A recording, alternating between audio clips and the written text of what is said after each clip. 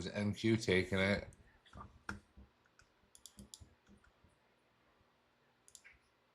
I want lower. ES is going to push lower.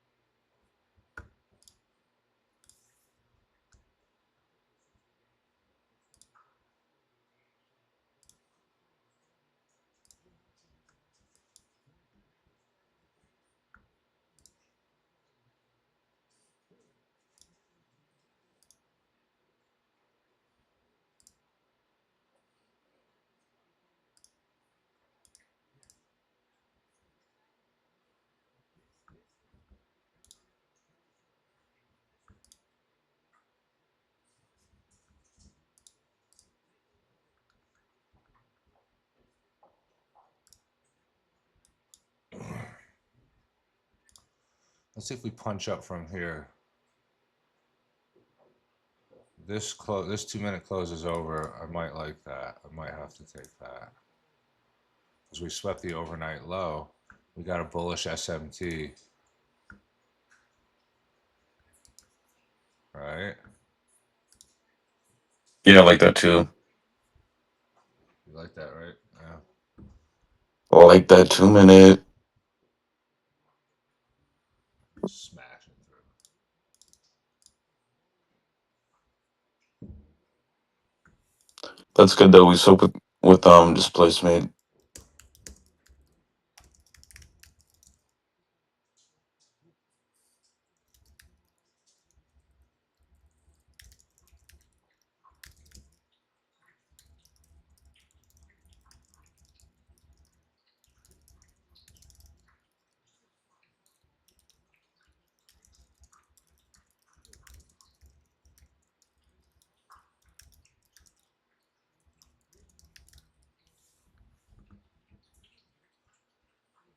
ES going for that low.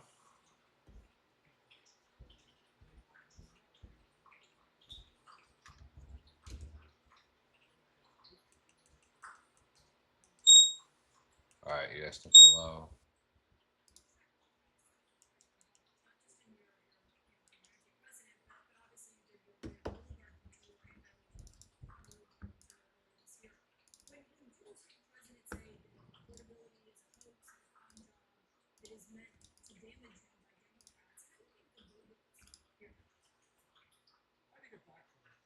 We have a bullish SMT now with ES taking out 4-hour lows that NQ is not.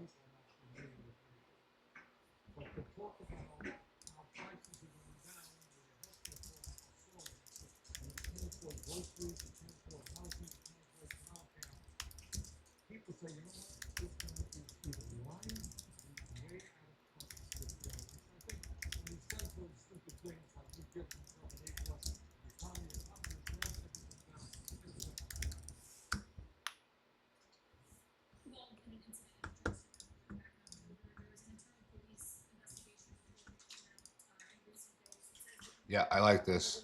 I like this. A lot of energy there. Fuck, we got numerous bearish gaps. If this 1 minute closes over, you best believe it. Yep. Just afraid we might be bleeding down to manipulate sell side for Powell later. I'm still willing to take this 1 minute. Oh, 100%. The timing of it is looking good too.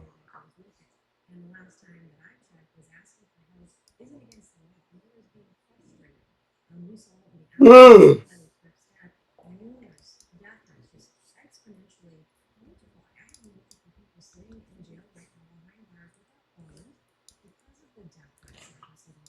this is looking great. Yeah, we're in. We're in. Wow, bro. All right, all right. That is Chill. okay. Still got to get through this 2 minute gap. Got equal highs in the data high above. I might add to the position right now.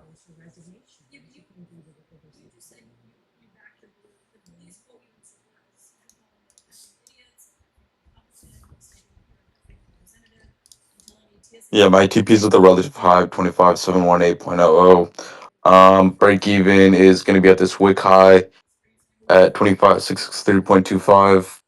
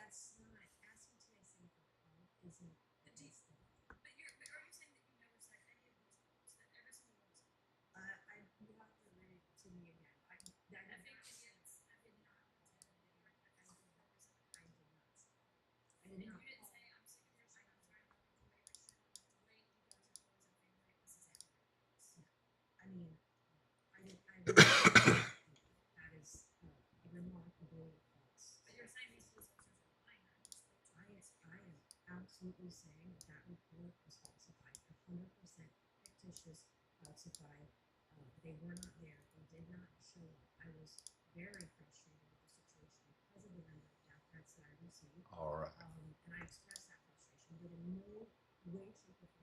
Order block, order block, order block.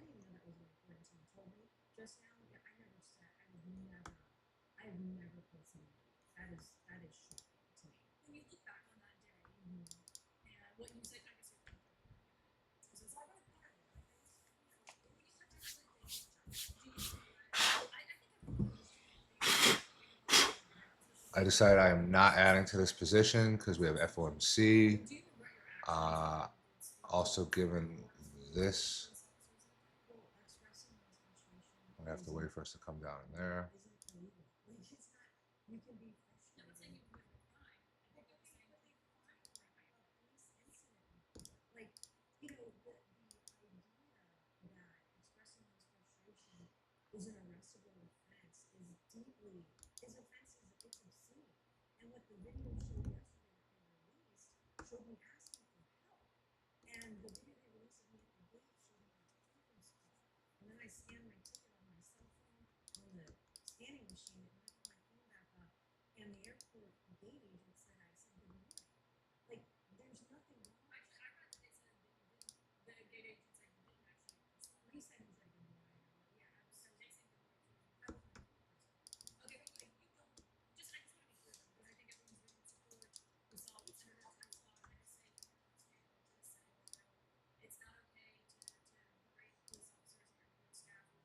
Can't get over that 2 minute gap.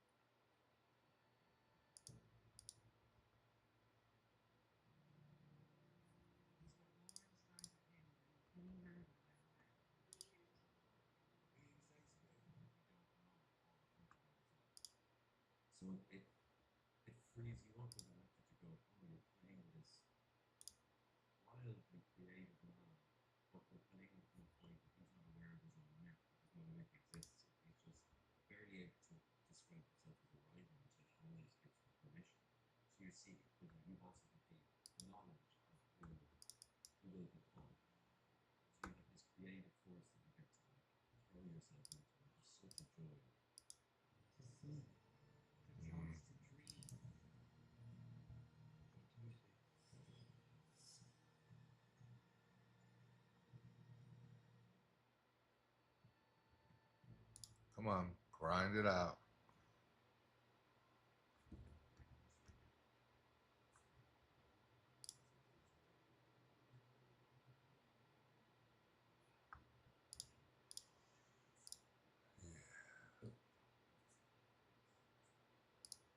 Still push, push, push.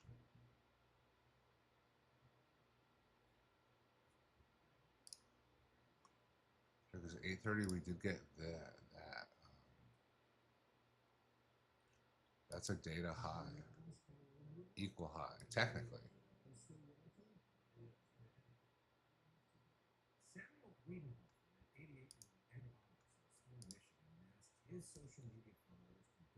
Yeah, let's go.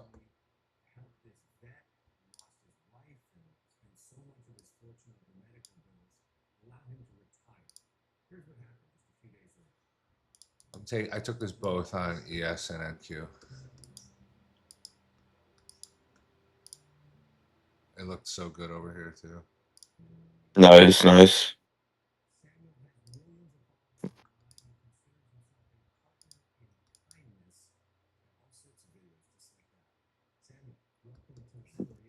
All right, data high for ES is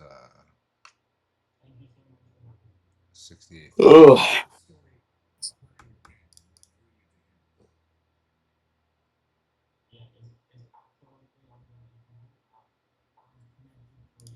Come on. It'll break even. Oh yeah, definitely break even. You're break even already? Oh yeah.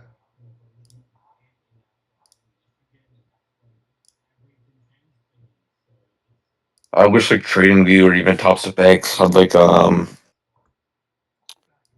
do I explain this? Fuck, dude. I wish I had a feature where it hits your certain level, it automatically moves your stop to break even for you. Oh Do, yeah. do you get what I mean? Takes a little. There's a little bit of work involved in the day trading. You can't automate everything. Yeah, yeah, yeah. But you know what I mean? Just Of course, that'd be nice. That'd like be that, because cool. that's the reason that could just be like a straight set and forget.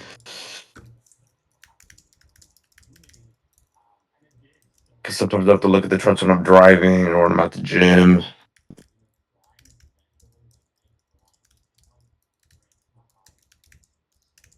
It's a risk-free trade. Yep.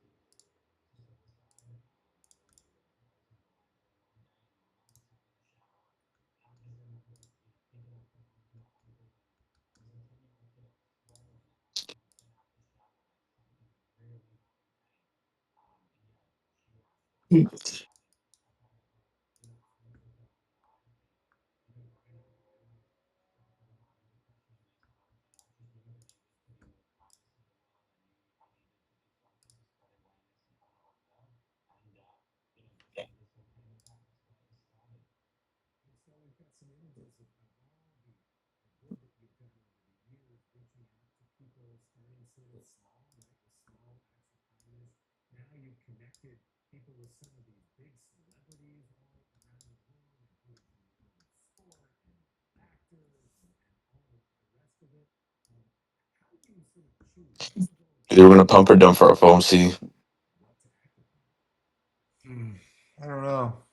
It would be almost like a self-sabotaging move if Powell wants to not do a basis point rate cut, which is really expected right now before end of year, and given the economy. So I think that's very bullish. Um, but sometimes the market, it's super weird. So sometimes the market, when there's obvious news, obvious good news, market likes to dip down, do that manipulation leg first. yeah. But I think Jerome What would is this? do the rate cut. Yeah. This is Again, maybe you should have TP'd at that swing high. pullback. No, Why are the pullbacks so fucking hard? I Like think every morning now. a little break even. It's fine. It's like we chop up so slowly. We hit like the nearest swing high, and then we just pull back so fucking hard. Why is that?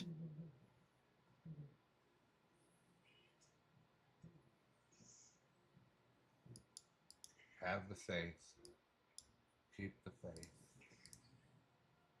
Mag 7 is slowly grinding up from a little sell side dip, sort of a V shaped cover. Qs are on their way up a little bit. Order block was formed. It's just pissing me off, bro. The order block is pissing off Samson. Ugh. Hey, did you go to Art Basel? Nah, fuck that. You know, like it. No, I just think it's a bunch of you know new money idiots that really don't know art. Like it's all about tax write off. That's all it is. If you like the painting, all right, cool. But I need to dispose of like $100,000 of non-taxed income. Then yeah, you put it in there. Then you have an appraiser reappraise it. And now boom, Yeah, that's what the market's for. It's for people that need to get rid of like a bunch of money.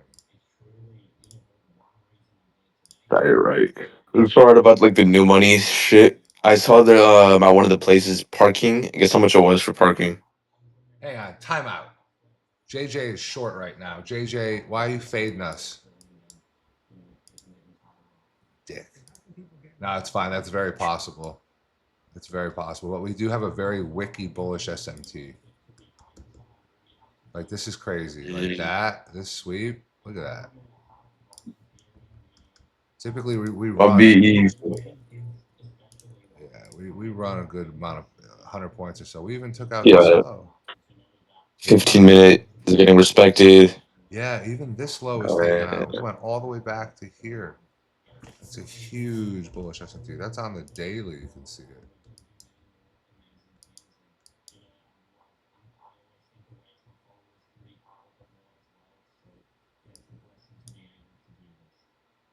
Did you get out for profit on the previous trade? Ay, ay, ay.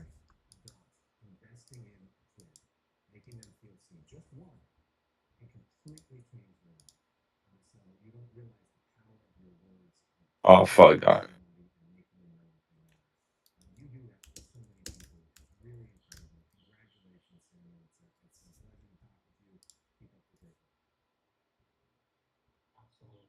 Previous day low, Ryan says. Yeah, definitely possible.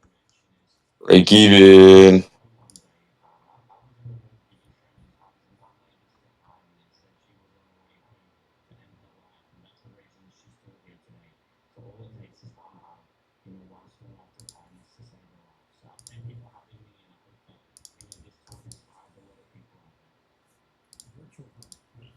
Come on now. Come on now. One last little, one last, do it for Levy.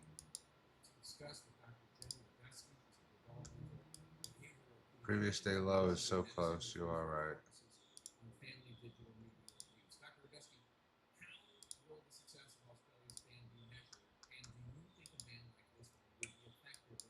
But we've left wicks like that in the dust.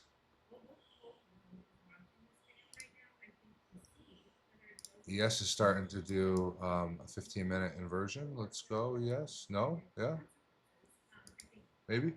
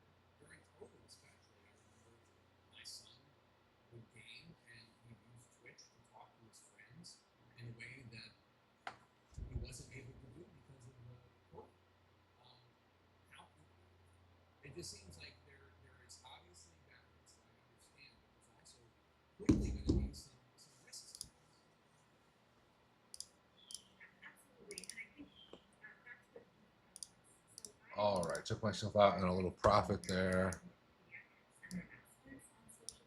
Let's wait for previous day low. JJ, did you top kick that shit? What the fuck? Not quite. My entry was 25,597.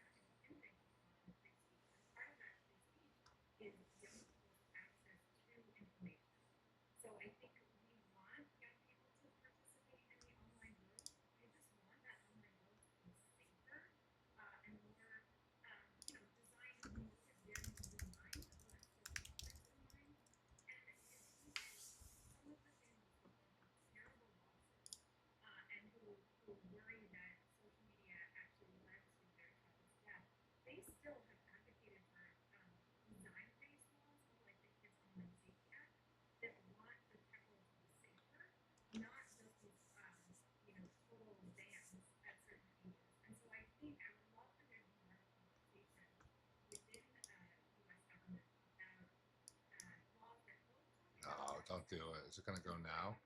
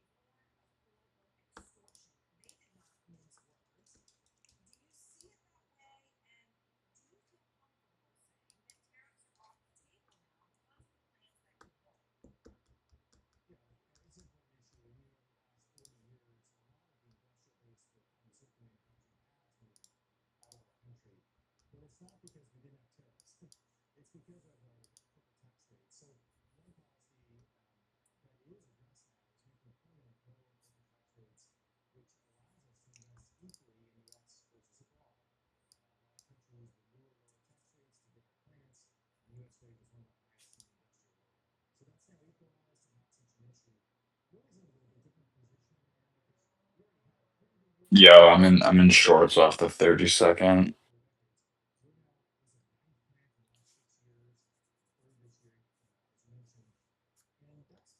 So I was dead. I was thinking about taking a short to previous days low. It's not looking good, to be honest.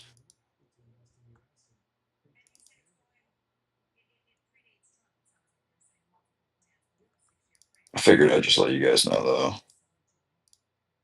Yeah, Shit does not look good though. That's for sure. I mean, we closed bullish on the 1 minute. Yeah.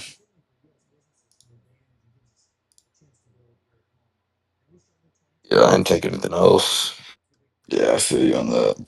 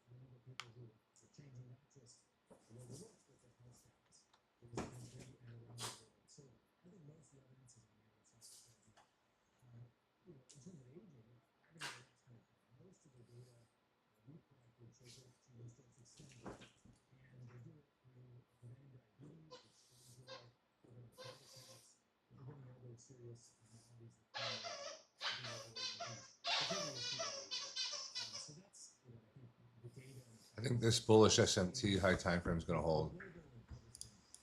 I think so much liquidity was taken. Have yet another wick. I'm going to pop up a little.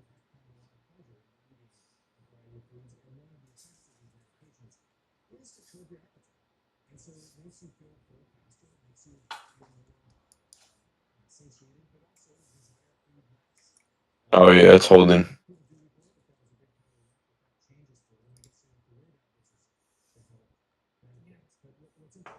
I don't know. It just price action is not giving me conviction though.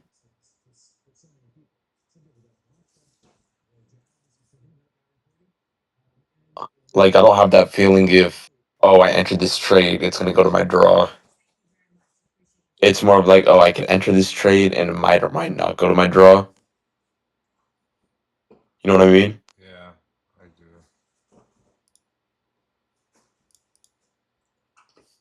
It's just I don't like when price moves up, it consolidates like kind of sideways. Oh yeah, no, we still have previous day low as well.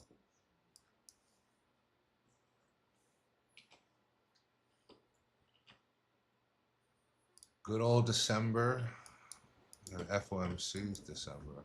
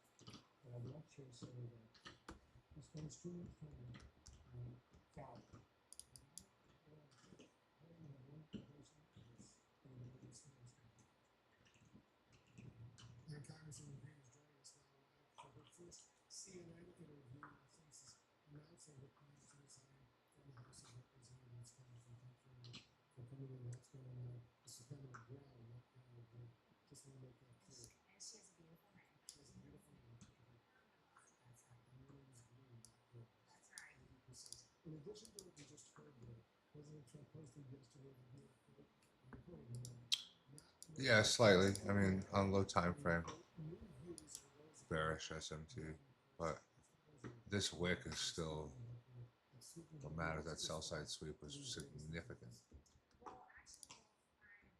NQ just couldn't take the previous day low. Yeah.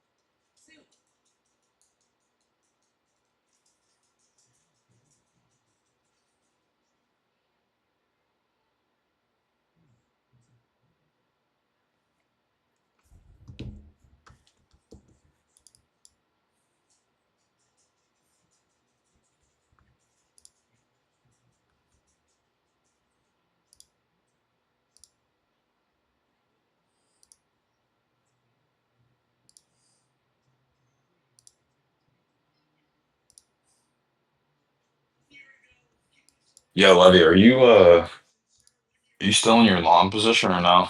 No, I got out in some profits. It would have been break even.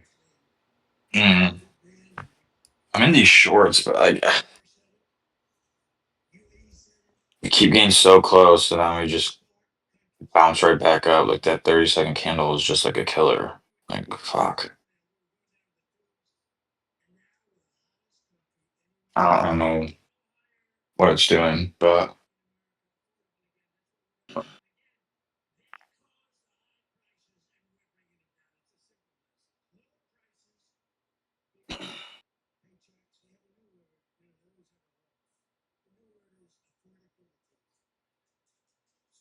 you guys gonna be on for FOMC or not?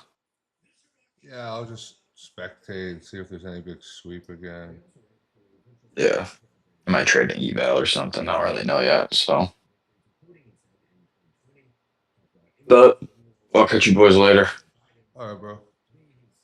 Hopefully these shorts work out. Hopefully, I'd like to take the sell side, yeah, for more long. Yeah, I like to see previous day low, to be honest. Yeah, me too. That's really what I Yeah, want to that would be see. nice. Just there's no momentum in the charts right now. So, but all right, boys. I'll talk to you guys later. See you, bro. Peace.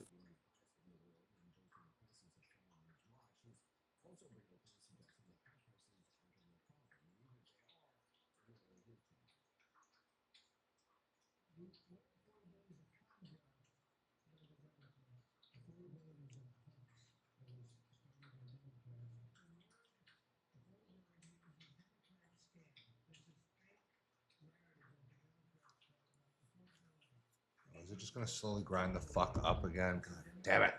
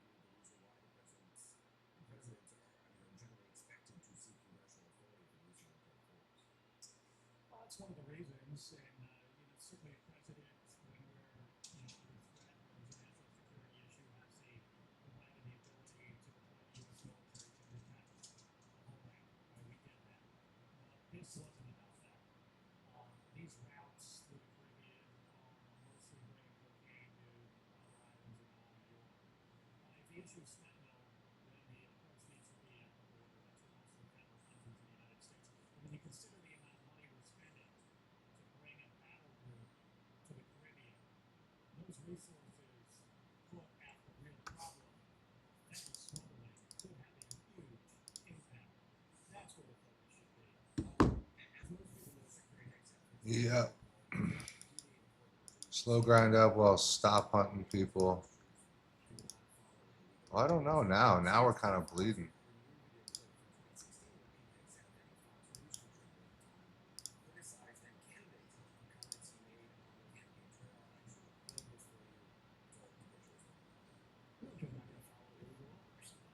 Let's take that previous day low.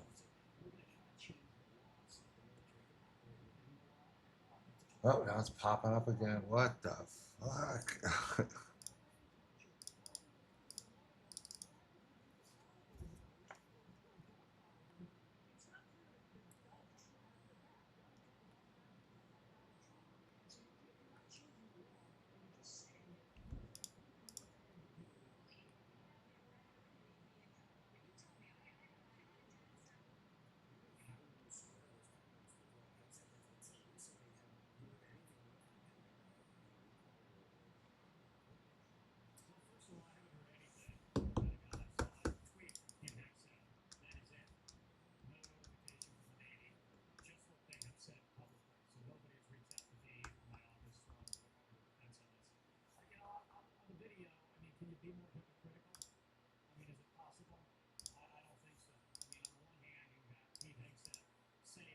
Might have to just wait for 2:30, guys. This is just not one of those days, you know.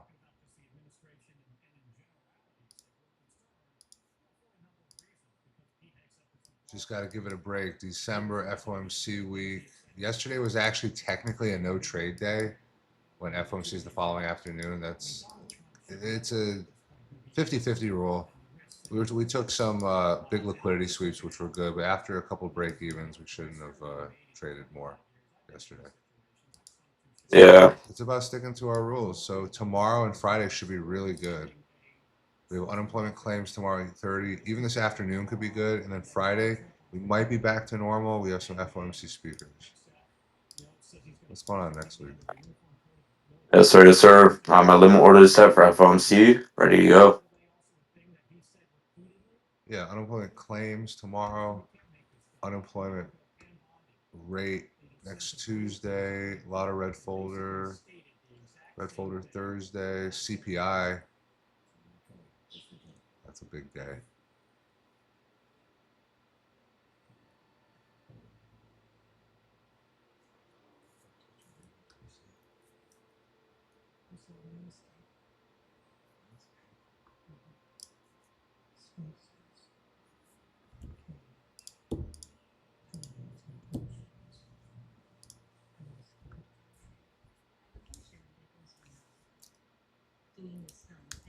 Yeah, this price action is horrendous, boys.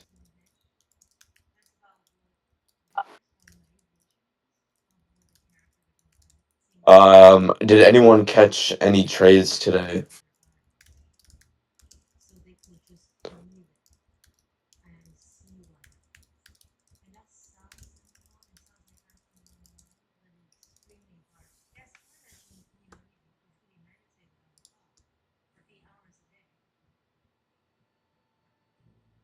I'm walking away from this until FOMC.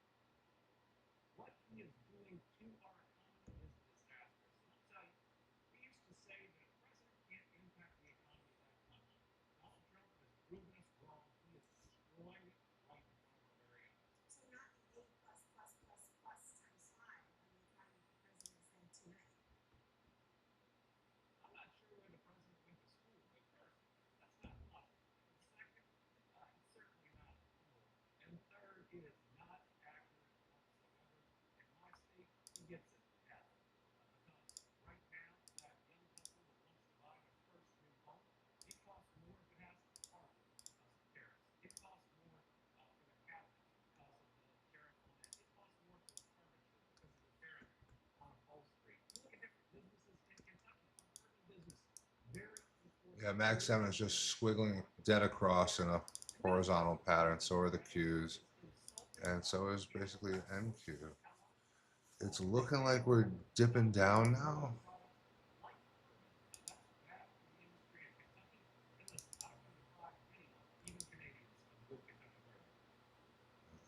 Jeez.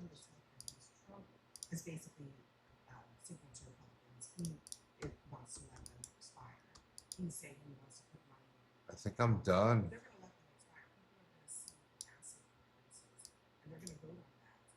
Yeah, bro. I'm gonna come back at 2 o'clock, and then 2:30 Powell will speak. Maybe we'll get a big reaction. You know, we get the rate cut, we sweep sell side, we launch ourselves up.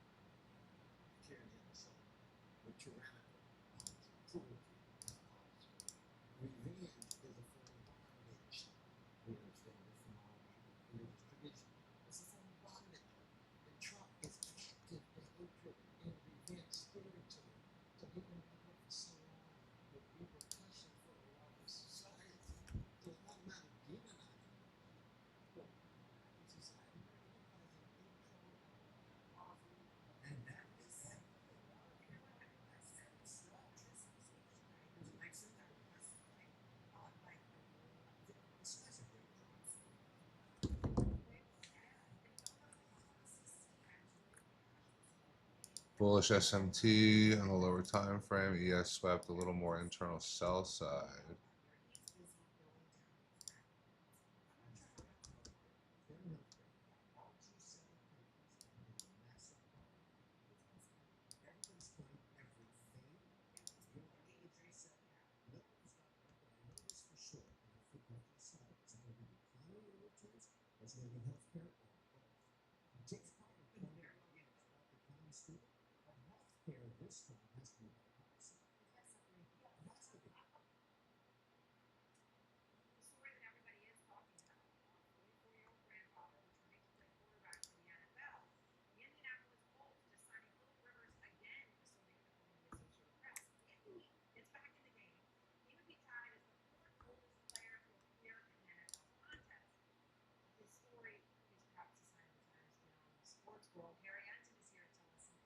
All right, that's a clear sweep of internal sell side for both.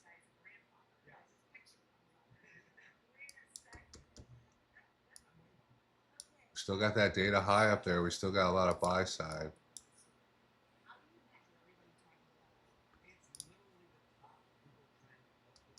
Previous day low is still down there.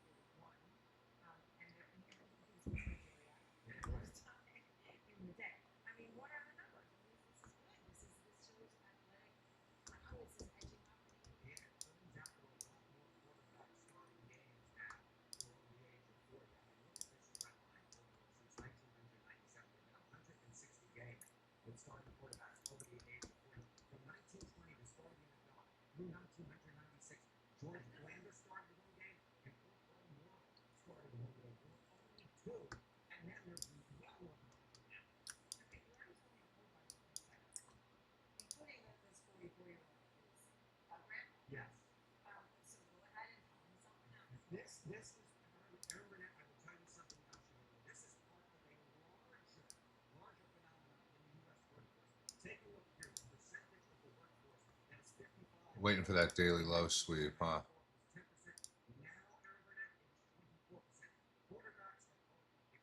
Yep. Yeah, I think we should wait. Even just another inversion here is not going to cut it.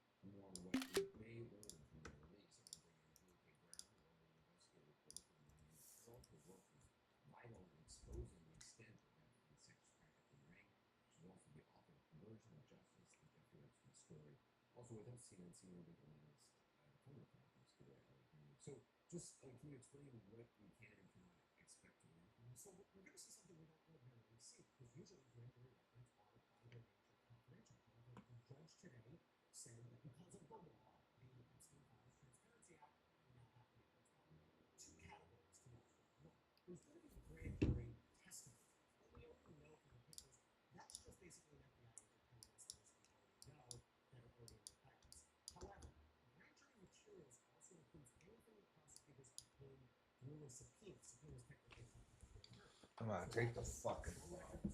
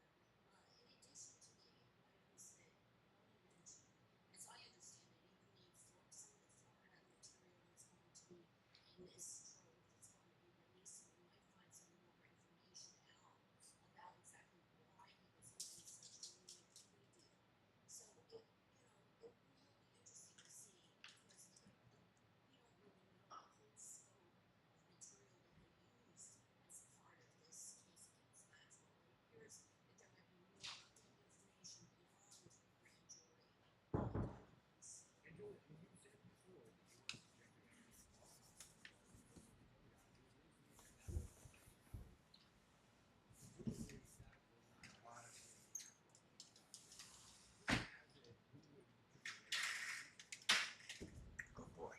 Excuse me. Excuse me. Excuse me. I know I. Excuse me. Excuse me. This might pop up a little bit, but the liquidity is resting down there at previous day low. We have to wait for it. All right, we're not going to get excited here on this. It could pop up all the way into here. We get that manipulation leg. We got to take, what the hell is it called? Got to take fucking 550, 560, 559.75 is the sweep.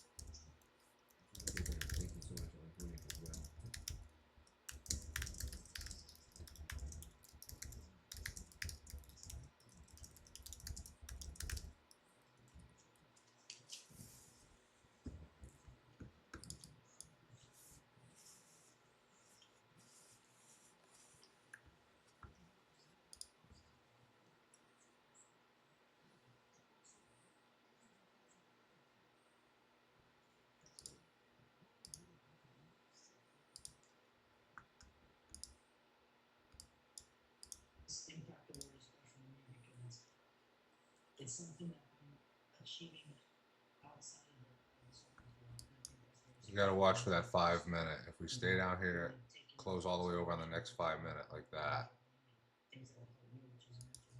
then we can go long. But we're going to take this previous day low.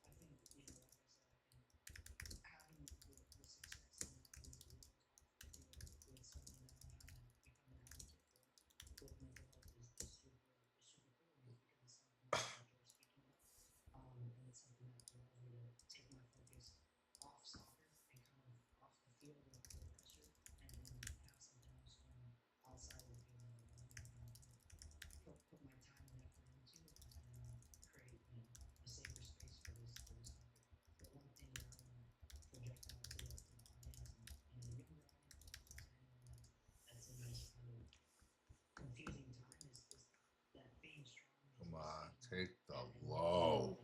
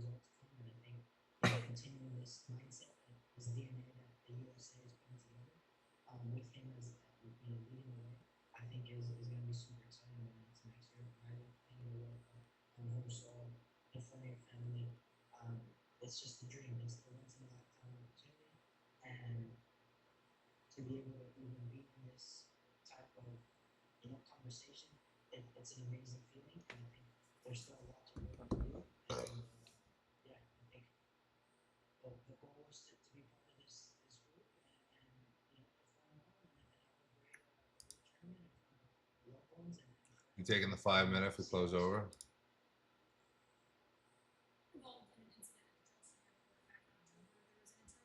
In 5 minute, yeah, I'll take it.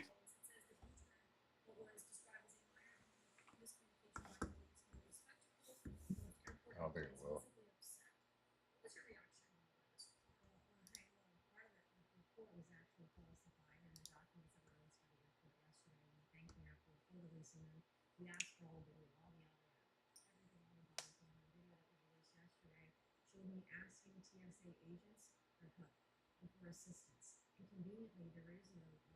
Oh shit. Yeah, if this closes above 621, then we're getting it. We're getting the bullish SMT on the low time frame with NQ sweeping sell side.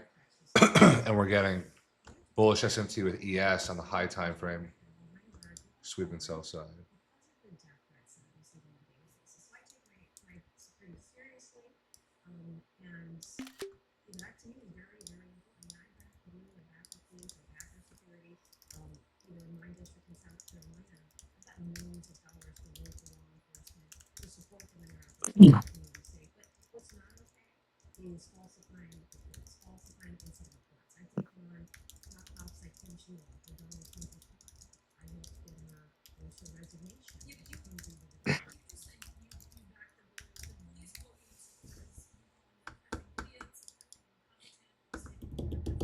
Oh boy. Oh boy, oh Oh boy, oh boy. boy. I hope it holds. Oh no. So So are we taking it? Yeah, I thought we were. I'll take it light size. All right, there it is. Probably don't even have yeah, to I go mean, all the way down to the swing low, but look, it made a swing low, bullish SMT. I'd have FOMO not because we have the data highs.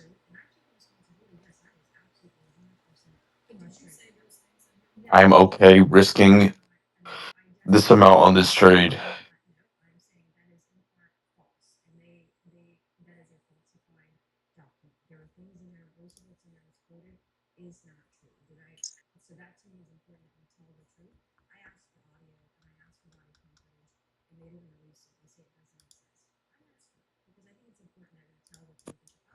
And if we don't hold that, then it'll be the previous day low. But I just 5 minute was strong. Ethan, what was your entry? I just entered right now with the 5 minute. That was January one for PA. Oh, it'll be a lot better once we get rid of this month this year. Also, realize it's FOMC this afternoon. We're really not supposed to do much trading yesterday or now. Like Jerome Powell's about to cut the rates probably this afternoon, which is super bullish if he does. Let's go, G. Don't overtrade now. Secure the payout, request it, go lesser size, whatever, to ensure the payout. Post the confirmation email on the payout in chat.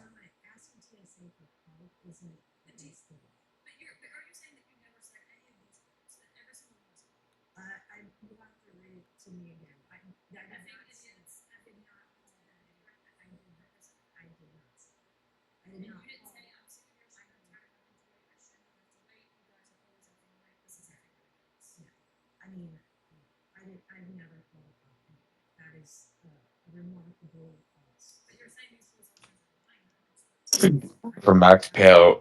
So you're eligible for payout, but you're gonna keep trading.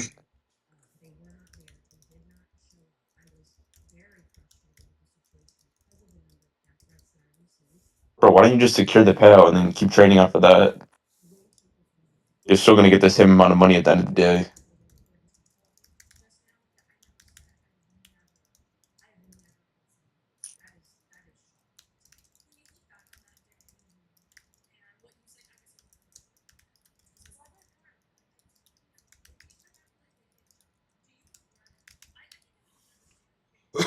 All right, I'm stopped out. My small stop loss. I'm gonna wait for previous day low now. That'll be good.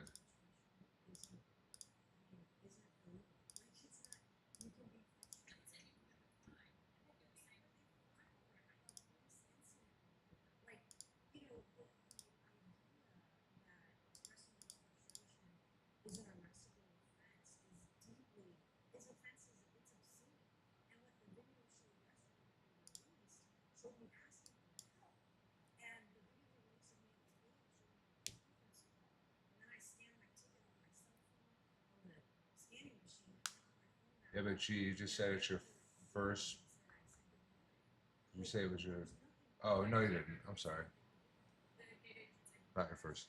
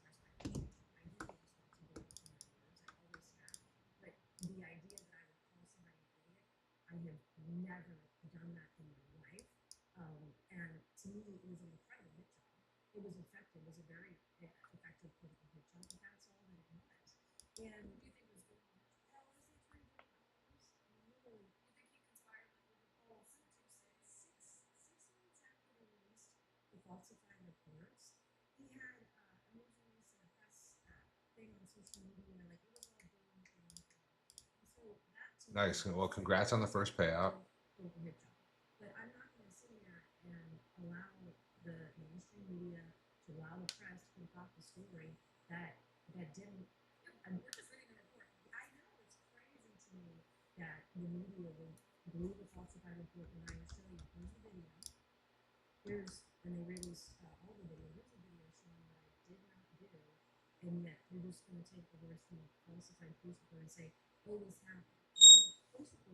All right, that's previous day low.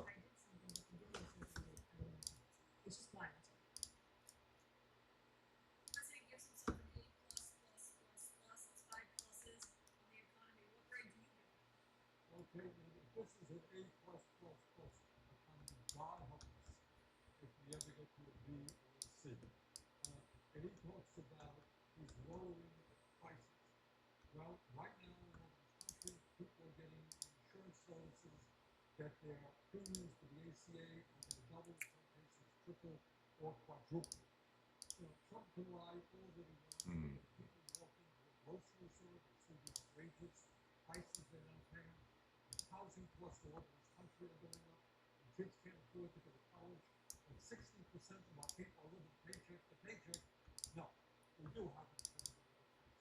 Let's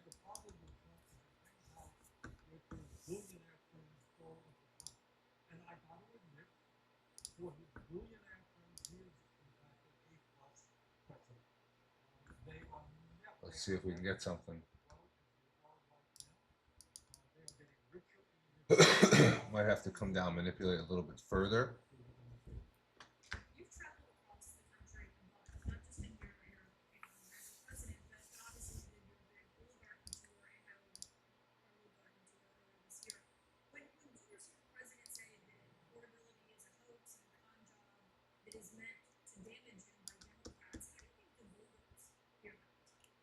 See if that can hold.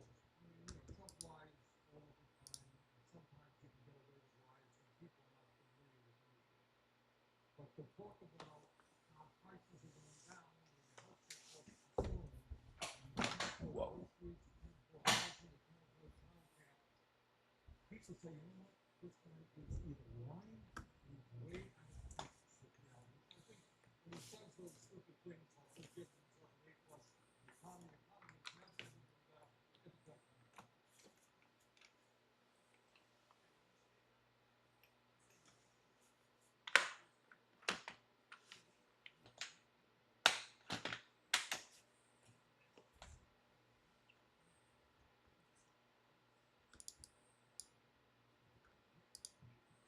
Now remember, we swept previous day low. We have a bullish SMT on the lower time frame now.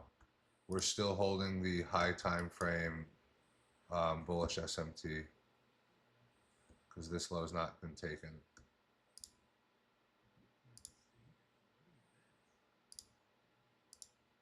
I want to try this long. Yeah, no, it definitely is meant to pop a little bit. Unless, of course, a little more sell side.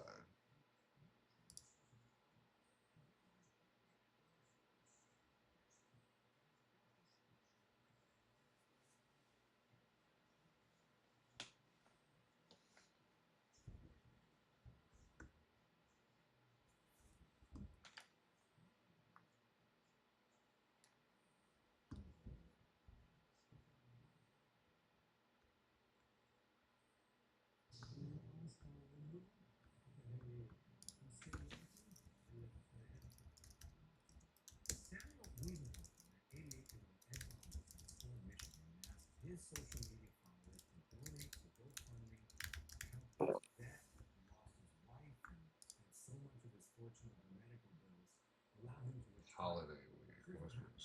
Holiday. Oh, the week of Christmas. I might see how Monday looks. And then Tuesday will probably be shitty. We'll see. Yeah, but then definitely not trading until again, we'll see with the 29th and 30th, and then just got to get through some specific days. That's all. You just can't overtrade. You know, if you take two break evens in a row, you know, maybe take a break for a minute, wait for a major sweep, or just be done.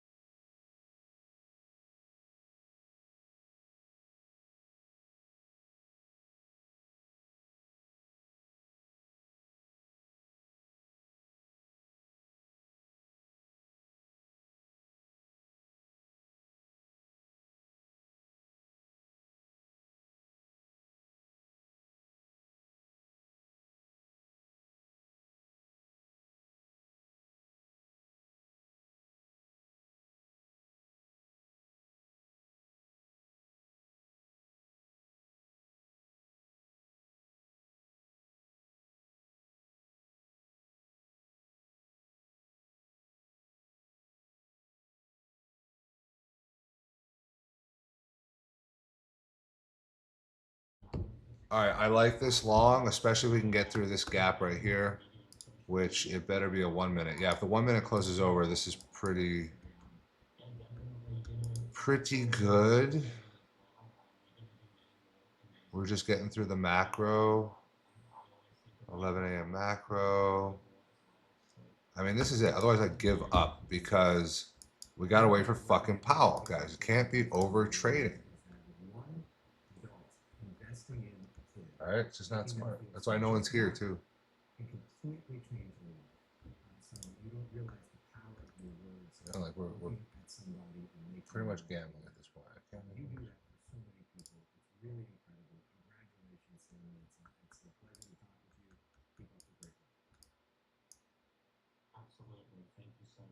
Of course. Of course not.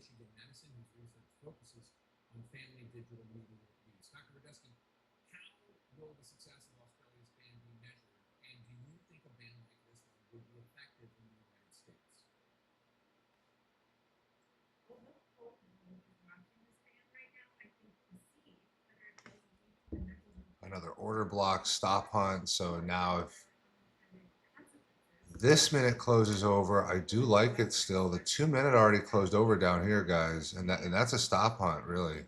So this is looking good. Yeah, we also have a 1 minute continuation too. You could, yeah, guys, this is looking good. Fuck it, bro. I'm gonna have to take this on 30.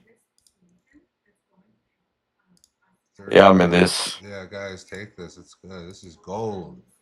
This is free money. Market's like, JK, just kidding. Fuck you. Powell's talking later. We're not going to data high. Some deja vu. What the fuck?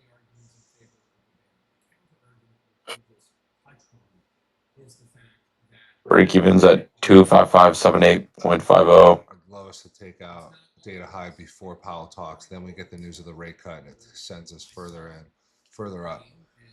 Are we allowed to hold a trade on prop firms during FOMC? Top soap you're allowed to. I think most pop firms you're allowed to actually.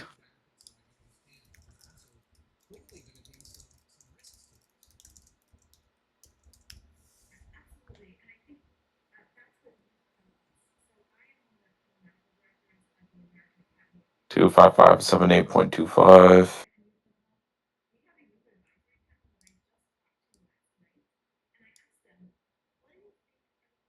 Come on, bro. Just hit my fucking. Yeah, I'm pretty sure I'm allowed to. So that's all right. Cool.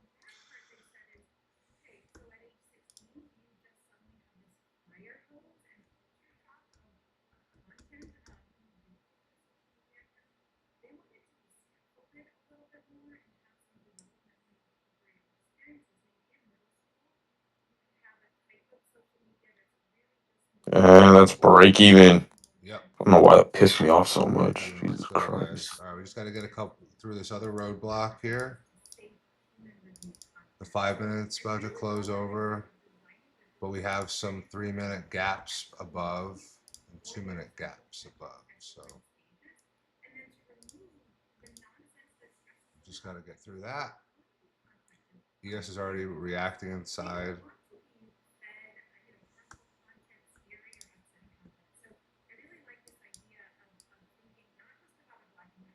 Imagine we come all the way back up to 25859.50. If you guys took this, you should be break even already.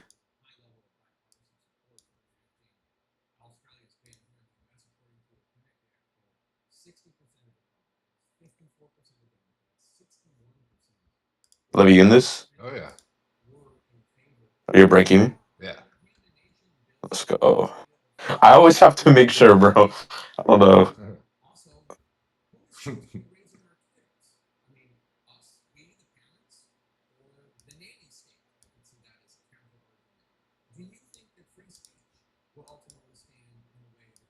It's like I feel like I can't relax and you're not at break even yet. Oh no, you can relax. I got a good fill. All right, good, good, good. Ah, shit.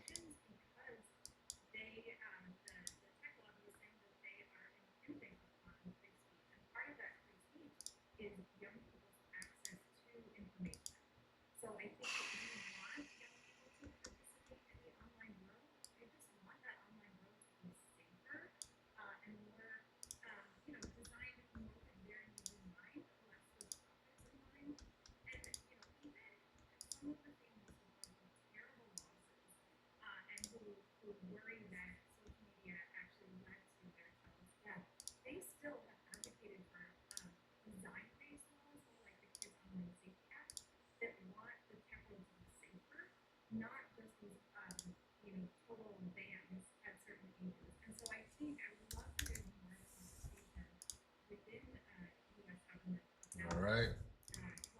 Good.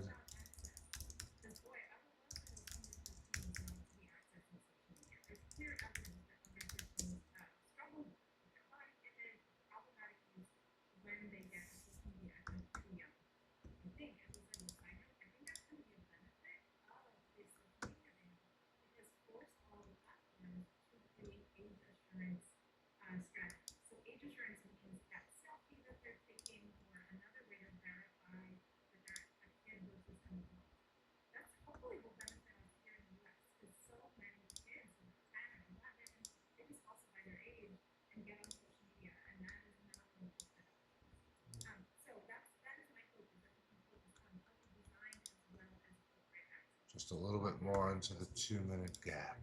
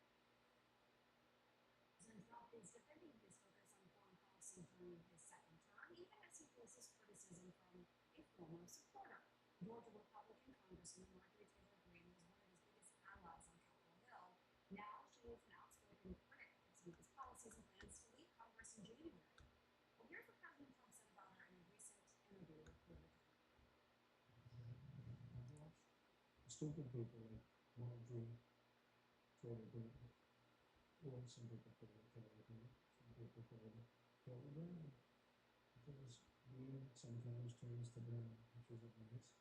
But I watched her say that he spends too much time on follow.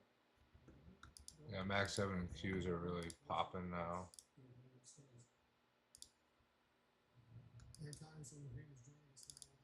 Market's still kind of split though.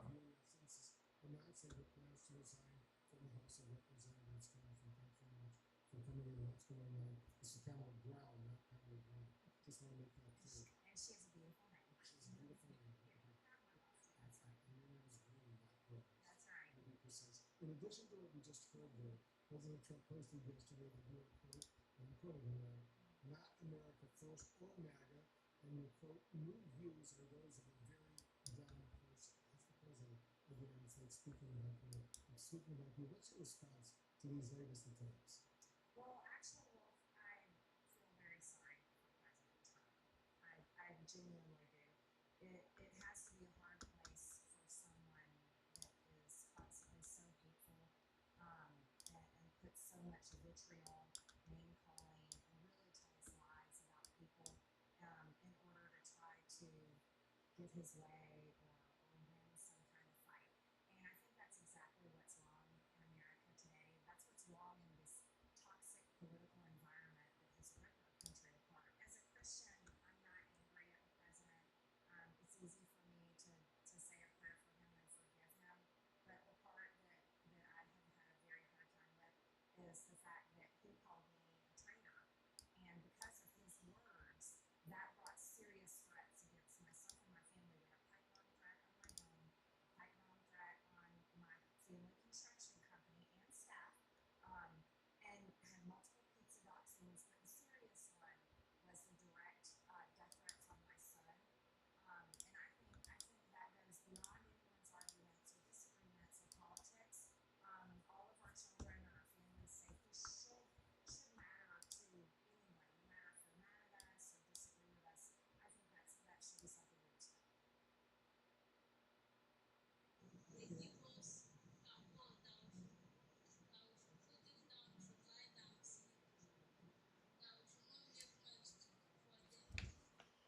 School children were just released in Nigeria after being abducted by kidnappers last month. In November, 300 students were kidnapped, along with 12 school staff.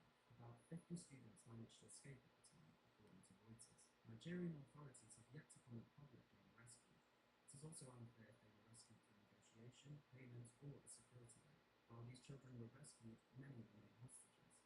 Exactly, but we have this children what is that event, but most of them are expecting remaining have to be released very soon.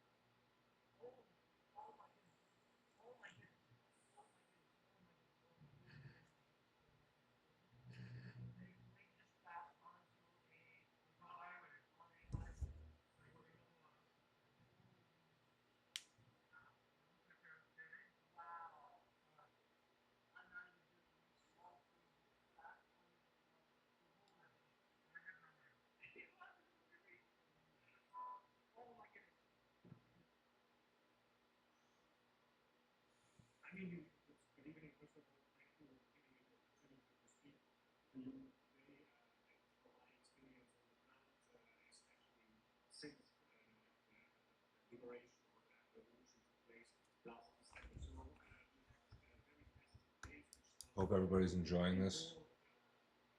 Just enjoy the silence. Just enjoy the feeling of money being printed. Don't celebrate, just enjoy the feeling.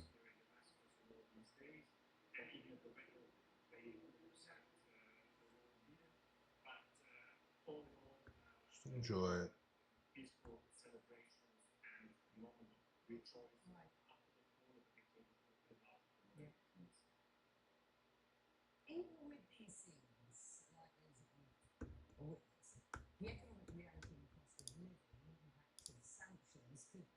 deteriorate that liberation dividend, if you will, that Syria is benefiting from. I spoke to Filippo Grande, the head of the UNHCR, about this just earlier on today. Have a listen to his thoughts. The Syria administration, the government. I think they're still very much in the making. I think it's important that they fully internalize that they're responsible for the future of the whole country. So they have to make conditions as favorable as possible for aid and investment to come in. This is not just about aid, it's about investment. On the other hand, this is progressing but not fast enough. And on the other hand, the international community does step up. I always say that we seem to never know that once there is an opportunity for peace, you have to move fast and decisive and with big resources if you want to prop up peace and make it grow. Otherwise, you backtrack. I think President Trump's decision to lift the sanction was capital, was very, very important. They may have issues with U.S. policies on aid, but I think that was major because that can allow investment to come in. Then it's the administration of Syria that has to create the conditions legally and other and security-wise to let investment go in. The EU, of course, has lifted sanctions, the US promising to do the same. Just how quickly do you think the impact of the lifting of those sanctions can be felt by the ordinary Syrian? I think it's not only the lifting of the sanctions, but I think both consumer acts will be very important. And if we see that this is a new occasion, we have seen this already started in February and then in May 25 with our sanctions. But what we need is also to create a friendly environment for investment. And the EU is also, I think, what you said is right. We need to be aiming at this ambition through aid, but through cooperation also and through investment. And this will be a big challenge that the government has to take up, and I think we will have to take it up to create this environment. So, Year ago, King Mohammed was he said, "Sir, 1 year ago you were a dead country, dead." They were focusing on China. They were looking for what's next in line. Frankly, he's a good man, and the emir of Qatar said it. UAE said it. The big companies, the big smart countries said it. We were a dead country 1 year ago. We were dead as a doornail. We were going down the tubes. And now we're the hottest country anywhere in the world. And I have no higher priority than making America affordable again. That's what we're going to do. And again, they caused the high prices and we're bringing it down. It's a simple message. Lower prices, bigger paychecks. They have a new word. They always have a the new word is affordability. So they look at the camera and they say, this election is all about affordability. They also have virtual campaigns out there that talk about gender issues besides this election, including in San Diego in 2020, about immigrants, women with the automatically Joe Biden saying, quote, please, son of a bitch. But in any event, he was already set to blow the economy. They're only set to blow the debt alone, so conversation very early. I wonder what grade you would give A plus. A plus. It's kind of a sales pitch that doesn't feel like much of it, getting back to the Wall Street job. But even as he touts the economy as being the hottest in the world and boasts that prices have fallen on his watch, he's also been openly suggesting that high prices are never a problem, or even if they are, it's not really his problem. Where affordability is a con job by the Democrats. Affordability is a hoax that was started by Democrats. The word affordability is a Democrat scam. There's this fake narrative that the Democrats talk about affordability. They use the word affordability. It's a Democrat hoax. You can call it affordability or anything you want, but the Democrats Come on now. problem, and we're the ones that are fixing it. The Democrats like to say affordability, but then they never talk about it. We're the ones who gave us the high prices. I'm the one that's spending more money.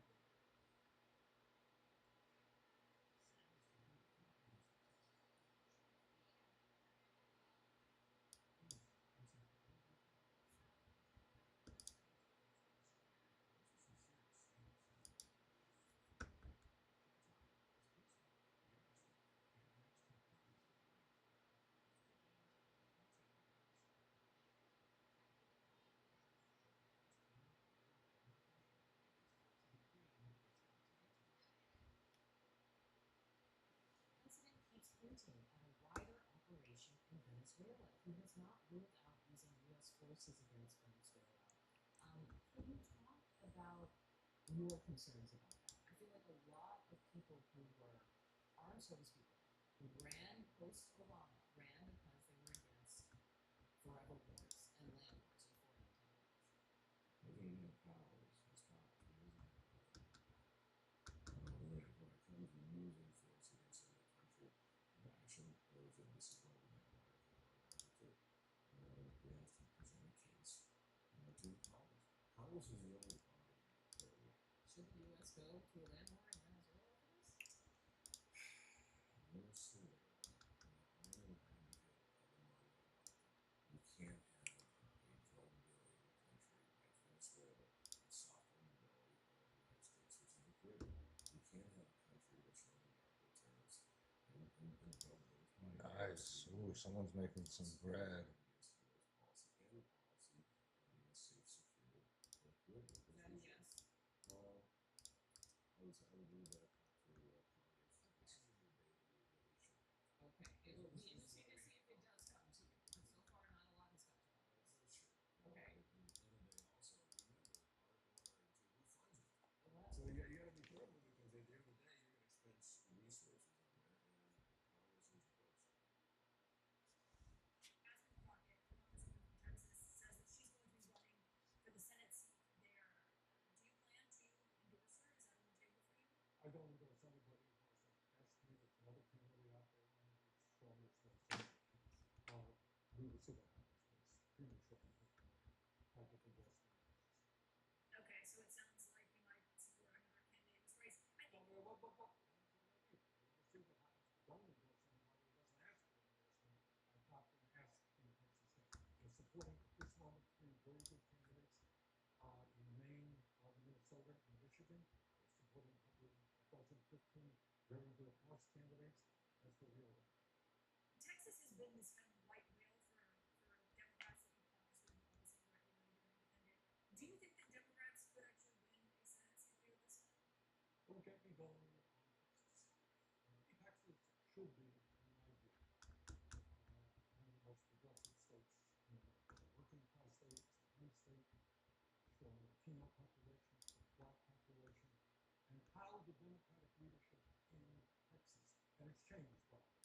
It has changed. The Democratic leadership previously in Texas was pathetic.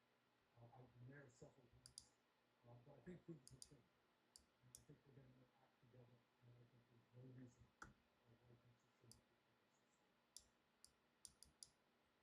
You had an opinion piece in the New York Times that made a lot of headlines and waves here in Washington, and part of it you said Republicans have a governing trifecta: the House, the Senate, the White House.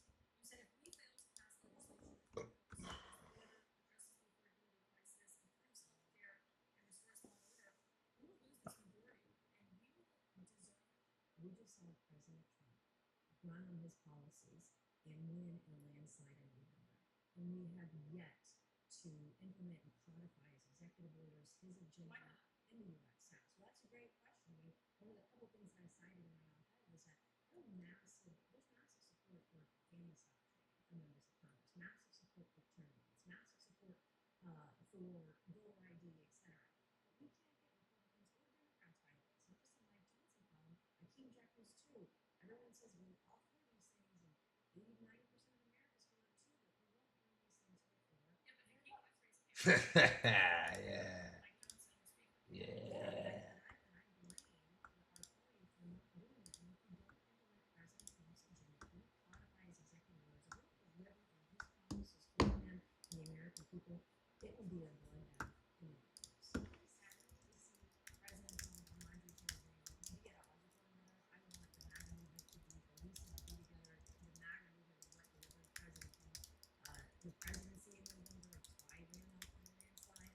I like his ideas. I like his policies. I'm also sad to see Marjorie Taylor Greene go. I think she's been very smart, very thoughtful. She knows procedural motions. She knows legislation. She's elected on the oversight committee. She's a serious lawmaker, and it's going to hurt us in the long run. But she's also right. They're both right, and we're not delivering on our promises, on Trump's promises. And Trump was actually part of the hotline yesterday, lamenting that Republicans haven't implemented his attorney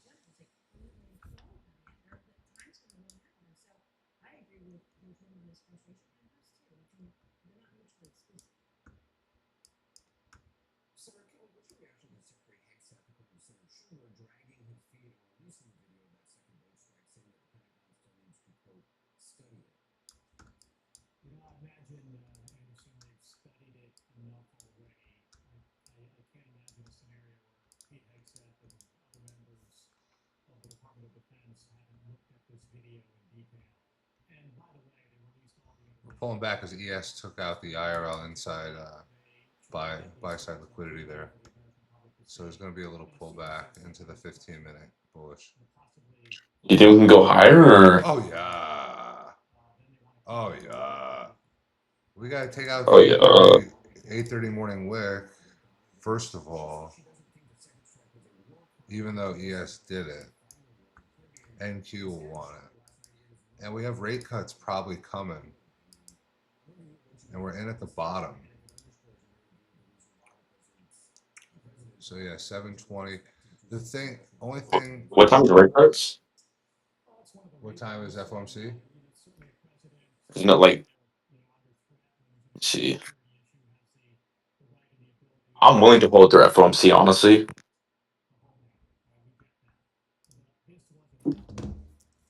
These routes through the Caribbean are mostly bringing cocaine to other islands and then on to Europe. Let's see. Then the approach needs to be at the border. That's where most of the fentanyl comes into the United States. But when you consider the amount of money we're spending, It's 11 a.m. my time. So like what, 2 your time those resources put at the real problem or 2 New York time?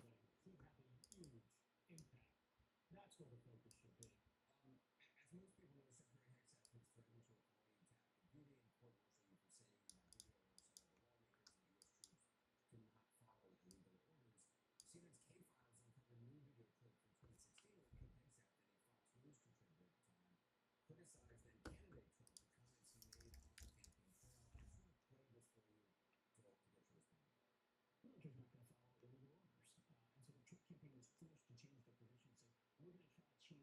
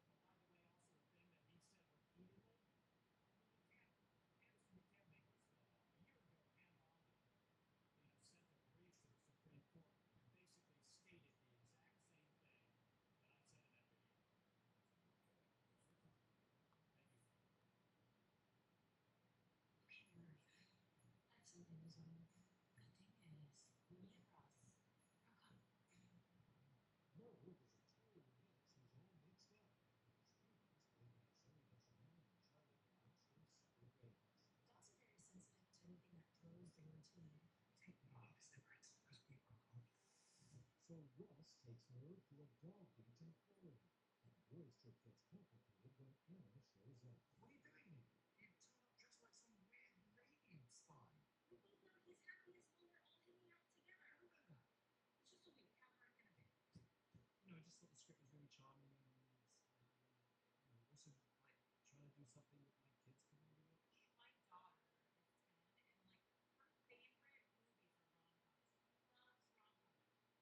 And it's actually kind of hard to find rom-coms I feel are actually kind of appropriate for a 10-year-old to watch. So you always go on vacation with your ex? Dennis, short trip. Peace. The stars say Gus, who plays her, is a top-notch Santa helper. When you see a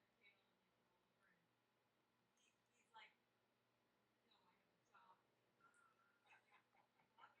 oh, little baby, come here, and like have him be like wagging the tail and like roll over, and he's like, no, I have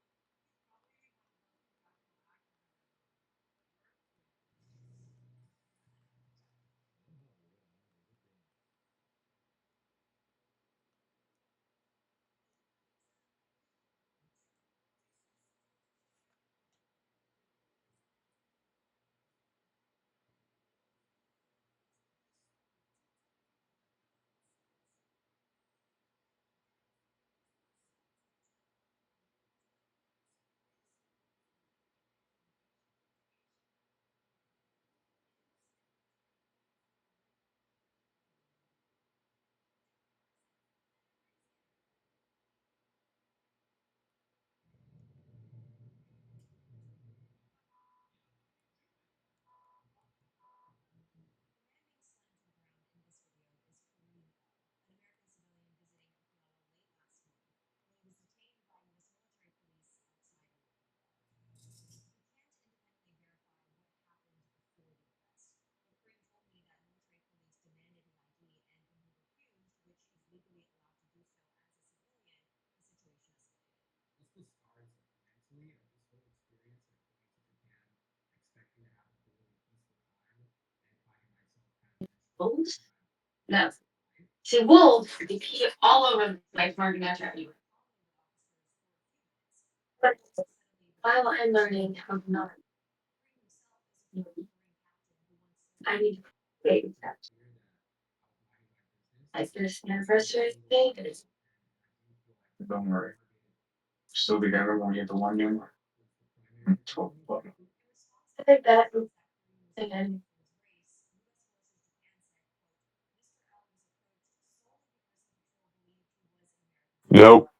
The incident has also reignited No. debate over the U.S. military's heavy presence in Okinawa and their use of force during off-base patrols. Since April, military police have patrolled red light districts with local police, enforcing a 1 a.m. off-base drinking ban after a wave of sexual assault allegations made against U.S. service members. But in September, U.S. Forces Japan confirmed that they resumed unilateral patrols, which are patrols done independently without local authorities. In a statement to CNN, U.S. Forces Japan says it's now paused those unilateral patrols and launched an investigation. The story that everybody is talking about, a 44-year-old grandfather returning to play quarterback for the NFL. The Indianapolis Colts just signed Philip Rivers again, pursuing according to the Associated Press. If he gets back in the game, he would be tied as the fourth oldest player to appear in an NFL contest. But this story is perhaps a sign of the times beyond the sports world. Harry Enton is here to tell us something we don't know. Um, I love how for some of this guy is a grandfather. Yeah. His picture comes up. Wait a second. I'm waiting on that. Okay. So, Insanity was talking about this story. How do you hear everybody talking about Philip Rivers? It's literally the top Were you able to hear the TV or not? Searches for Philip Rivers Your TV? 1,000% Yeah. No. decided to make the rest of Okay, okay. No, you're good. look bad. Look like, hey, we're out of shape. So he's 44. I'm just looking at this. Okay. Tom Brady was 45 when he retired. Tom Brady still looks amazing. It's just not right. Yeah. It's just not right. And he probably doesn't even use Zepbound or Ozempic or any of those businesses. All right. Aaron Rodgers Pump. is 42. The We Steelers, pump. Aaron Please. Rodgers is 41. And he was considered geriatric at the time in the day.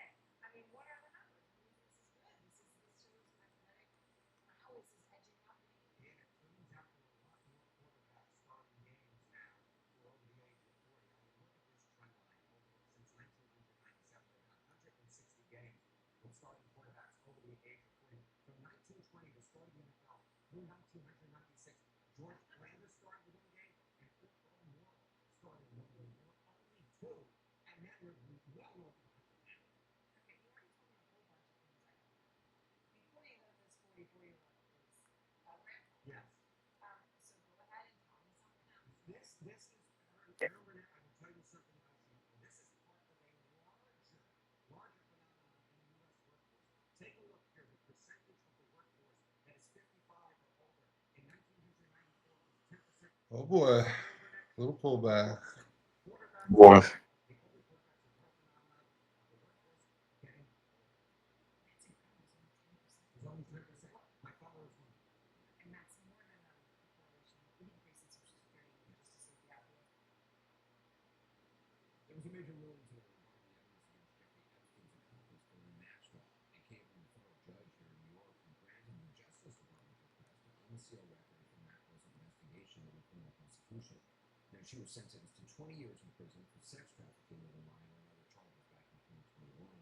The trove of documents includes grand jury transcripts, financial records, travel documents, Oh, buddy. and victim interviews obtained during the investigation.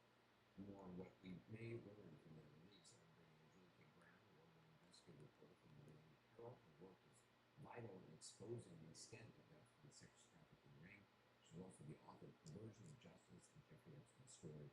Also with us, senior legal analyst from the Therapist for So just can you explain what we can and cannot expect to learn from this? So we're going to see something we don't ordinarily see, because usually grand jury evidence files by the nature confidential. However, the judge today said that because of the law, the Epstein Files Transparency Act, we now have to make this public. Two categories to watch for. One, there's going to be grand jury testimony, but we don't know in the papers. That's just basically an FBI agent telling us things that we know and already in the indictments. However, grand jury materials also includes anything that prosecutors obtain through a subpoena. Subpoena is technically part of a grand jury. So that would include phone records, bank records, travel records, geolocation records, you name it. That, I think, is going to be new and really interesting, and we should see it by December 19th. Hughes and Max 7 pulling back just a little bit. Oh, shit. Shit. I think there's going to be some new It's all right, revelations though. here. In addition to Still got some. as I understand it, even the some of the Florida material is going to be in this trove that's going to be released, and we might find some more information out about exactly why he was given such a lenient plea deal. So it will be interesting to see, because we don't really know the whole scope of material that they used as part of this case against Maxwell. It appears that there might be more information beyond grand jury documents. And Julie, I mean, you've said before that you want to see Jeffrey Epstein's autopsy report. The first time you told me that, it was me that was already out. Presumably, that will not come out in any Maxwell case documents. Who has it? Who would determine whether it gets released or not? Well, the Bureau of Prisons really did the investigation into it, but the Epstein Transparency Act, as I understand it anyway, will include those documents, and the documents about the investigation, the so-called investigation into his demise, his death. So we'll see how in depth that was. I mean, I think You don't that think it was very good? his family. No, I'm sure it wasn't. It really wasn't. They never treated it like it was a crime scene to begin with, or a suspicious death to begin with. And anyone who does crime, 101 knows that when you have a death like that, a high-profile person, you have to treat it as a potentially suspicious death from the beginning. Otherwise, you would contaminate evidence you can collect or investigate properly. And you made the point before that, I mean, the DOJ can basically refuse to release anything they want. And so we need to understand, when Donald Trump signed this Epstein Files Release Act 2 weeks ago, the White House issued an official statement. Here's what it says, word for word. The law requires the Attorney General to release all files, records in possession of DOJ. That's false, because there are two huge exceptions of the law. One, for ongoing criminal investigations. We know that about 3 weeks ago, Pam Bondi announced now they're going to be investigating all these Democrats on Donald Trump's call. So she can withhold whatever she wants under that. And secondly, there's an exception for any documents that might relate to foreign policy or national security. Now, how would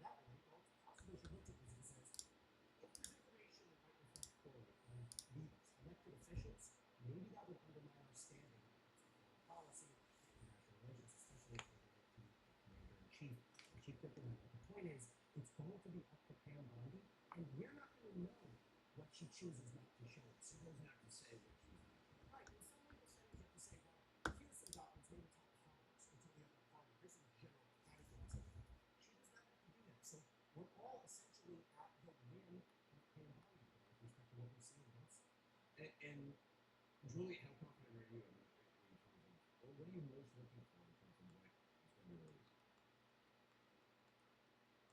I'm really looking for how many victims really told the FBI what was going on. I mean, I believe that there probably were a lot of victims that came forward in the years since he had his plea deal in Florida, and then they, told the FBI. I know that there were witnesses. They told the FBI and tried to lead them down the path to understand this sex trafficking operation. Okay, Raymond, thank you so much. I really as well.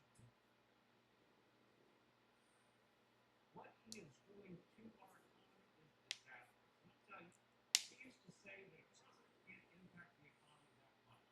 Donald Trump has proven us wrong. He is destroying it right in front of our very eyes. So not the A plus times 5 on the time that the president said tonight.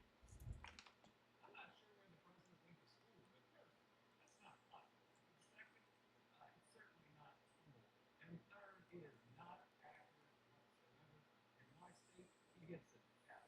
Because right now, that young couple that wants to buy their first new home, it costs more if it has hardwood because of tariffs. It costs more for the cabinet because of the tariff on it. It costs more for the furniture because of the tariff on upholstery. You look at different businesses in Kentucky, our bourbon business, very unfortunate. We're losing international markets because of tariffs.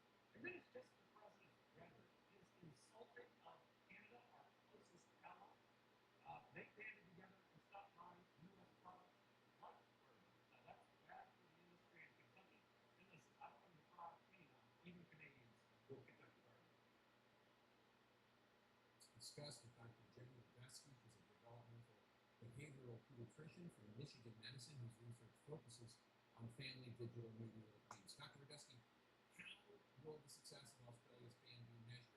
And do you think a ban like this one would be effective in the United States? Well, no hope is watching this ban right now, I think, to see whether it does lead to the mental health benefits that they're hoping for, or whether there are unintended consequences. I think people in the U.S. are especially worried about kids who go to social media for social support because they don't have it in their own communities, and they're worried that their social media, some kids, is a lifeline, and now that is being taken away, at least for those kids 15 and under. I think especially parents want to know, is this the solution that's going to help us have fewer arguments about social media at home, to help me say no to my 11-year-old or 12-year-old who is begging for a social media account. So I'm really glad that Stanford Social Media Lab is doing an evaluation project to see how well mental health may improve after the ban goes into effect. I understand all the arguments in favor of the ban. The counter argument, which you just touched on, is the fact that social media also connects kids to other kids. It's not always negative. During COVID, especially, I remember my son would game and he used Twitch to talk to his friends in a way that he wasn't able to do because of the COVID.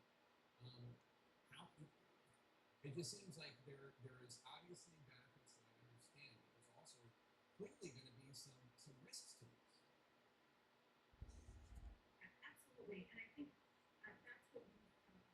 So I am on the co-medical directors of the American Academy of Pediatrics Center of Excellence on social media and mental health. We have a youth advisory panel that I just talked to last night, and I asked them, what do you think are the problems with this sort of approach? What do you think are the good parts? So they've said the good parts is that it relieves some of the pressure to all be on social media. The bad part, they've said, is, okay, so at age 16, do you just suddenly have this fire hose and culture shock of content being available to the social media account? They want it to be scaffolded a little bit more and have some developmentally appropriate experiences. Maybe in middle school, you could have a type of social media that's really just more messaging with the smaller friend groups. And then as you get older, have a little bit more access to feeds, a little bit more access to safe human reviewed content.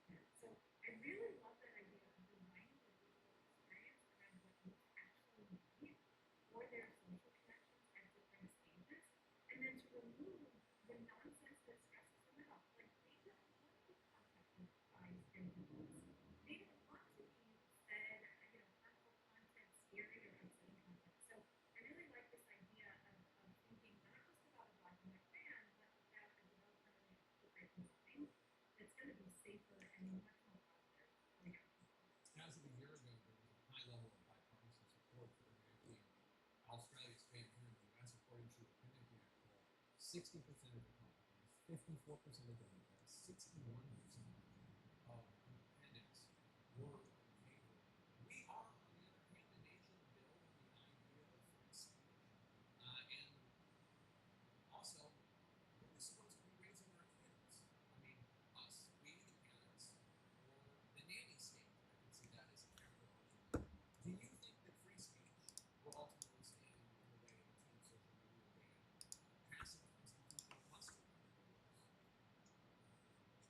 It's a great point. There are many state laws that have been blocked in litigation or injunctions because the tech lobbies think that they are impinging on free speech. And part of that free speech is young people's access to information. So I think we want young people to participate in the online world, but we just want that online world to be safer and more, designed more with their needs in mind, with less with profits in mind. And even some of the families who go through terrible losses and who worry that social media actually led to their child's death, they still have advocated for design-based laws, more like the Kids Online Safety Act, that want the tech world to be safer, not just these total bans at certain ages. And so I think I would love for there to be more conversation within U.S. academics about laws that both talk about access. Because boy, I would love for those underserved boys not to be accessing social media. There's clear evidence that underserved boys struggle with their body image, with problematic use when they get a social media account too young. I think, as we said in the side note, I think that's going to be a benefit of this social media ban because forced all the platforms to create age assurance strategies. So age assurance means that selfie that they're taking or another way to verify that they're a kid versus an adult. That's hopefully will benefit us here in the US because so many kids who are 10 or 11 and they just falsify their age and get on social media, and that is not going to affect them. So that is my hope is that we can focus on healthy design as well as appropriate access. Dr. Jenny Biscuit from Michigan Medicine, thanks so much. Appreciate it. On this healthcare piece, Trump has basically signaled to Republicans he wants to let them expire. He's saying he wants to put money in accounts, but they're going to let them expire. People are going to see massive increases, and they're going to vote on that probably sometime in the next week. The political implications of that. No, I think it's a really scary situation in terms of everyday people. 70% of our fellow citizens live paycheck to paycheck. And as your subsidies increase, they're going to be a big problem. But I think the real issue for me when I look at President Trump's eyes and hearts and minds and soul, I see a very beleaguered, he's tired. You see, we were against a lot of things. And the spiritual condition of the country, his own spiritual condition, the moral character of the country, his own moral character. I was simply with another human being, but he is not political fault. Please, I think that is humanity. But it's the hatred itself is a form of tyranny. The only hate is so tyranny of the soul, or tyrannical, cruel at heart. Revenge is a form of bondage. We're in favor of religious tradition. It's a form of bondage. And Trump is captive to hatred and revenge spiritually. So we're going to make it for so long with repercussions for the larger society. So it's not a matter of doing that. But in society, we find this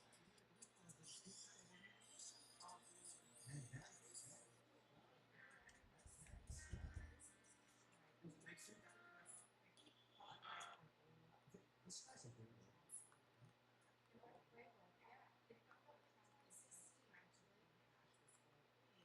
And run on a playbook that isn't relevant anymore. And while Americans are saying, hey, we need help out here, he's busy going down these rabbit holes. I'm not sure how that's going to work. Fair enough. G7 countries are having a massive problem with healthcare. Everybody's trying everything. You're one of the G7. Nobody's got it right, but I know this for sure, and I think you have to decide: is it going to be the economy that returns, or is it going to be healthcare, or both? James Palmer pointed out the economy stupid, but healthcare this time has to be bipartisan. It has to be.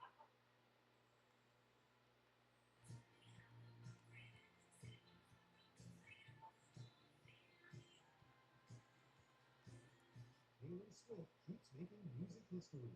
Her album The Life of a Showgirl is #1 on the 2025 UN Billboard 200 albums chart. It's the record 5th time Swift has topped the UN tally. She also did it last year with the Culture Poets Department. They will understand for who we grew up to be. Courtney B. Vance has met the standard for the Hollywood Walk of Fame. The award-winning actor is set to be honored with a star for his television work on Tuesday, December 16th. One of the guest speakers will be another Walk of Famer, Vance's wife, Angela Bassett. Christina Aguilera marks 25 years since her first Christmas album with a Yuletide trip to the City of Lights. Christina Aguilera, Christmas in Paris, features holiday classics and some of her biggest hits. The musical celebration plays in theaters December 14th and 21st only. Locations and showtimes at AthamEntertainment.com. In Hollywood, I'm David Dana.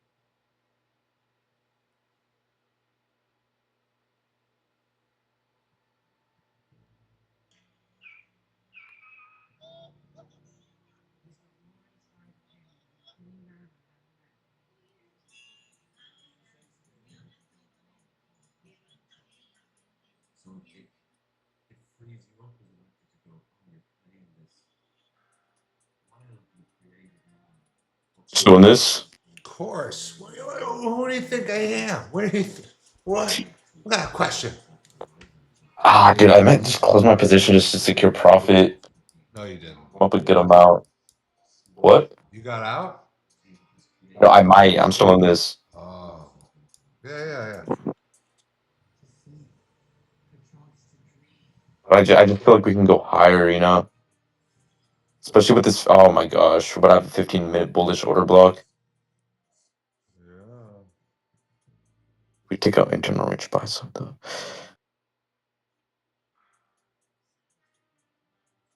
Yeah, I'm holding. We're bullish.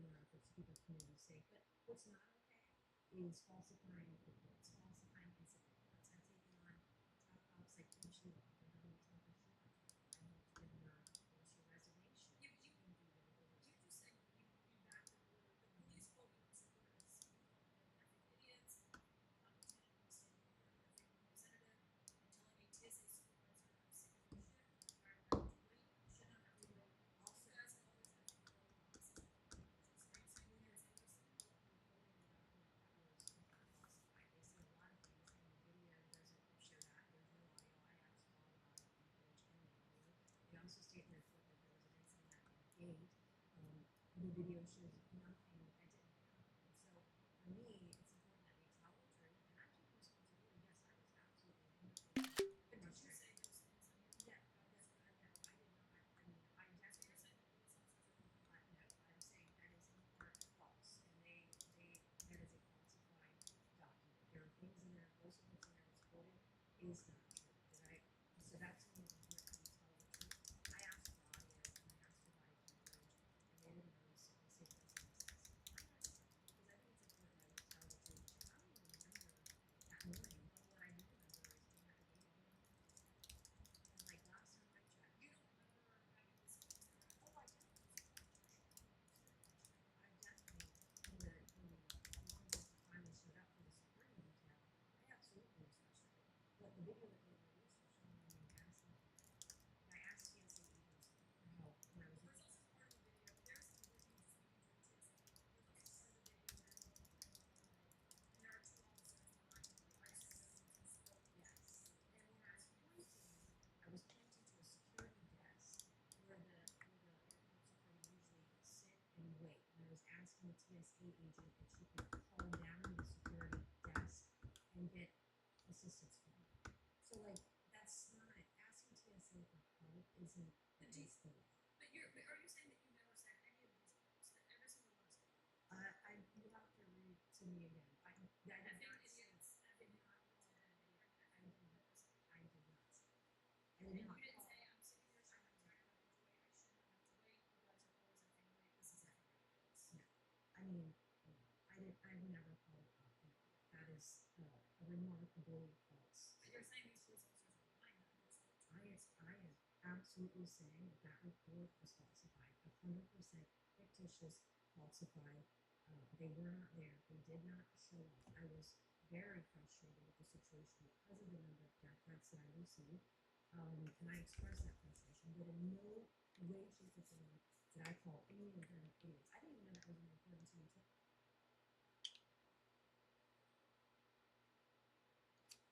Illegal. The program has faced several court challenges since it began, but the settlement is approved. The Education Department says those with safer parents will be moved into other programs. Moving on this video gives us a look at murder suspect Luigi Mangione moments before his arrest inside a Pennsylvania Farmers and Mail bank. Now in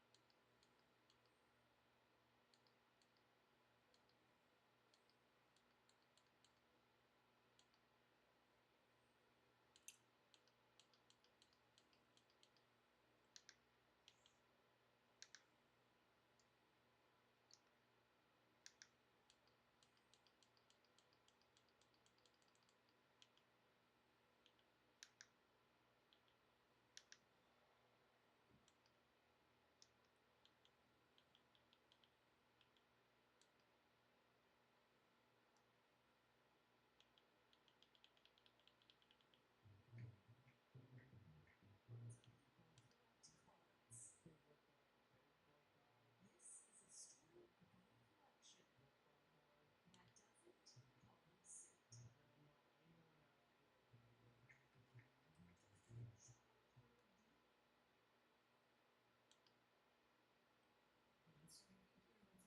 Answering emails and very difficult time, made even more difficult by the absence of data over the phone.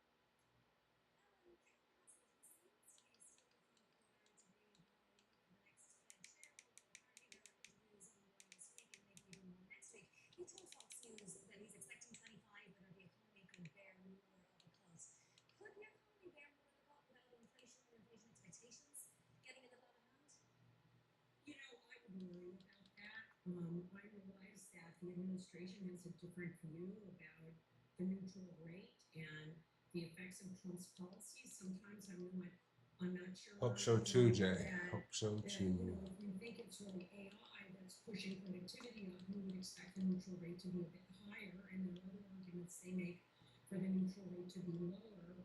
Cassett seems to be leaning into the Greenspan experience in the late 90s, right? With a shift in productivity growth that allowed the Fed to not have to raise interest rates. I don't know. I guess I don't fully subscribe to that view, but it is a view, and they're making the case strongly. Alan, what happens if we get a cut today, or no matter what the Fed chair says today, and then next week data surprises, whether it be weaker than expected in terms of the labour market or stronger, and then also inflation, we get inflation data and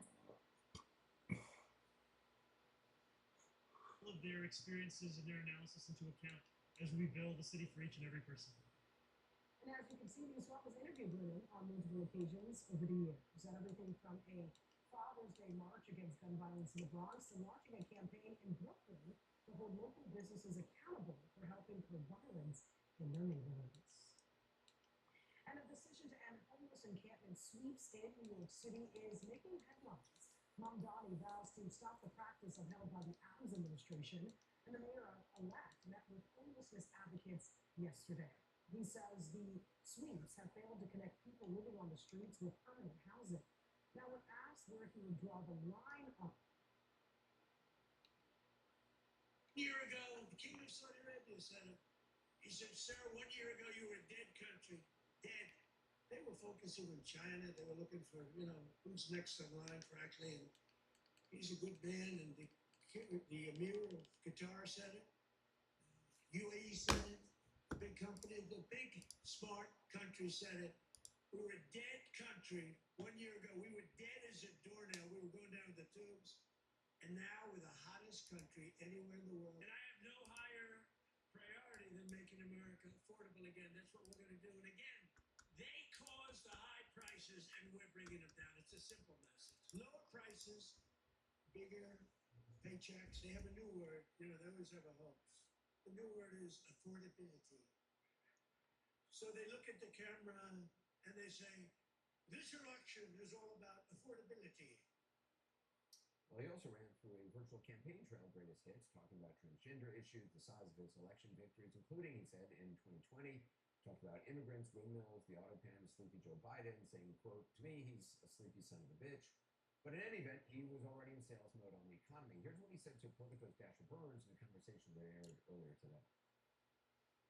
I wonder what grade you would give. A plus. A A plus.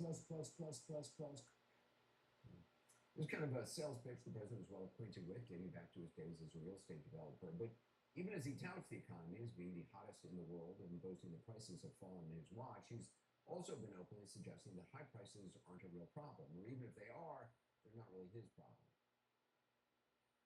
The word affordability is a con job by the Democrats. Affordability is a hoax that was started by Democrats. The word affordability is a Democrat scam. There's this fake narrative that the Democrats talk about affordability. They use the word affordability. It's a Democrat hoax. You can call it affordability or anything you want, but the Democrats caused the affordability problem, and we're the ones that are fixing it. The Democrats love to say affordability, but then they never talk about it. They're the ones that gave us the high prices. I'm the one that's bringing them down. It's a new day. It's a new life. Vacations you're never gonna see.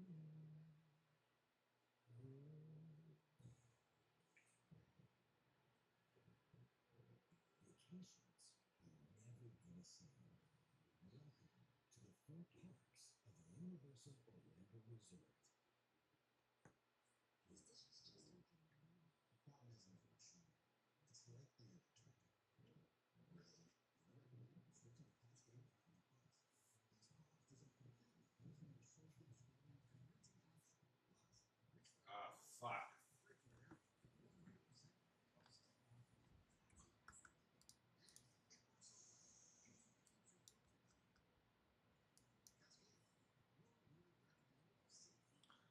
It's just gonna chop up. You think so? We have a bear system T, 5 minute inverse. SMT. You know what? All right, maybe I'm gonna head out. I'm gonna hit the gym.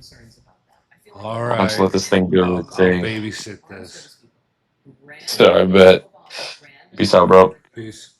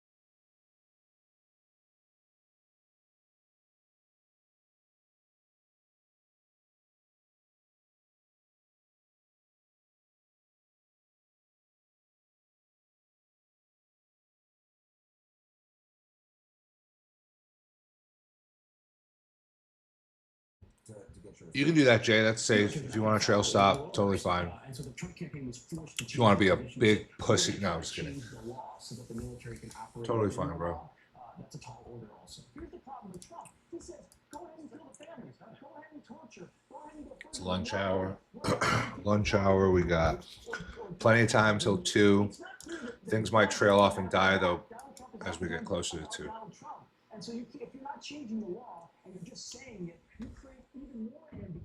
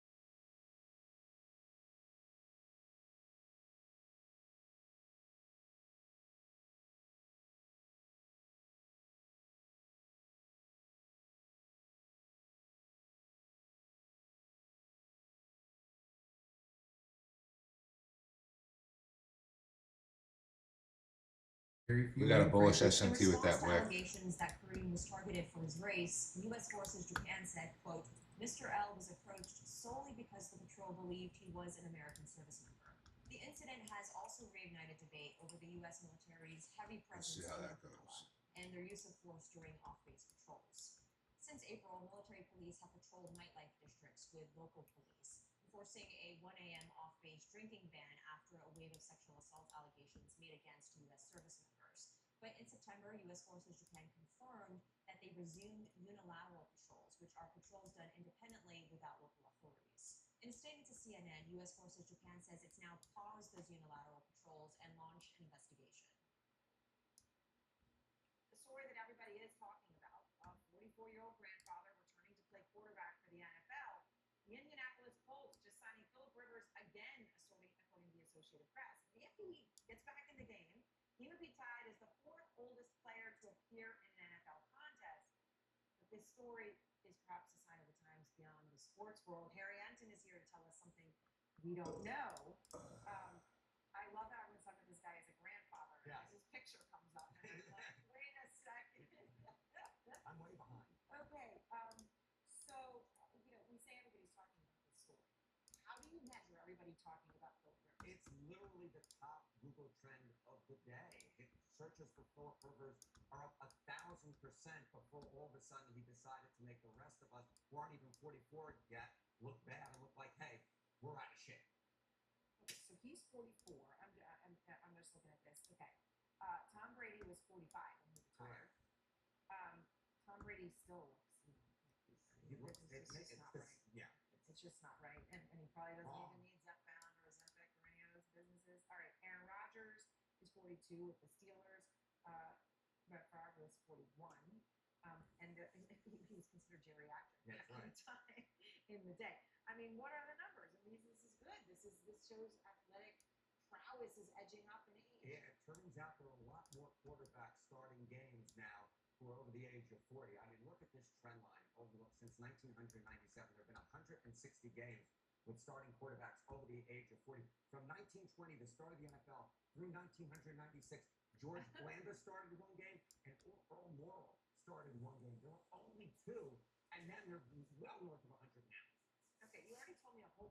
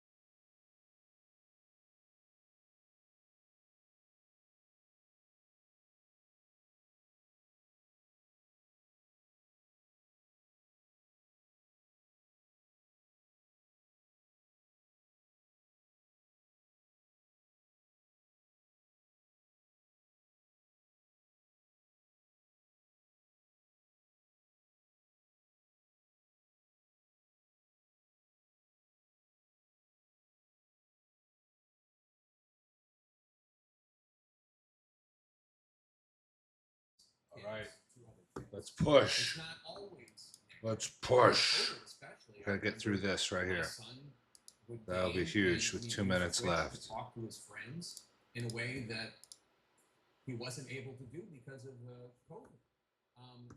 How it just seems like there is obviously benefits excuse that I me. understand, but there's also clearly going to be Oh, some jeez. risks to this. Absolutely, and I think that's what you tell us. So I am one of the co-medical directors of the American Academy of Pediatrics Center of Excellence on social media and youth mental health. We have a youth advisory panel that I just talked to last night, and I asked them, what do you think are the problems with this sort of approach? What do you think are the good parts? So they said the good parts is that it relieves some of the pressure to all be on social media. The bad part, they said, is, okay, so at age 16, do you just suddenly have this fire hose and culture shock of content when you do open a social media account? They want it to be scaffolded a little bit more and have some developmentally appropriate experiences. Maybe in middle school, you can have a type of social media that's really just more There we go. messaging. I was like, where the or just fuck is my smaller friend tray? groups. And then as you get older, have a little bit more access to feeds, a little bit more access to safe, human-reviewed content. So I really love that idea of designing the digital experience around what youth actually need for their social connections at different stages, and then to remove the nonsense that stresses them out. Like, they don't want to be contacted by strange adults. They don't want to be fed, harmful content, scary or upsetting content. So I really like this idea of thinking not just about a black and white ban, but about a developmentally appropriate design that's going to be safer and much more positive for young people. As of a year ago, there was a high level of bipartisan support for it. Ban here in the U.S., according to a Quinnipiac poll, 60% of Republicans, 54% of Democrats, 61% of independents were in favor. We are, on the other hand, a nation built on the idea of free speech. And also, who is supposed to be raising our kids? I mean, us, we, the parents, or the nanny state? I could see that as a counter argument. Do you think that free speech will ultimately stand in the way of a teen social media ban passing constitutional muster here in the U.S.? It's a great point. There are many state laws that have been blocked in litigation or injunctions because the tech lobby is saying that they are impinging upon free speech. And part of that free speech is young people's access to information. So I think we want young people to participate in the online world. I just want that online world to be safer and more designed more with their needs in mind, less with profits in mind. And, even some of the families who've gone through terrible losses and who worry that social media actually led to their child's death, they still have advocated for design-based laws, like the Kids Online Safety Act, that want the tech world to be safer, not just these, total bans at certain ages. And so I think I would love for there to be more of a conversation within the U.S. government about laws that both talk about access. Because, boy, I would love for those under 13s not to be accessing social media. There's clear evidence that under 13s struggle more with their body image, with problematic use when they get a social media account too young. I think, as we said in the side note, I think that's going to be a benefit of this social media ban. It has forced all the platforms to create age assurance strategies. So age assurance means that selfie that they're taking or another way to verify that they're a kid versus an adult. That's hopefully will benefit us here in the U.S. because so many kids who are 10 or 11 and they just falsify their age and get on social media, and that is not linked with good outcomes. So that is my hope, is that we can focus on healthy design as well as appropriate access. Dr. Jenny Radesky from Michigan Medicine, thanks so much. Appreciate it. On this healthcare piece, Trump has basically signaled to Republicans he wants to let them expire. He's saying he wants to put money in accounts, but they're going to let them expire. People are going to see massive increases, and they're going to vote on that probably sometime in the next week. The political implications of that. Well, it's a very scary situation in terms of everyday people. 70% of our fellow citizens living paycheck to paycheck. And as your subsidies increase, they're going to be in deeper problem. But I think the real issue for me when I look at President Trump's eyes and hearts and minds and souls, I see a weariness. He's very beleaguered. He's tired. You see, even gangsters run out of gas. And the spiritual condition of the country, his own spiritual condition, the moral character of the country, his own moral character. And I have a sympathy with him as a human being, but he is like a little bit full. But I'm following Jesus, how and keep track of his humanity. But you see, hatred itself is a form of tyranny. You can only hate for so long. Tyranny of the soul, with tyrannical policy, cruelty as policy. Revenge is a form of bondage. We understand this from our own religious tradition. It's a form of bondage. And Trump is captive to hatred and revenge spiritually. So he can only go for so long with repercussion for the larger society. So it's not a matter of demonizing the brother, but American society, American empire is in deep trouble no matter what kind of policy we end up. And that's heavy stuff. That's heavy stuff. This speech tonight, Does it make sense? Dr. West's point felt like an old. This guy's a great lawyer. An old playbook, yeah. It felt like 2016. Getting through lunch, almost there. Yep. And run on a playbook that isn't relevant anymore. And while Americans are saying, "Hey, we need help out here," he's busy going down these rabbit holes. I'm not sure how that's going to work. Failing healthcare. Yeah. All G7 countries are having a massive problem with healthcare. Everybody's trying everything. Yeah, because people are aging. G7. Yeah. Nobody's got right, but I know this for sure, and I think you have to decide: is it going to be the economy in the midterms, or is it going to be healthcare, or both? James Carter pointed out it's not the economy stupid, but healthcare this time has to be bipartisan. You can't separate them. It has to be.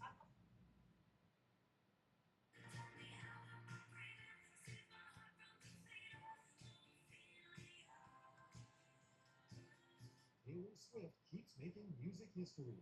Her album, The Life of a Showgirl, is #1 on the 2025 year-end Billboard 200 albums chart. It's the record 5th time Swift has topped the year-end tally. She also did it last year with the Cultured Poets Department. They were the standard for who we grew up to be. Courtney B. Vance has met the standard for the Hollywood Walk of Fame.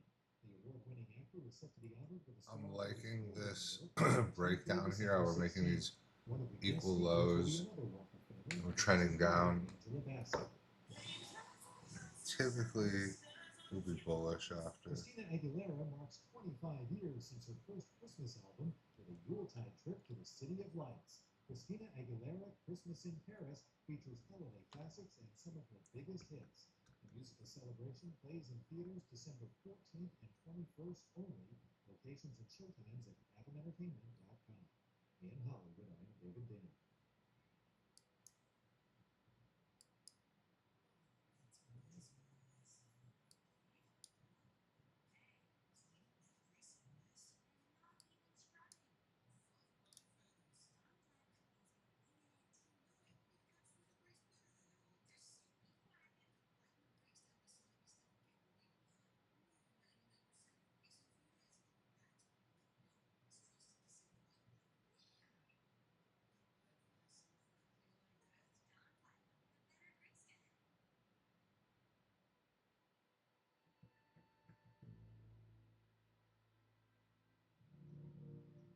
He's got more inside of him than any man I've ever met. William Shakespeare. We don't know all that much about his life.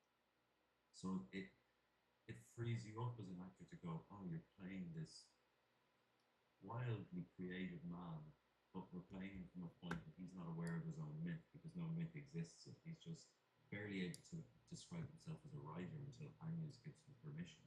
So you see, you've also got the knowledge of who he will become. So you have this creative force that you get to like throw yourself into, and it was such a joy. To sleep, perchance to dream. What do you think?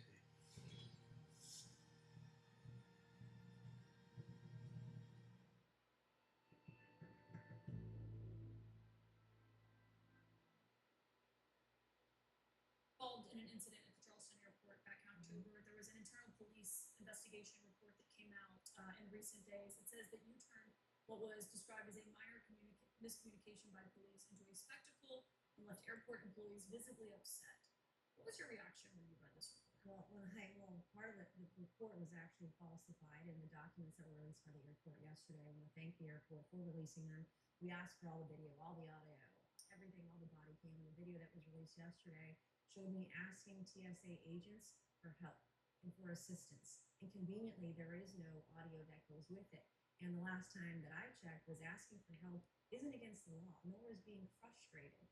We saw in the aftermath of Charlie Kirk's death, numerous death threats just exponentially multiply. I have multiple people sitting in jail right now behind bars without bond because of the death threats that I receive on a daily basis. So I take my security seriously, and that to me is very, very important. And I back the Blue, I back our police, I back our security.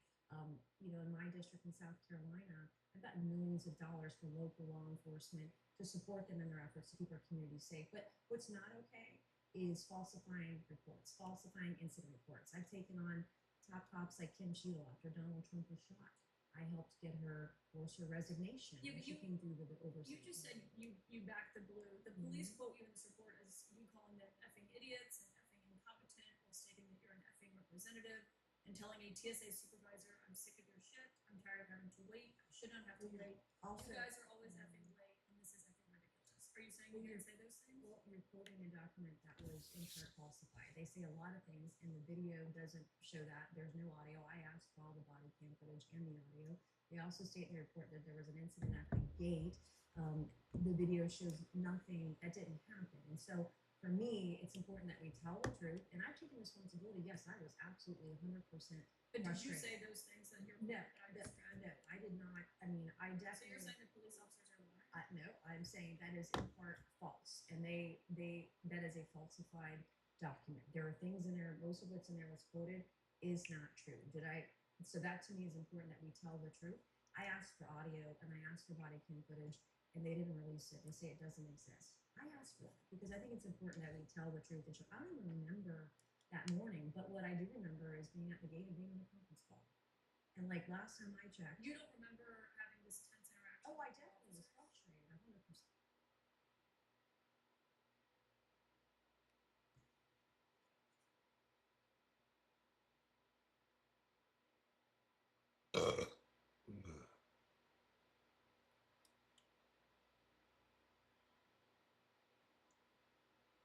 Volume here or what? Fuck's the volume? District lines. That potential would hand Republicans 2 more House seats. That heads for a final high stakes votes tomorrow. But there is some stiff resistance and anger in the ranks among Hoosier state Republicans. GOP State Senator Greg Walker was the only no Republican vote on the committee and delivered this speech on Monday. I refuse to be intimidated. I made a choice. Glad you didn't move that stop loss. Indiana or any state becomes subject to the threat of violence in order to influence legislative product.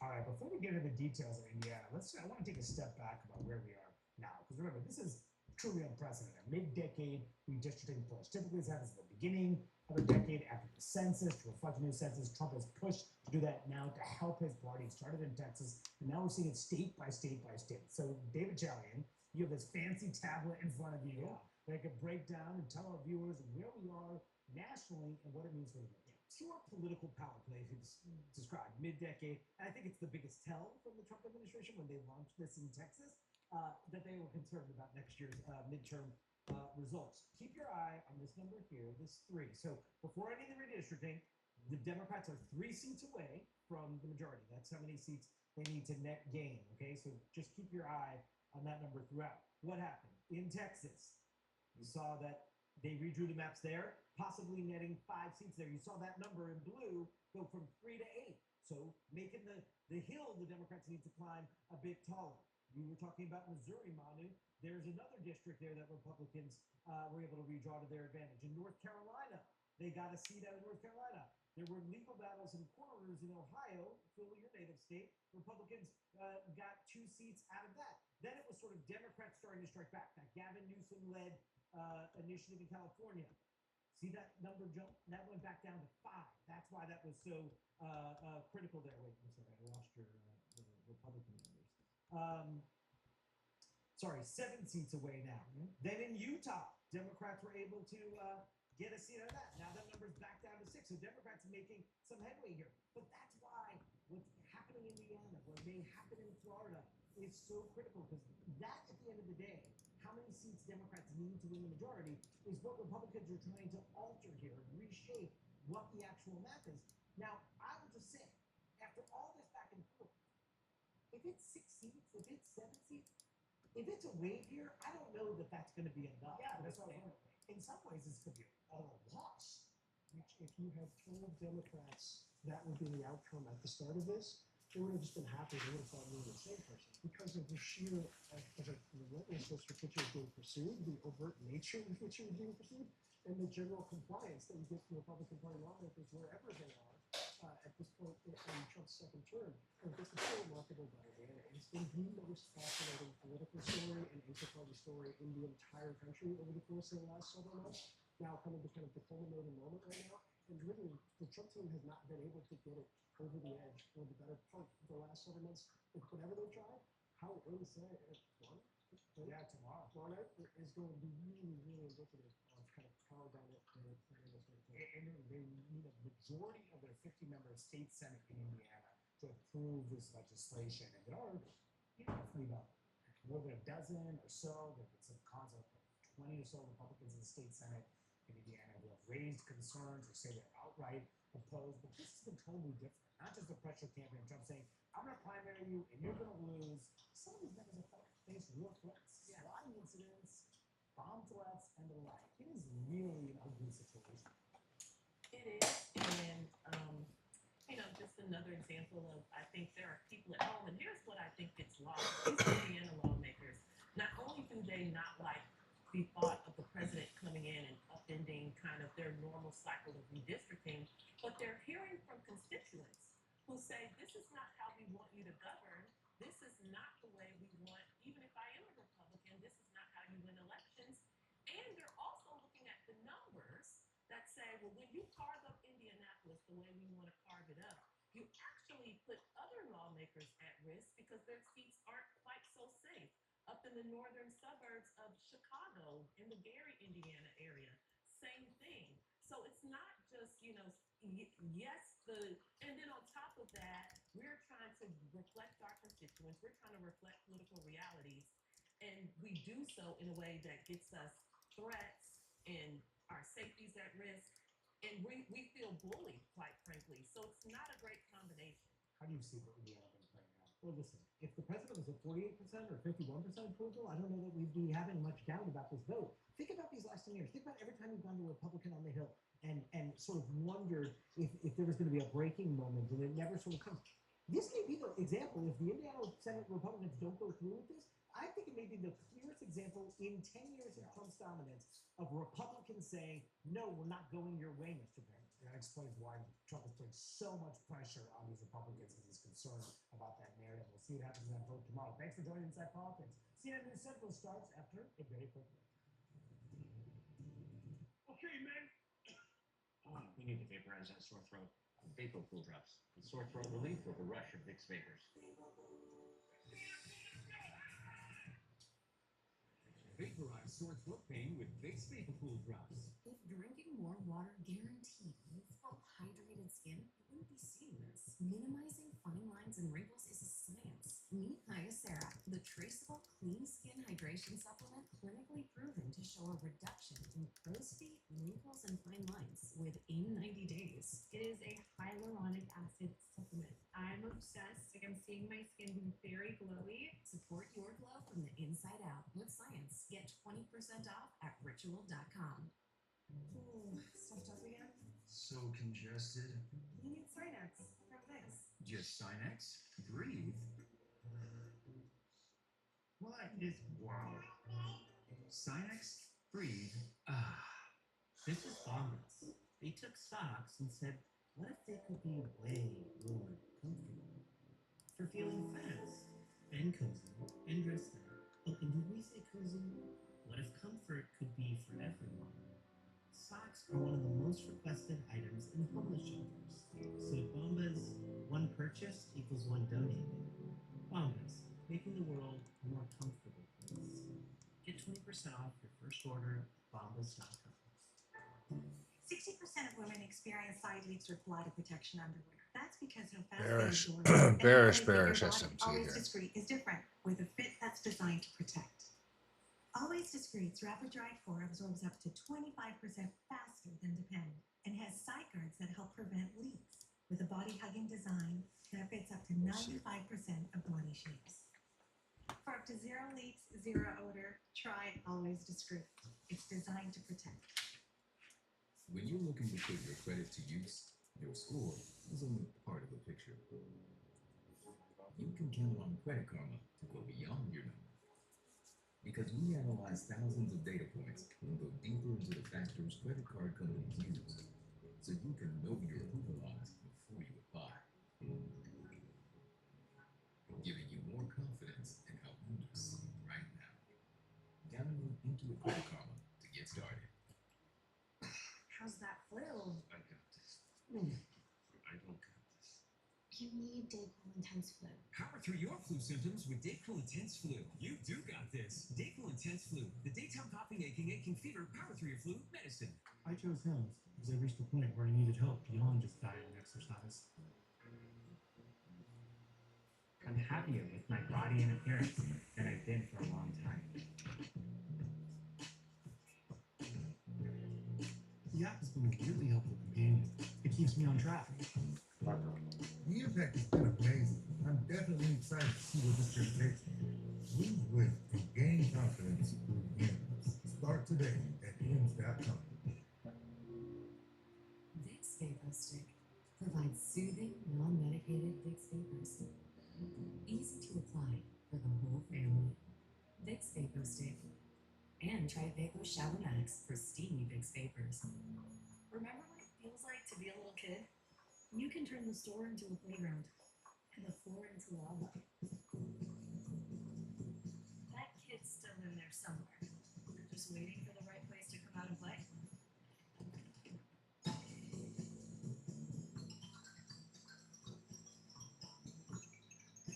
So leave your adult stuff outside and call them when it's time to check out. DSW, let us surprise you. Every Sunday night, he can't sleep. But not this Sunday. When you really need to sleep, ZQL has no equal. Get the deeply restorative sleep you need. ZQL Pure Z's. Just for sleep, really great sleep. Tis the season when Food Network stars try to take down Bobby Flay. You guys are already against me anyway, so it doesn't matter. Where's the holiday spirit? Yeah, Bobby, come on. Finale, Beat Bobby Flay, Holiday Throwdown, Tuesday night at 8.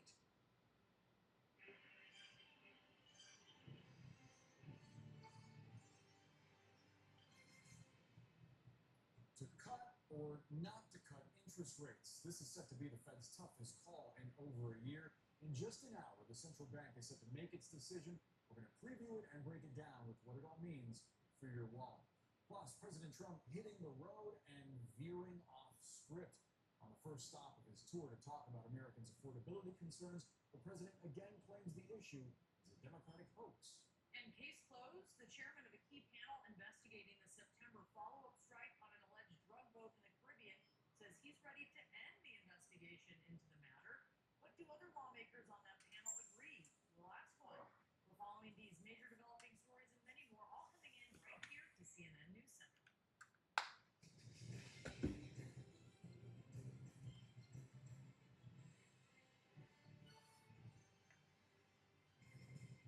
Less than an hour from now, the Fed will answer one of its toughest decisions on interest rates in over a year.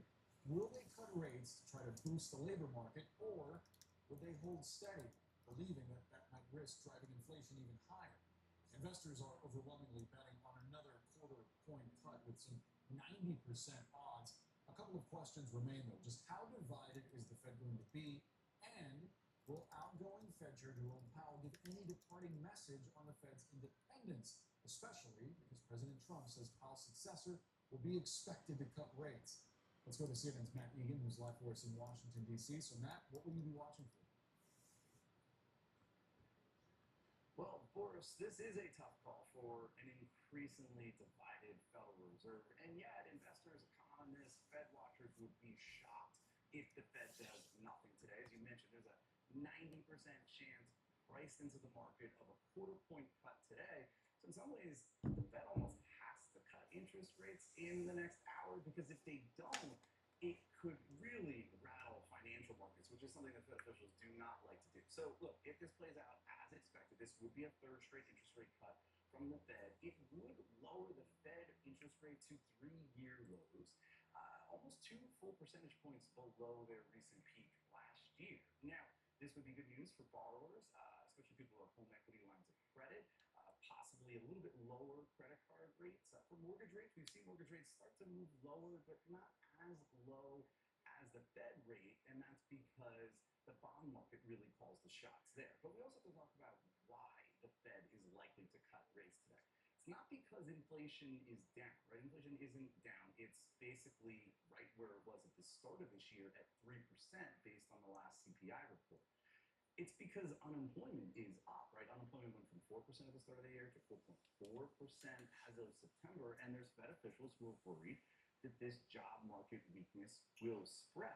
But not only does the Fed have to balance these competing issues of stubborn inflation and rising unemployment, they're also navigating through some significant fog when it comes to economic data. The government shutdown has delayed a number of different major economic reports. The most recent jobs report is 70 days old at this point. We're not getting new jobs numbers from the Bureau of Labor Statistics until next week. And so that is one of the reasons why we are expecting a significant number of dissents in this decision. There's some Fed watchers who think we could get 3 dissents. Boris, we have not seen that since 2019. Matt, the Fed also navigating some intense political pressure directly from the White House. Do you think Chairman Powell might address them? Well, he's certainly going to face questions about that. He's pretty good at dodging those political questions, though. But look, no doubt, the White House has put the Federal Reserve under enormous pressure. The president clearly wants not just slightly lower interest rates, he wants dramatically lower interest rates. But Fed officials have been consistent, right? They say they don't take into account the politics. They don't care which party is in political power and how these decisions are going to boost one party or another. They say that they base these decisions based on what's right for the economy. And I think that the big key in the next hour or so is going to be what the Fed projects going forward, right? How many interest rate cuts are they penciling in for next year? Because there is this expectation that today's move could be a hawkish cut, which would mean, yes, lower interest rates, but also signaling that the bar for further interest rate cuts next year could be higher. And then the other thing, Boris, is what does the Fed say about inflation going forward? How long do they think it's going to take for inflation to go back to normal? And how much higher do they think the unemployment rate is going to go? So a lot of significant questions facing the Fed in the next hour. Yeah, a huge decision coming in about 50-ish, 54-ish minutes. We'll see you then. Matt Egan, thank you so much. Brianna? As the Fed considers rate cuts to help the We'll job see you market, then. President Trump is signaling that the economy is doing just fine. At a Pennsylvania A rally plus, last night, plus, the plus, president plus. glossed over Americans' concerns about more expensive According to Trump. groceries and rising healthcare costs. Instead, he's blaming Democrats for those problems while simultaneously boasting about where the Trump economy now stands. We're getting inflation, we're crushing it, and you're getting much higher wages. I mean, the only thing that's really going up big is called the stock market and your 401ks. They have a new word, they always have a hoax. The new word is affordability. So they look at the camera and they say, this election is all about affordability. CNN's Jeff Zeleny is here with us now. I mean, I think that maybe this election is, though. And also the last one was, right? This is what is on people's minds. It is how much their lives are costing. And Republicans have to grapple with how this is being messaged. There is no doubt about it. And the president said the word affordability. I think it was how he said the word affordability that was pretty interesting, almost dripping with disdain and almost mocking it. But Look, I don't think anyone necessarily expected President Trump to go to Monroe County, Pennsylvania, and suddenly open up a new empathetic strain. It's just simply not him. What he did do is talk about the economy, for sure. Talked about stocks and 401ks. We should remember, obviously, the entire the country is not all in the market. I mean, it's very much many of his voters are not. But it was interesting to listen to a 90-minute speech when he talked specifically about not staying on message, and he seemed to brag about it. So it's November 5th, and it's also, again, this a thing called tariffs. And I told you, I was about to say that there's the love, the we, you know the we this, the who, the who, you always have to get back to the right location. But otherwise they'll criticize you for straying from the speech. By the way, if I read what's on the teleprompter, you'd all be falling asleep right there. I'm not sure if that's true. Look, the people in the room who came to the event are true believers. They're going to be with Donald Trump until the end. The question, of course, is those who are in the middle. And the fight for the House majority is very much at stake. Republicans have a very narrow grip on that. So I'm not sure how much he advanced the cause last night. But look, he is leaving the White House. That's one kind of progress. He's done very little of that this year. So following the advice of his aides and going out in the country, not necessarily saying all of what I'd like him to say. It's always progress when we can get out of our houses, I would say. But do you expect President Trump to make any adjustments to his message as we move towards the midterms? Look, I don't think he suddenly will turn over a new leaf. One thing that is very striking, though, is his chief of staff, Susie Wiles, has said this week something fairly extraordinary. She said, we're going to try and put Trump on the ballot. And we've covered a lot of midterm races over the years, but that's the last thing most White Houses want to do. They want to make these local races, not national races. So look, it's going to be nationalized regardless, but the idea that him being on the ballot, Democrats are like, okay, bring it on. We love the idea of that. But look, it is a very close contest. I think they are, one sign of adjustment is the fact that he is campaigning at all. Again, he's done so very little of that this year. So that's a course correction. We'll see how much his language changes next year. But interestingly is the actual economy. Does the economy improve by next November, or is it worse? We don't know the answer to that, but his policies, his tariff policies are impacting people, not in entirely negative ways, but in some negative ways, no doubt. Especially some of his key constituencies. It's interesting because the president was so able on the campaign trail to really tap in and capitalize on the frustrations, those economic frustrations that Americans have. But the shoe's now on the other foot. He has been in the White House for almost a year now, so it's his. I mean, this is his baby, and he's having a hard time with it. I mean, you wouldn't know it by listening to him. He's still blaming everything on Joe Biden. There is a shelf life to that. I would say it's expired already. People know that Joe Biden is not in control of this economy. So his policies now are going to be front and center. What's interesting is to hear Vice President J.D. Vance talk about that. He actually urges Americans, asks Americans to be patient. Be patient with our policies. They will come. And I think that voters are more likely to give him some time with that. And interestingly enough, J.D. Vance is going to Pennsylvania, not far from where President Trump was last night. He's going next week. We've covered a lot of campaigns and things. How often is it the vice president sort of follows up for the president a week after, virtually in the same location? So I think he's batting a bit of cleanup here. But it's the vice president's message of give us a little more time that might be more helpful. Yeah, normally they bracket their opponent, not their principal, right?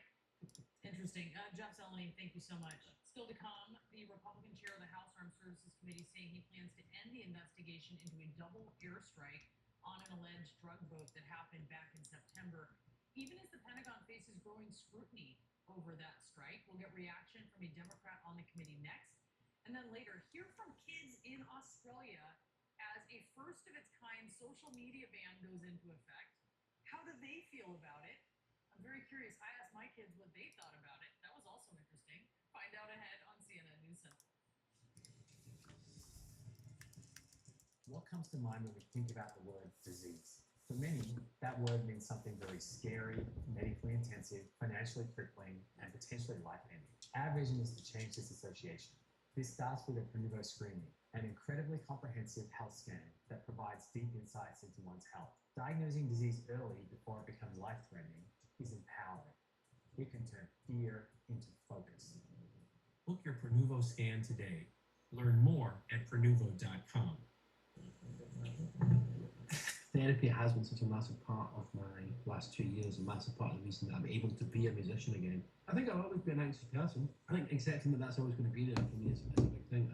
It's about how I respond to anxiety and how I respond to a lot of stuff in my life is how I show up for myself. I always talk to my therapist about steadying my platform that's within.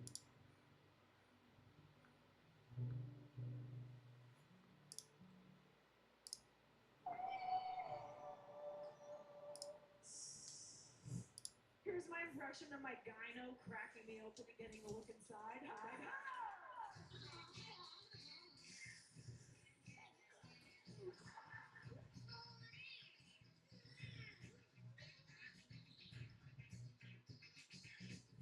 What kind of comedy show did you think you were seeing tonight?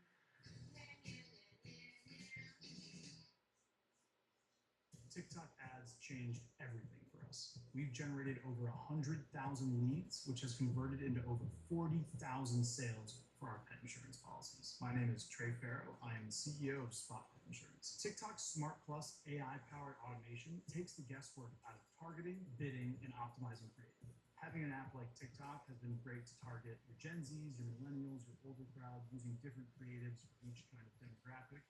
If I can advertise on TikTok, you can too. Reaching your financial goals can feel impossible.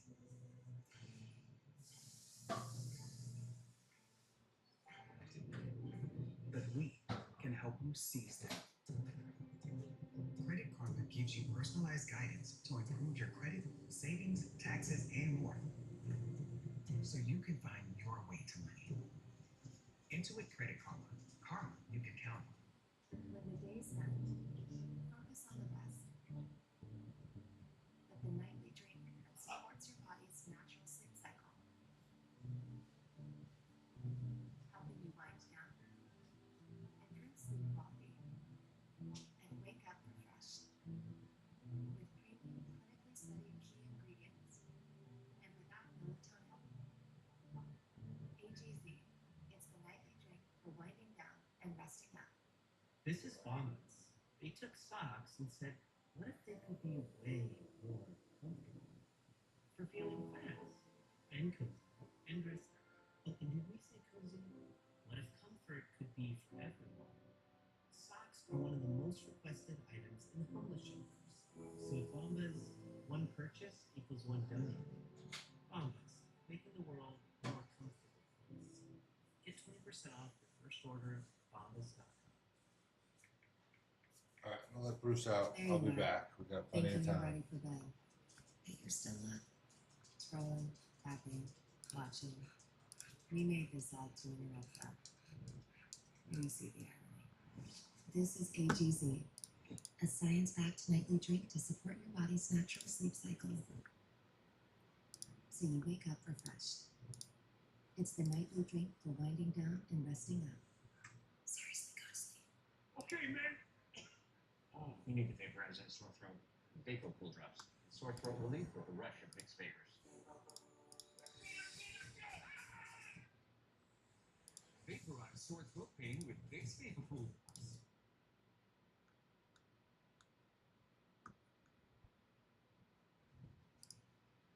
The Republican leading the House Armed Services Committee now reportedly plans to end the investigation into the controversial follow-up vote strike from early September that killed 2 survivors of the military attack on their alleged drug vote in the Caribbean. An aide to the committee telling reporters that Congressman Mike Rogers had received all the information he needed to convince him that this was a legal action. Rogers had previously pledged rigorous oversight of the September 2nd strikes. We're joined now by Democratic Congressman Chris Deluzio of Pennsylvania. He's a member of the House Armed Services Committee. He also appeared in a video urging troops to defy illegal orders. Congressman, first off, what's your reaction to this idea of winding down the probe? Well, the probe hasn't even really happened as far as I'm concerned. I'm a member of the Armed Services All right, I'll be Committee. right back. I've not seen this video. I've not heard from anyone involved in the orders that were given, who gave them, what they saw at the time. when they gave those orders. And so this probe hasn't even really started in my book. We need a full investigation to find out exactly what happened, what was going on that video feed as they were making decisions, who was giving commands. And remember, that's just around this strike. There are still major questions that I and others have around the legality of this whole operation. The public has never seen the administration's legal rationale for what they're doing. Congress decides whether we go to war with other countries, whether we engage our military in deadly strikes. Congress has not authorized this. The American people have not authorized this. You haven't seen the video. The chairman is now pushing for the full committee to see the video. Are you expecting to see that soon? Do you know when?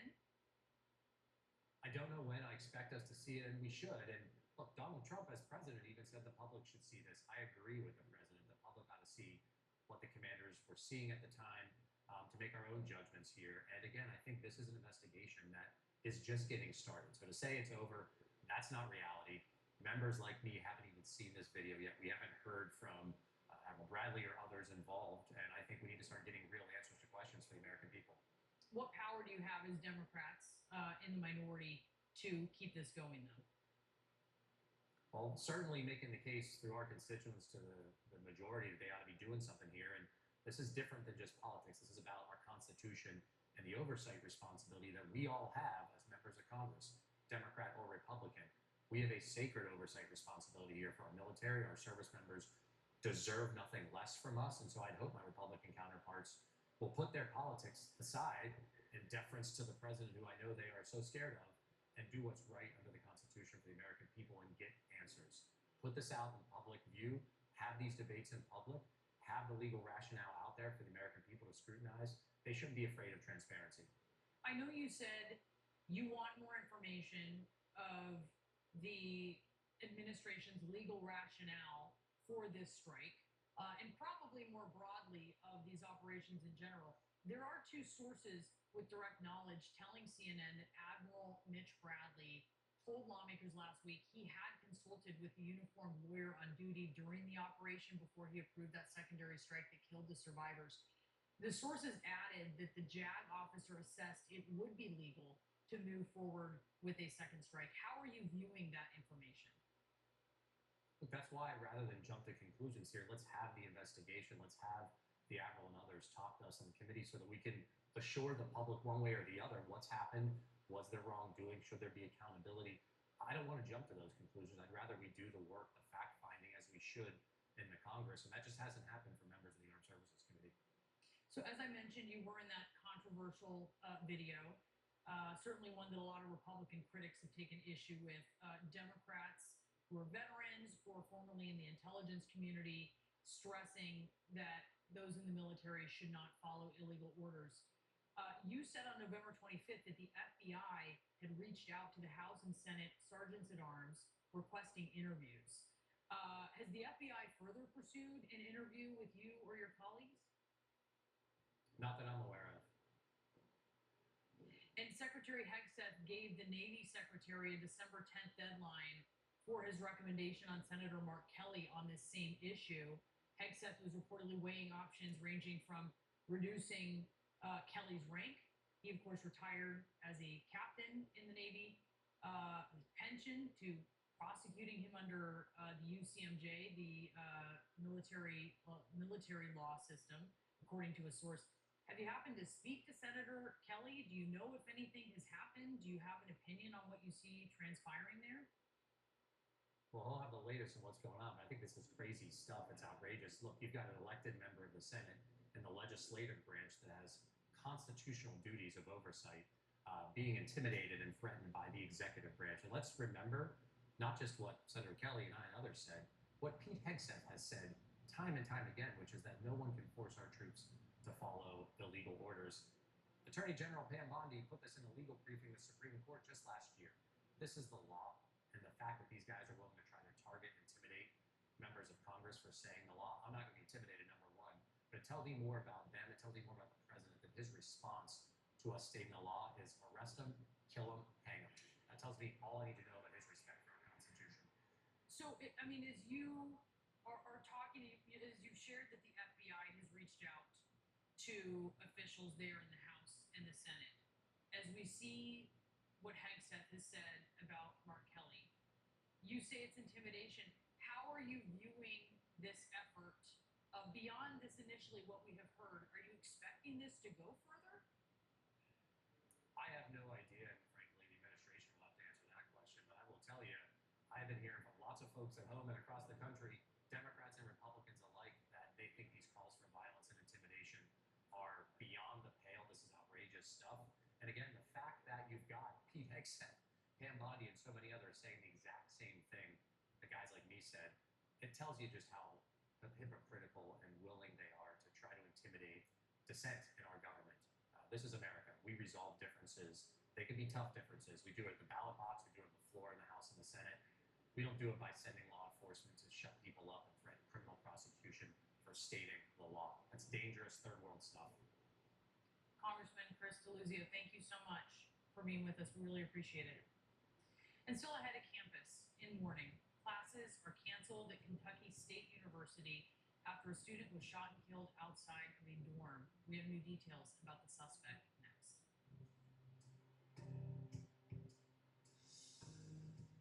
In today's evolving market, shaped by private equity and mega mergers, choosing the right accounting firm is more crucial than ever.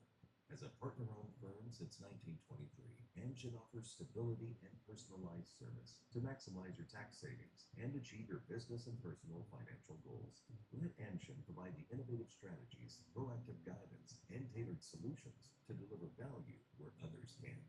Anshin accountants and advisors helping you recalculate what's possible. Eczema isn't the same for everyone, but with Eblis, people with moderate to severe eczema can have real results, like skin that's still more clear at 1 year. Don't use if you're allergic to Eblis. Allergic reactions can occur that can be severe. Eye problems can occur. Tell your doctor if you have new or worsening eye problems. You should not receive a live vaccine when treated with Eblis. Before starting Eblis, tell your doctor if you have a parasitic infection. Ask your doctor about once monthly Eblis. Hi, I'm Premugo, a revolutionary proactive health MRI scan. And I'm a frustrated patient whose abdominal pain has not been taken seriously. Not to worry, I scan for hundreds of conditions to help patients like you be more informed. Wait, I'm sick care. Your legacy healthcare system. Oh, it's you. Oh, this abdominal pain is just in her head. That must be a relief. As a state-of-the-art MRI scan, I'm designed to find the cause of that abdominal pain without judgment or dismissiveness. That sounds great. Can I get a Purdue too? Explore CNN podcasts for your daily dose of news, culture, and smart storytelling, and discover the conversations shaping our world. Follow and listen to CNN podcasts wherever you get your podcasts. Did you know West Pond Farm refrigerated houses, a fall vet, and packing ingredients? I did. They use pineapples, bananas. Oh, don't forget dragon fruit. And spinach. You're really good at that. There's no added sugar, GMOs, or preservatives. Once kids try once upon a farm, we won't stop talking about all the goodness we put inside. Avocados, flaxseed, carrots, spirulina. We all need a little help sometimes, but 62% of people struggle to ask for it. Here's a little secret. Help is all around us. Here, there, in places you'd never expect. That's the power of therapy, and it's some of the best help you can get. That's why we've made it easier for over 5 million people worldwide to find. Because when help gets better, we all do too. This is Bombas. They took socks and said, what if they could be way more comfortable? For feeling fast and cozy and dressed up. Oh, and did we say cozy? What if comfort could be for everyone? Socks are one of the most requested items in homeless shelters. So Bombas, one purchase equals one donated. Bombas, making the world a more comfortable place. Get 20% off your first order at bombas.com. How's that flu? I got this. I don't got this. You need Dayquil Intense Flu. Power through your flu symptoms with Dayquil Intense Flu. You do got this. Dayquil Intense Flu. The daytime coughing, aching fever, power through your flu medicine.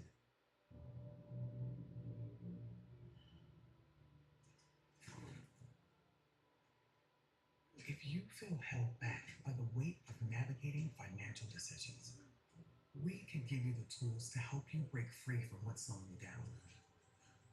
Credit Karma gives you personalized guidance to improve your credit, savings, taxes, and more. So you can find your way to money. Intuit Credit Karma. Karma you can count on. Every Sunday night, he can't sleep. But not this Sunday. When you really need to sleep, ZQL has no equal. Get the deeply restorative sleep you need. ZQL Pure Z's. Just for sleep, really great sleep.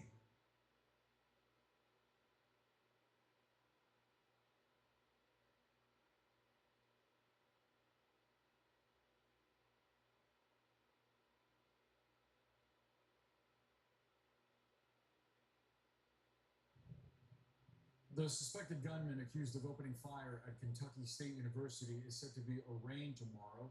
Jacob Bard is facing charges of murder and assault after police in Frankfurt say he shot 2 people yesterday, killing 1 student and critically wounding another. Bard is 48 years old, not a student. Kentucky State classes and exams have since been canceled. The shooting happened at a dorm, just outside a dorm, after 3 p.m. A student who lives there described what he saw. Out the lobby and saw some dude laying on the lobby floor. People like taking care of him. They carried him out eventually to an ambulance. And we saw paramedics giving CPR to the kid who died. CNN's Ryan Young has the latest details. And Ryan, the university says that this was not a targeted attack. Yeah, there's still some questions about all this. And Boris, just in the last few minutes, we got a heads up from the Frankfurt Police Department. They'll be holding a press conference within the next hour. We're wondering if that's the point they'll start sharing some of the motive here. But once again, as you heard, it was around 3:10 when this shooting happened. So there's so many questions about what exactly happened that caused Jacob Lee Bard to open fire. Like we noted, he's 48 years old. He will face that judge for the first time tomorrow. And we know just in the last half hour, the coroner's office actually shared with me the victim of yesterday's shooting. Of course, he's a Kentucky State student. He's 19 years old. His name is Dijon Fox. And of course, he passed away. You heard the university president also talk about it was such a hard phone call to call these parents to let them know something happened on campus. Another student still in critical condition. But as you can imagine, for the students on that campus, this has been sort of earth-shaking for them. Take a listen. This the type of stuff we're trying to get away from. And to come to college and have it be right at our doorstep is just like crazy. And we pay too much money for this kind of stuff to be taking place at the school. Yeah, I feel the same way, basically. Like, thought we were safe here, ready to get out of here. Nah, I heard that. Yeah, this shooting happened outside of Whitney M. Young Residence Hall on campus. There were so many people who were scared by that gunfire that happened there. They said once the officers arrived, though, they were able to take the suspect into custody. Now, there have been a lot of rumors surrounding what may have happened on campus. We're hoping that around 2 o'clock, when they have this news conference, detectives will be able to share exactly what they know so far, and we can learn whether or not the suspect has been cooperating with police. But obviously, the campus is shaken.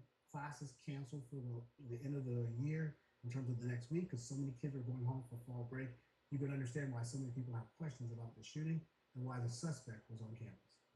Ryan Young, thanks so much for the update there. Coming up, a big decision coming up for the Federal Reserve. Help the weakening jobs market or put out the smoldering fire of inflation. An announcement now just 30 minutes away. We're going to bring it to you live. Ooh, stuffed up again? So congested. You need Sinex from Vicks. Just Sinex? Breathe. What is wow? Sinex? Breathe. Ah.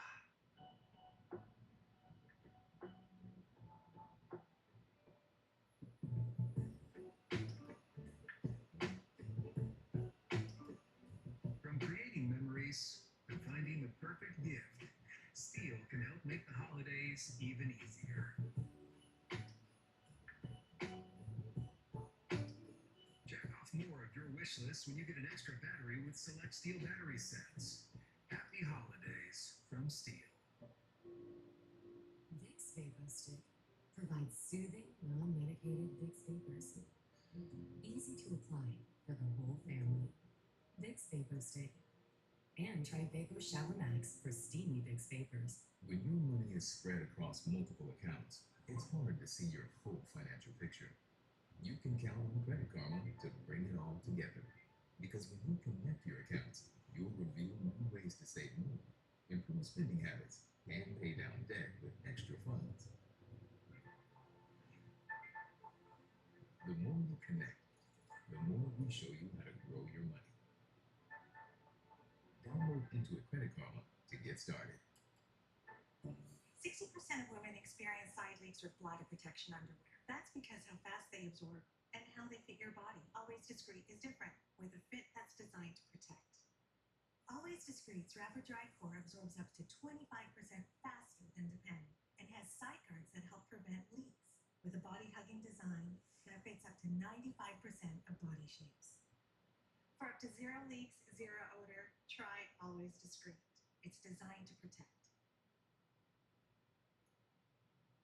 Good morning, Moon. Good morning, Dune.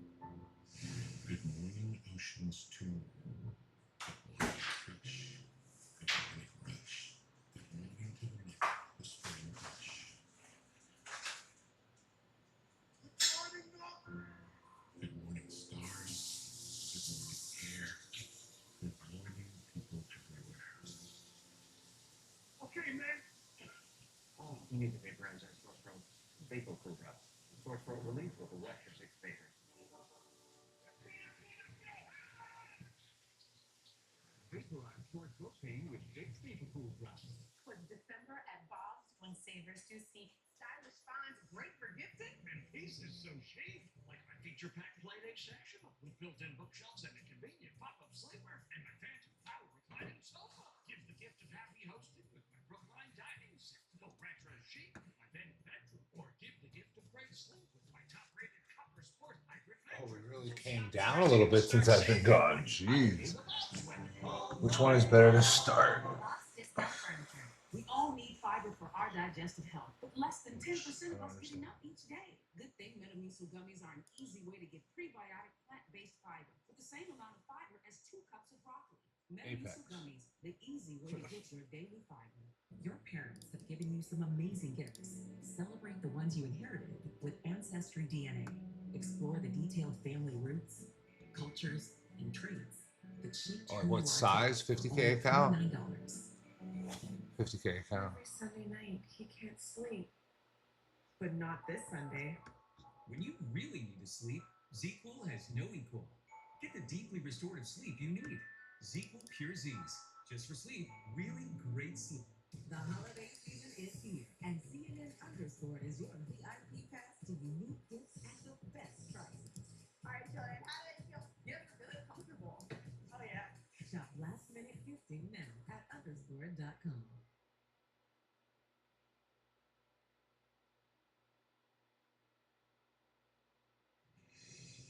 We're now just moments away from learning the Federal Reserve's decision on interest rates. As Wall Street anxiously awaits word on another potential quarter-point rate cut, we are set to hear from Fed Chair Jerome Powell in the next hour. Before that happens, let's get some perspective with former Deputy Assistant Secretary at the Treasury Department, Aaron Klein. He's now a senior fellow at the Brookings Institute.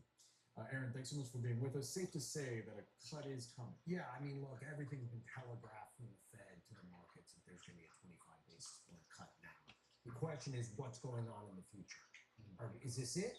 Are they going to cut more in the next year, 2 or 3 cuts more? And the other question is, how many people are going to dissent? Look, 3 of the 7 Fed sitting governors are up. It's good practice. You might as well with a discount get the one eval and then work with that. And how many of them It's not the worst case. They're like $30. So I wonder what you make of the dance that the Fed is just be now really trying strict to with the form, rules and a everything. delicate dance And between yeah, potentially worsening great way to inflation, learn is which during still tough sitting PA. at about 3%, and trying to help the job market, which even with incomplete data shows signs of lagging. Yeah, no, look. You look up to the economic sky and it's divided, right? Everybody, maybe so you're going to have this great, strong economy. Maybe not. You're going to have all this inflation. It's difficult to know. The Fed is in a really tough predicament. And making matters worse, it's flying a little bit blind because all this key economic data about inflation, about unemployment, about the overall health of the economy has vanished because of the government shutdown. So the Fed has less information now and a more complicated choice to make. And so that's why I think what they're going to do is be very punty, is kind of be a bit of a Rorschach test, is say, we're cutting 25 now. We don't know what we're going to do. We have a little less data than normal. We're going to be very data dependent. I suspect if you're doing an over-under on the number of data dependents that Powell's going to do in his press conference, pound the over, because he's going to be saying, we don't know. And that's okay.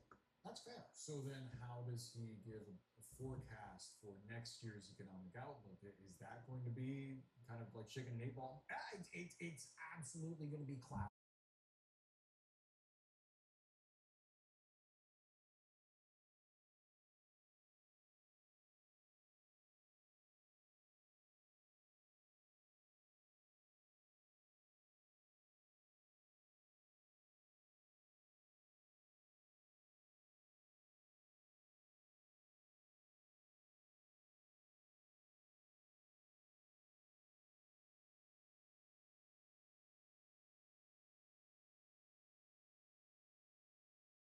You mentioned a moment ago the potential for a successor to Jerome Powell being named. Kevin Hassett is thought to be the front runner, the director of the National Economic Council. Another name that's been brought up is former Fed Governor Kevin Warsh.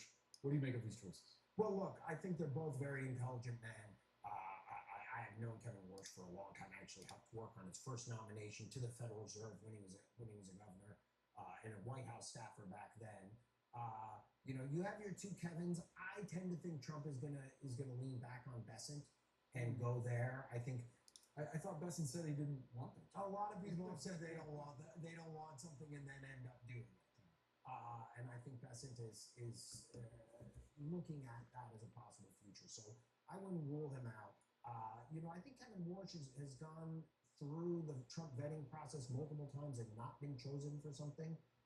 So, you know, I think Trump is not yet sure where he's going, and he's enjoying this. Look, at one moment he said he'd made his choice. Then yesterday he said he's going to go back and have more interviews. At one moment there were 3 finalists. Now he's added a 4th in Governor Bowman. I think he's trying to manipulate the sitting members of the Federal Reserve. Notice you didn't mention Chris Waller and Michelle Bowman, both governors there, who Trump has talked about, as well as a BlackRock executive, into possibly being more accommodative to monetary policy in the short run. Because I think Trump is more focused on what the stock market did yesterday or today or tomorrow than he is on the long-term health of the economy, which is where the Federal Reserve is meant to focus. Aaron Klein, good to get your perspective. Thanks. Graham? Australia just became the first country ever to ban social media apps for kids under age 16. The new restriction went into effect today and is seen as the most sweeping government effort to shield children from potentially harmful content. The list includes all the apps that you know, perhaps a few that you didn't: Snapchat, Facebook, Instagram, Reddit, TikTok, just to name a few of them. Parental advocates say they're overjoyed. Our kids that we've lost haven't died in vain, because today they'll be looking down, very proud of the work that we've all done. CNN's Anna Kubin is here with more details on this. Anna, how is this being enforced? Well, it's going to be enforced through a number of ways. Now, what these platforms are going to have to do is show that they're really taking the effort to make sure these young people are not on the platform, to kick them off the platform if they find a way onto there. And so if they don't show that they're making these reasonable steps, in the words of the Australian government, then they are liable to pay fines of up to 50 million Australian dollars. But age verification tools include the use of artificial intelligence systems, there's video selfies that can purport to know a person's age. There are, of course, issues there with questions around accuracy, but also potentially official documentation for these young people showing that they are the age they say they are. Now, there are some questions about, if you're a young person under 16 and you're travelling to Australia, a visiting student, is this going to apply to you? But what the Australian government is saying is that the ordinary residents of Australia, these young people, they're the ones that are really going to be impacted by this. What are kids saying?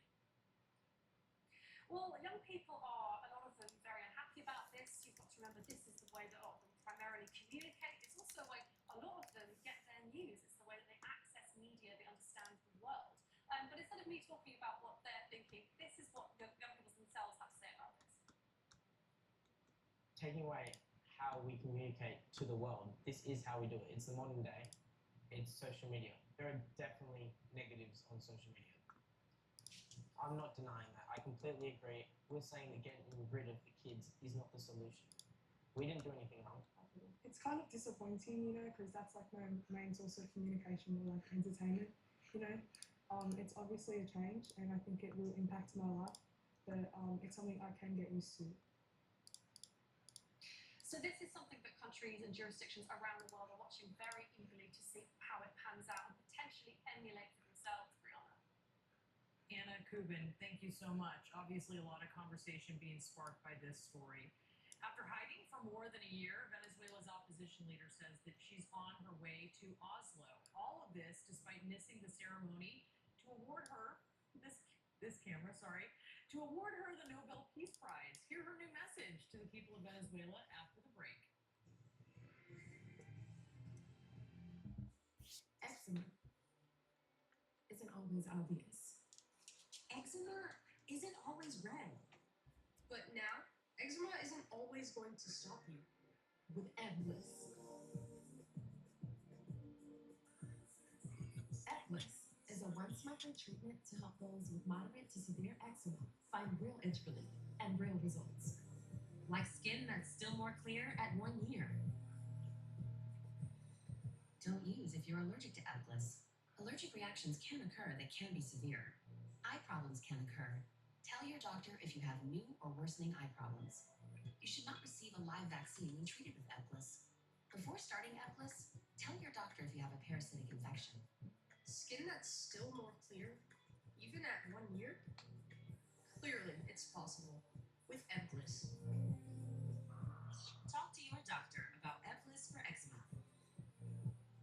Hi, I'm Renugo, a revolutionary proactive health MRI scan. And I'm a frustrated patient whose calf pain after 1 x-ray, 4 PT sessions, and 8 visits still hasn't been figured out yet. Not to worry, I scan for hundreds of conditions to help patients like you be more informed Wait, than all. wait! I'm sick here. Your legacy healthcare system.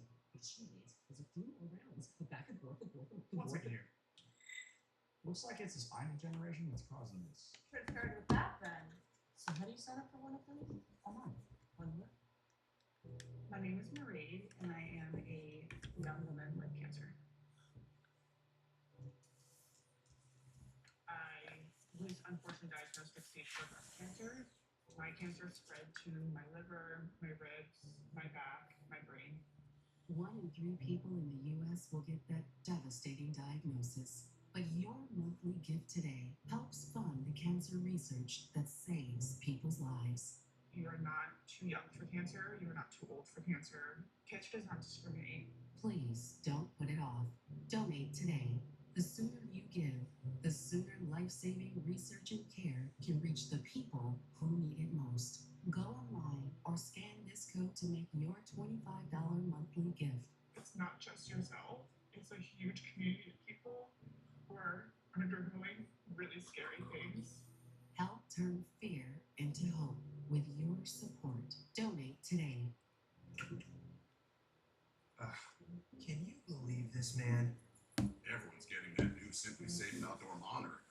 Now they can help prevent crime before it even happens. How do we compete with AI-powered outdoor cameras that alert live agents of an intruder? Stop. This is Simply Safe. Police are on the way. Whoa! I didn't even see those guys. So what about us now? Luckily, I'm pretty adorable. There's no safe like Simply Safe.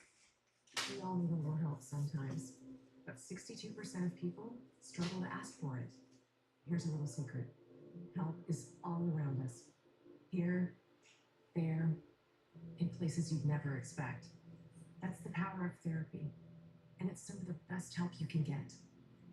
That's why we've made it easier for over 5 million people worldwide to find. Because when help gets better, we all do too.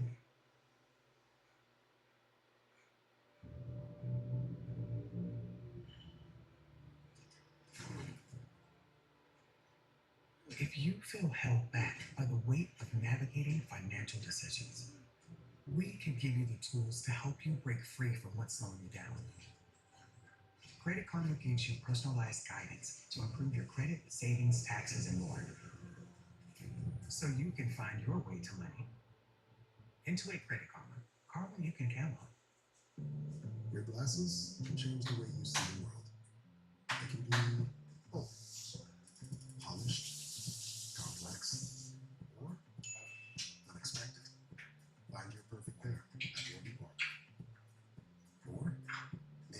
perspective is artful, simple, sharp, and classic. Find your perfect pair at Bloody Parker, starting at $95, including prescription lenses.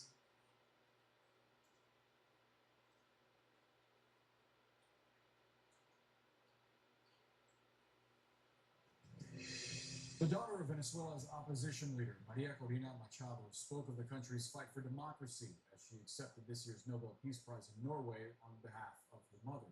Machado, who lives in hiding, was unable to attend. Organizers, though, say that she is safe and expected to arrive in Oslo in the near future. They added that Machado had done everything in her power to attend, but that her journey involved extreme danger. In an audio recording released before the ceremony, we heard directly from the opposition leader. So many people that risked their lives in order for me to arrive in Oslo. And I am very grateful to them. And this is a measure of what this recognition means to the Venezuelan people. CNN's Paul Mosquera is in Oslo for us. So what more did we hear from Machado and her daughter? Well, Boris, the latest we know is that Machado should be getting here to Oslo in the next few hours, but we don't have any specific schedule or time that she may arrive to the Norwegian capital.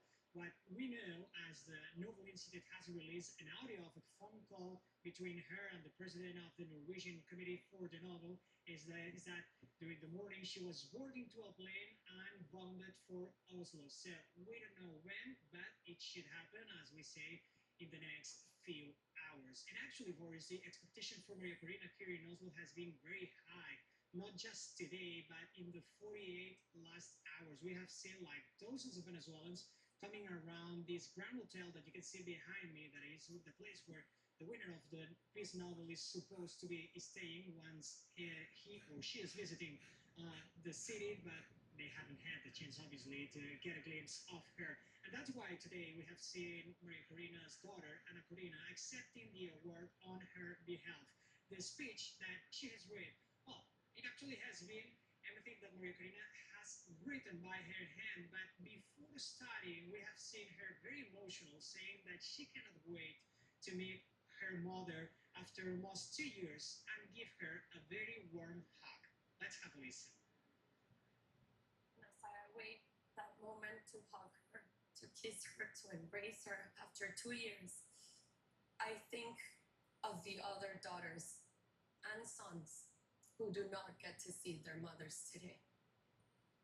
This is what drives her, what drives all of us. She wants to live in a free Venezuela, and she will never give up on that purpose. That is why we all know, and I know, that she will be back in Venezuela very soon. You saw it, a very emotional moment, and right now, as many others are waiting here outside of the hotel, Ana Corina is waiting for that very special moment after almost 2 years to see her mom alive. And well, actually inside the hotel, I can tell you, Boris, that it's not just Ana Corina who is inside, but also her mother, Corina Boriska, and her sister, Clara Machado. Boris. And Paul, there were demonstrations outside of that street as well, outside of the ceremony, people showing support for her. Yes, that's it. And actually here around the Grand Hotel, you can still see and watch some of them. Let's have a look, because if we turn and we pan the camera to the other side of the crowd control fences, you can see how still are few people in here.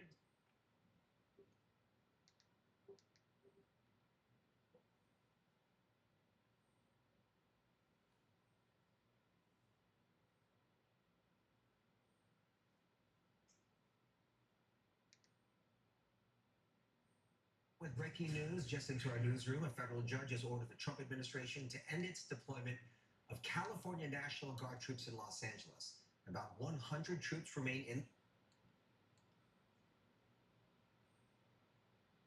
That's how much interest we're seeing from our client base. This is just a technical issue, and I guess, Kathy, that's sort of what is part of what's implicated here in Bob's statement, that there's so much cash. That people have $8 trillion of cash in money market funds. There's a lot of money looking for income. At what point does that overwhelm some of these other concerns and really wash out, a real sense of whether there are credit worries, etc. Right now, companies are doing okay, and there are enough people who want to buy. Yeah, we're on board with investment grade public market. We think it's pretty solid. We look at the corporate profits margins are okay. So we've been all year saying, stick with higher credit quality or solid credit quality and don't see a big blowout coming. I think the bigger concern for us, obviously, is the public sector debt accumulating and also the risk that the Fed is wrong about inflation coming down further and that it will not get to its target anytime soon. Kathy Jones, thank you so much for being with us. We look forward to catching up with you after the Fed decision in just about 7.5 minutes' time. Joining us now is Subhadra Rajappa of SocGen. We will get to you. Subhadra, wonderful to have you in studio. Always great to see you. How important is this meeting going to be, not just with respect to whether they cut rates and the statement of economic projections, but setting a precedent for a Federal Reserve and how it operates in terms of the Fed chair and its role? I think it's going to be very important. I mean, I think that in some one way to look at it is that Chair Powell is really setting the stage for next year, and kind of setting the tone for what is going to happen as far as policy is concerned. I mean, for the most part, I think the expectation is that it's going to be a hawkish cut. I think if it turns out to be somewhat dovish, I think that will be again quite a surprise for the markets. But to me, this meeting feels like a deja vu from last year, where coming into the end of the year, the Fed basically guided for policy to be on hold for a good portion of 2025. That's what we saw, and that's exactly what we're going to hear from them for next year, because they have delivered a few preemptive rate cuts. So we'll have to kind of see how the data evolves from here on and what they have to do going forward. Societe Generale owns a derivative market. You're always looking at the cross moments as well. What's the risk profile into this meeting? I mean, clearly to me, the risks in an environment where the Fed is biased to ease is towards easing and lower interest rates. In fact, in our year-end forecast for 2026, I think we might be a little bit out of consensus, expecting 10-year Treasury yields to actually go lower from here. I think there's some of our counterparts who are expecting What's your higher forecast interest to get rates. to 3 o'clock this afternoon? I mean, is there a bet on the market being placed right now? So if you look at the last few meetings, the price action has been to kind of the rally softer into the market and a little bit of a sell-off after the meeting. But for the most part, I think I'm aligned with Bob in expecting that the markets are going to be really cautious heading into year-end. So the bias ultimately towards the end of the year is going to be towards lower yields. Bob, let's bring it back in. You're saying there's so much cash here, and that's part of the reason why you think that it's not inconsistent to see a rally, not only in rates, but also in the credit component. Is this liquidity going to get added to by the Fed's balance sheet, right? Are we sort of all careening toward a place where the Fed has to keep adding to its balance sheet in order for repo liquidity, for the functioning of markets, which only adds to the cash searching for income? Well, let's remember, asset prices are denominated in money, and there's a lot of money sloshing around in the system, both from COVID-era policies and laws, as well as the QE that has now ended. Will the Fed keep growing its balance sheet? Absolutely. They've ended QT. They're starting to recognize that you talked about public sector debt. The size of the Treasury market is a big, unwieldy beast, and you need the Fed balance sheet in there to help stabilize it. So, yeah, I think we're just going to be more of the same. And let's not forget, the administration is pro-growth, pro-business, and that means stimulus and lower rates. So, Barbara, if you take that backdrop that Bob just laid out, a lot of people are sympathetic with. Why wouldn't you see higher inflation in consumer prices, not just assets? You should, but I mean, the realized data has been somewhat on the softer side, right? I mean, we really didn't see the transmission of tariffs through to goods inflation. You're seeing broad-based services inflation.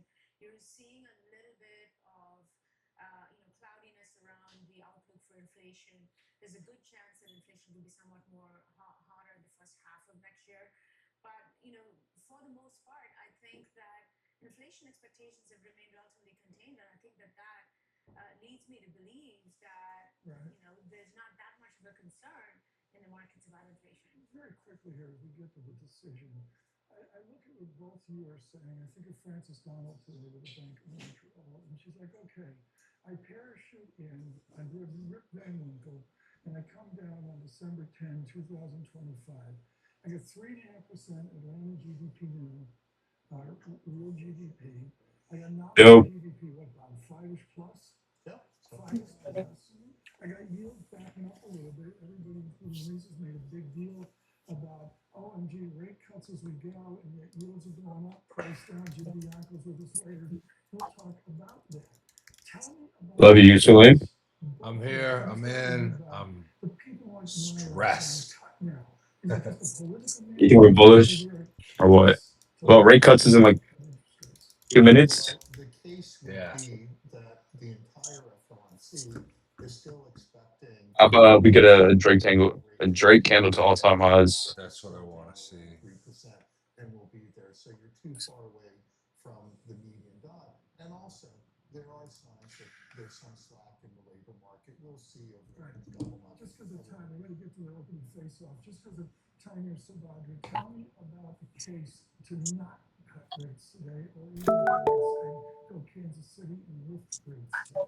Well, the economy's been extraordinarily strong. You've seen a What was significant that? momentum going into the second half of the year. You're going to get a lot of fiscal stimulus Is that next something on year Maya? from the Big Beautiful Bill. You're also going to Said see what? a lot of AI Oh, spending yeah, that was just a coming into the little global bond alert. market, and you're going to see Da, da, da, da. from the No, government just shutdown a calendar and consumer alert. spending start to pick up in the first Okay, that's what that is. So you have Yeah. to state the case for I hear that like reducing 10 times a day, and I'm wondering what that is. today and wait Oh for the shit. All economic right, yeah, I'll have data to turn that 4, 5, off. 6 days from now. Yeah, December 17th, delay it a week. I think a lot of people would agree. Information in particular has been arguing for this. 32nd. Subhadra Rajabla, thank you so much for being with us. As we count down to this decision, right now we've got about 90 seconds ahead of that decision. And right now, markets churning a little bit of a negative tilt to the S&P, to the NASDAQ in particular. Yields lower on the front end. Watch this space as people expect that 25 basis point rate cut. On the long end, we've seen a little bit of a pulling back from an earlier sell-off with people buying the 10-year yields, including Bob Michael, who said that he was in just earlier, 4.16%. Let's just get your view, Bob. Do you think that you're going to get 4 descents, 3 descents, or 5 descents? What's your view? Oh boy, what are we gonna get? We're going to get some.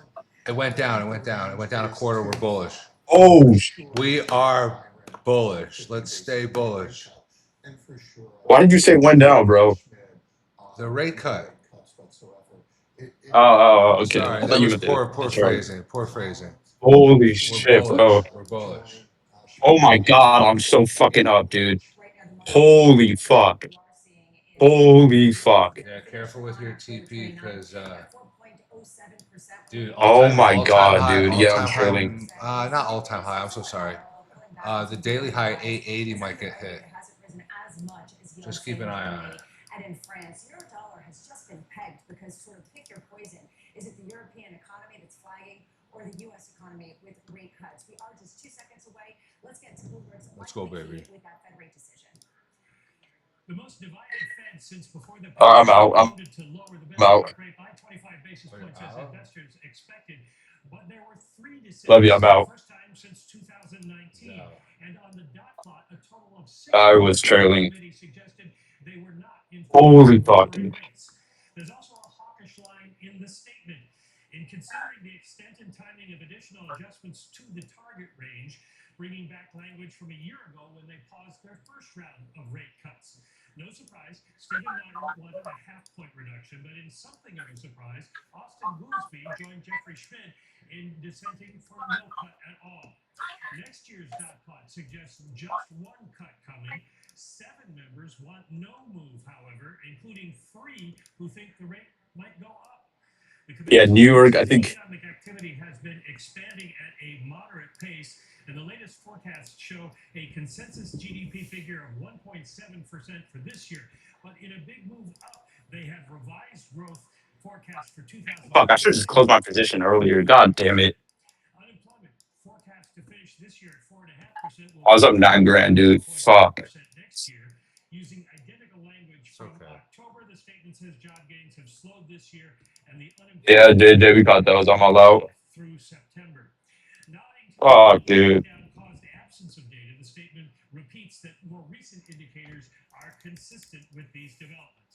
There's no change in the inflation assessment. It has moved up since earlier in the year and remains somewhat elevated. However, it is seen slowing markedly next year. PCE All right, peace out, bro. 2.9% Peace. I'm at the gym right now. to 2.4% in 2026. And as always, they won't reach their 2% target for 2 more years in 2028. Core PCE will finish the year at 3%, falling to 2.5% next year.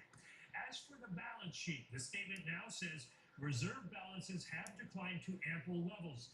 The Fed will buy shorter-term treasuries, mostly bills, but up to 3-year notes, as needed to maintain that ample supply. The first operation will be announced tomorrow with the first purchases on Friday of approximately $40 billion in treasury bills. Guys? Michael McKee, stay close as we parse through this. Right now, what you see in markets is a collective cheer. Perhaps this was supposed to be a hawkish cut. The market is taking it slightly differently. S&P had been lower. Now it is positive by almost 0.2%. Euro dollar, euro climbing, dollar falling on the heels of what does seem to be like more Fed cuts. And across the board, 2s, 10s, and 30s, you are seeing a bid into bonds with this feeling that this is a Fed that not only is going to support rates with further rate cuts, but also with additional bond purchases. To me, the most interesting nuance here is the dissent of a gentleman from Chicago. This is brilliant academics out of Milton, Yale, and the Massachusetts Institute of Technology. Austin Goolsbee is basically our technology president. He's wired into the internet, wired into the computer.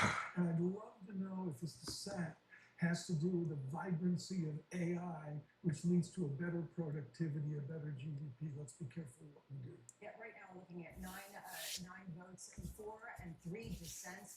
Bob Michael of JP Morgan with us here. What's your first reaction of this decision? Not as bad as it could have been. There could have been a lot more dissents in favor of no rate cuts. When we look at things like PCE, we expected they would lower core PCE by 1/10. They did that. They left the unemployment rate for next year roughly where it was last year. They did raise their expectation of GDP a couple tenths from where it was. So to me, that seems to be, if you want to call it a hawkish tilt, the one hawkish tilt. And of course, adding the extent and timing of additional adjustments to rate policy going forward, that was pretty much in the market. So I think mostly as the market expected and nowhere near as bad as the market feared. So not maybe as hawkish of a cut as people thought it might have been. Joining us now is Jim Bianco of Bianco Research. Jim, what's your first reaction to this decision, which, as Bob was saying, isn't as bad as it could have been? It could have been 4 dissents or 5 dissents, only 3 dissents. Is this a victory for Jerome Powell? It's a victory for Jerome, but I'll take the other side, Bob. I'll say that it's not as good as it could have been. I was hoping for a 7-5 vote.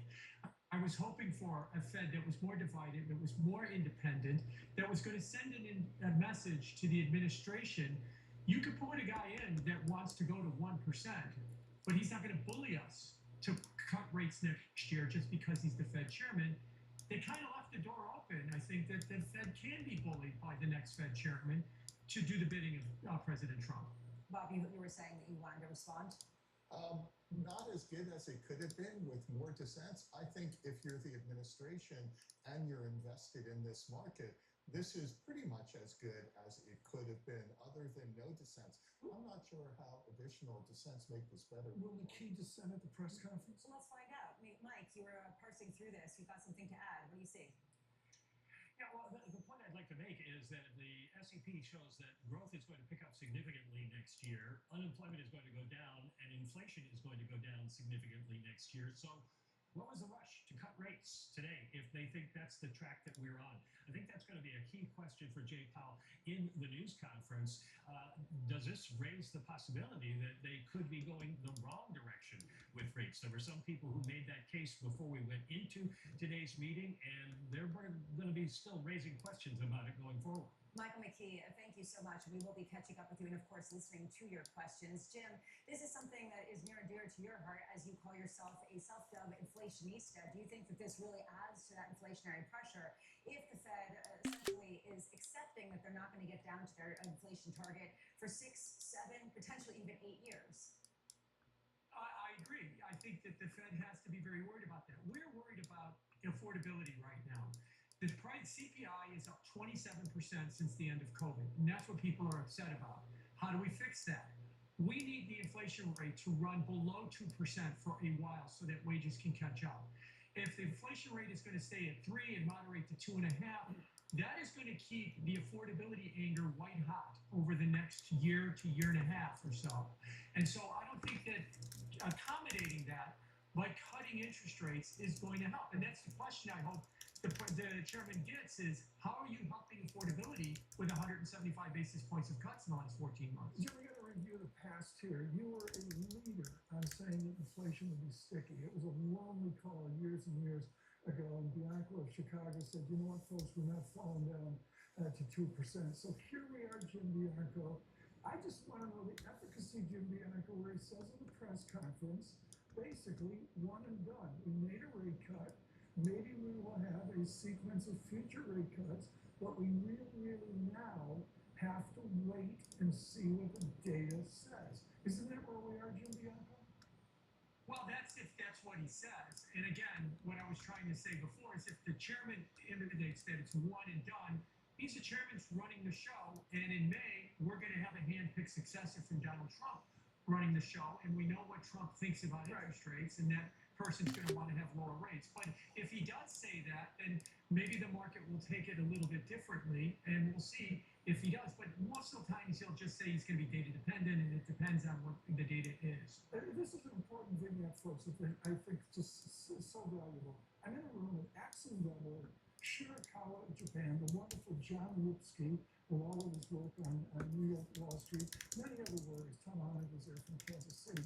And the room fell silent, Bob Michael, when they talked about the next regime of the Fed. And they risked here that it would be cut.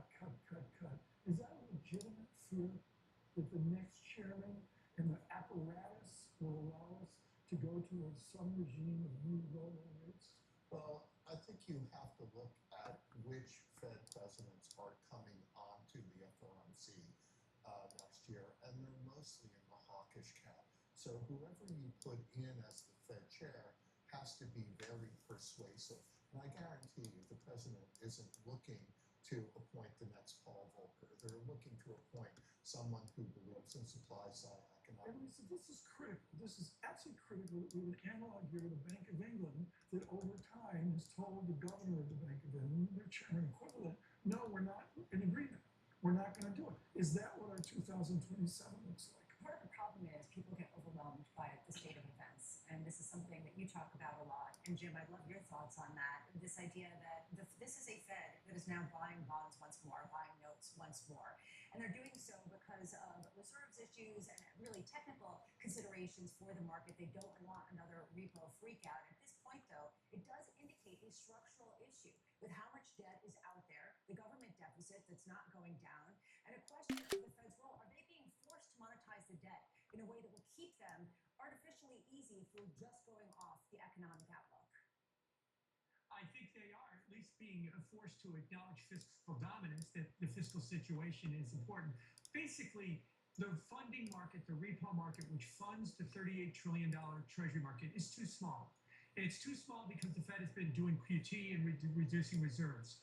Those interest rates, repo rates, have been going up. Now, one answer could be to tell Congress, you can't spend as much money. You can't run as big a deficit because the funding markets can't handle that size of a market. But if the Fed wants to elect to, let's expand the funding markets to meet the size of the bond market, you're telling Congress, go ahead, spend more money, run bigger deficits. We got your back. We'll continue to expand that funding market to meet those goals. And the biggest driver of inflation over the last couple of years, other than the supply shock that we had in 21, has been government spending. And they seem to be encouraging more government spending. Bob, do you agree with that? Absolutely, 100%. But it doesn't change the fact that that's what's occurring and the market's responding to that. I look at everything that just happened in the last few minutes, and, everyone got what they wanted. Those hawks on the Fed that didn't want to see a rate cut, they got that. When you look at the Fed futures market, we had 2 rate cuts priced for next year, mid-year and the end of the year. Now there's only one price for next year, and it's in the fourth quarter. So you got what you wanted. You got the market moving away from being in a rate cutting regime going forward. But if you look at the doves on the Fed, if you think about the administration, they got what they wanted. They got another 25 basis points taken off of base rates, and the market's responding positively to that. It's rare that everyone Yo, can we come back up to of an FOMC meeting. 25 745.50? Everyone wins. If you do have Yes. monetization of the debt, yes. You do have ongoing fiscal spending, yes. But that Are you has holding through Powell or not? runaway Yes. inflation. So what's the problem? We're going to get a new Fed chairman. That's the big issue. And the new Fed chairman is going to be perceived to be having a political agenda. And you were hoping that the current members of the FOMC were going to act as an independent break on a political agenda that was coming in. And that's why I wanted to see more dissent to signal that they were ready, willing, and able to be that political break. Now, maybe they will once we get that new Fed chairman, but then that looks political that they didn't take the chance to do it before the new guy came. Tim Bianco, thank you so much, as always, for your insights. This really is going to be the debate. How does Fed Chair Jay Powell position himself, position the FOMC as being independent at a time that's highly politically charged? We hear every single day about the Fed Chair from this president. The review of independence is the core issue, particularly the heritage of the Fed back in 1951, and it's under threat, no question about that. We're beginning to see if the president gives way. As Bob Michael mentioned, the FT article today talking about, well, maybe it isn't 100% and 90% Dr. Hassett, and you get to a point where there's a renewed debate. We'll have to see on that. To me, it's a Chicago Fed meeting. We had Goolsbee discussing this is a shock in itself, and that Jim Bianco with us is wonderful. Diane Swank owns the high ground of Middle America with KPMG. She's not out of 3 zip codes in Manhattan and joins us this afternoon. I look, Diane, at this moment, and when I see Goolsbee's dissent, and it's essentially a Chicago dissent, it's a dissent of productivity. Do we have any idea with this new AI that we have a new productivity 15 minutes till he better starts. real GDP? He might be more late effective too, and a couple efficient minutes. America? We don't know that yet. What we do know is that productivity growth has moved up, and that's because firms are doing more with less. We don't know that it's all from AI. We haven't seen enough adoption of AI yet to get there. And also what we don't know is how AI will be used, whether or not we'll see a lot of new jobs from this new innovation. That's usually what we see from innovation. Certainly that's not what Silicon Valley is telling us at this point in time. And also it matters who the gains of the AI actually accrue to. If those productivity gains continue to accrue to the owners of capital instead of workers, workers are going to feel left behind. And they're already feeling left behind because of the fact that the level of prices, as Jim pointed out, is just too high. Even if inflation were to cool from here, the level of prices are still too high. Bruce, I set up that question because I knew what Dr. Swank would say. Who is going to be the winner of productivity? Who are going to be the winners out there? And that's the ultimate political tension. Which is the reason why the Fed's willingness is getting increasingly politicized. And I love your take on how this Fed is taking into account productivity gains of AI and talking about Goldilocks. Essentially, that is the scenario that they laid out in their statement of economic projections. Well, the Goldilocks scenario really requires with productivity growth to be broad-based, and actually, people always forget this part of it. If productivity growth, they raise the growth rates for next year. If productivity growth is driving gains in overall economic growth, it means we can actually have higher break-evens on the Fed funds rate because the economy can grow more rapidly without having to lower rates. And I think that's important as well. And so we're really not seeing all this yet, and I think it's still ahead of us. I am worried about the fact that we're getting fiscal stimulus in the form of the largest tax refund surge on record in the first and second quarters between March and May. And we know that those tax refunds are treated like windfall gains due to the expansions of tax cuts passed in July of last year. They're retroactive to the beginning of 2025.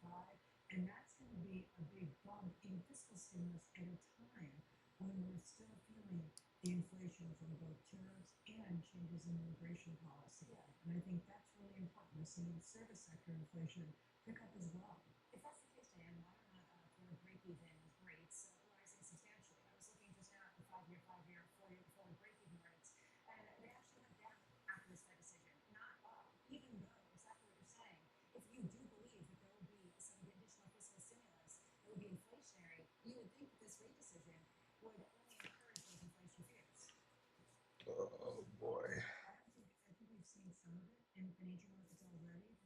it's not happening today doesn't mean it won't happen. And we've already seen some nervousness in the bond market, skittishness about the size of debt that they have to absorb, the mega merger deals that are coming out that are also financed by debt. All of that together, along with the fact that we're now going to see in 2026, the government debt is going to eclipse the size of the economy. It has not done that since World War II. And so we're moving into new territory. And I think a lot of people are sort of looking at the way the world was rather than what's changing. And things are changing very rapidly. If you were just joining us, we did get that Fed rate decision. It did lower by 25 basis points as widely as expected. 9 to 3 of the 3 dissents. The news really is that Austin Goolsbee joined the Fed's Schmidt in dissenting, saying that they should not lower rates. You, of course, had Stephen Byron, Fed governor, talking about a 50 basis point cut, dissenting on the other side. Not as many dissents as people had expected. The Fed did revert back to what we saw in the October statement, using language used just before pausing rate cuts, so potentially the last Fed rate cut for a long time. Biden's chair, Jay Powell. I'm just wondering, if you think that right now this market is saying they are likely to do this, that the data that is available really doesn't signal that this cut and then maybe one more next year really is going to be inflationary. Well, I think that's what the market's hoping for. I think there are a lot of businesses that we invest in where we do see the productivity gains from AI already. We also know within our own bank there are significant productivity gains. So some of that is already out there. The unfortunate price reset from pre-COVID levels to today is also a problem. I get that. But that's dampened aggregate final demand. What do we want going forward? Do we want the disinflation we seem to be in and what the Fed is projecting?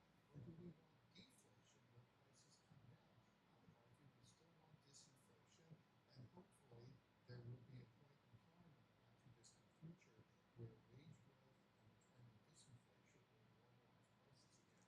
But all of that still is a headwind to consumption. So businesses are very careful how much cost increases they push through now. Can I do a counterfactual? Please. That is, if we had a 50 big Biden cut, what would happen to the American economy? How would the financialization of the American system, if you gave us a 50 big cut now, would be a veritable banking explosion, wouldn't it? It would certainly add a lot more stimulus to what we're already seeing. The stimulus is heat. Heat is inflation. Unless you can really get all those offsets from AI in the right places. And I think that's the hard part is the old economy is where the tariffs are hitting the hardest in manufacturing activity. And we are seeing it come through in prices. And we're also seeing labor shortages even as the labor market weakens in pockets where immigrants have dominated. That's showing up in prices as well. In-home elder care, child care costs, all soaring. That was just in September, and those shortages have only gotten worse since that. Lisa, 2:20, I looked at the clock, right when Dan Smog said tariffs. The first time we got the tariffs was 20 minutes into the show. For most of our audience, tariffs are a big deal. They're affecting their groceries, their healthcare, everything else that was Yeah, plus the Christmas tree is 15 to 20% higher because of tariffs.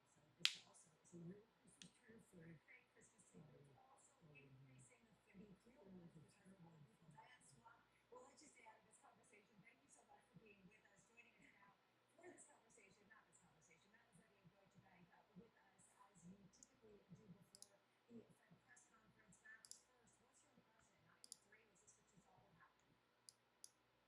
Yeah, to be honest, I think in terms of the statement, the SEP, the dissents, I think it was very much in line with expectations. Certainly there was scope to get greater dissents from a hawkish direction than what we got. I think 4 regional Fed presidents, potentially Governor Barr, was also leaning against this cut. But we always thought that it was the job of Chair Powell, through the statement, the language change that we got there. But then I think coming up through the press conference signals that he sends to try to rein in some of those dissents, to have a hawkish message that allows those officials to speak through that. And so I think we probably got that as well. You're seeing markets respond by taking rates down. I don't think that's really anything that we saw in the statement or the SEP or the dissents. I think it really was the Fed ramping up reserve management purchases, these T-bill purchases a little bit earlier than was expected. That was a banking check looking at the equity markets. He says the stock markets will go up, up, up. How do you attach resilient economics to Binkley Chadha's huge equity outlook? Yeah, I think the good thing about how we do it here, it's internally consistent. So I think Binky takes our economic growth forecasts, our global economic growth forecast, and builds that into his earning projections. We have 2.4% growth for the U.S. economy over the next year. That was sounding, I think, quite bullish relative to consensus expectations. But I would note the Fed median forecast came up to 2.3% today. I think was revised higher than what many anticipated, and that is now much closer to our own expectations. So I think these two things are mutually reinforcing. We see a stronger growth backdrop. We see financial conditions easing through Binky's equity channel, and those two things reinforcing each other over the next year. Matt, your other colleague, Jim Reed, put out a provocative question earlier this morning saying, what if the next Fed move is up? At what point do you think that the moves that the Fed is laying out really sets up that counterfactual in a more real way? Yeah, certainly a provocative question, and I think over the next year we're getting more questions about that, and I think it's more coming from the global sphere at this point. You're seeing, places like the RBA turn a little bit more hawkish. There's questions about the ECB, Bank of Canada seeing stronger economic data as of late. For the Fed specifically, though, I think you need two things to happen. One, you have to have a clear elimination of downside risk to the labor market. We are not there yet. There's still some fragility in this labor market over the next several months. Perhaps by the end of next year we could get there. And two, you need the labor market to return as a source of inflationary pressure. So you need the unemployment rate to decline, quits rate to move higher, and wage growth to accelerate. I think it's possible. I think we're seeing a substantial reduction in labor supply in the U.S. economy. I think if you were to add on even more fiscal stimulus, so if we were to get these $2,000 stimulus checks from the Trump administration, I think that's the type of dynamic where that could really shift the debate. People would begin to think a little more actively about rate cuts in the U.S. But to be clear, I don't think we're there. Our baseline expectation is the next move is a cut. What do you think? What do you think it would take for the Fed's next move or a move next year to be a rate hike and not a cut? Well, I think you have to see the fiscal stimulus from the One Big Beautiful Bill Act hit and accelerate business investment and consumer spending. You have to see a labor shortage resulting from that. You have to see a wage price spiral. Maybe you'll see that in the second quarter, but right now the Fed threaded the needle. Can't we just enjoy this into the holiday season? That's the smartest thing to do. And I follow the opinion on it. I get that. But the bottom line is we have a prosperous economy for the haves. It's not like such an appetite where everyone is like to have people excited. And that's really unique. Well, yeah, but let's not forget that the One Big Beautiful Bill Act also allows no taxes on tips, overtime, social security payments, and a lot of those are concentrated in the bottom couple quintiles of earners. So there should be some relief coming down. Where's your lack of conviction? That was ready in an outlook and off of this Fed meeting today. Where's the question of your conviction in the next year? What are you most worried about?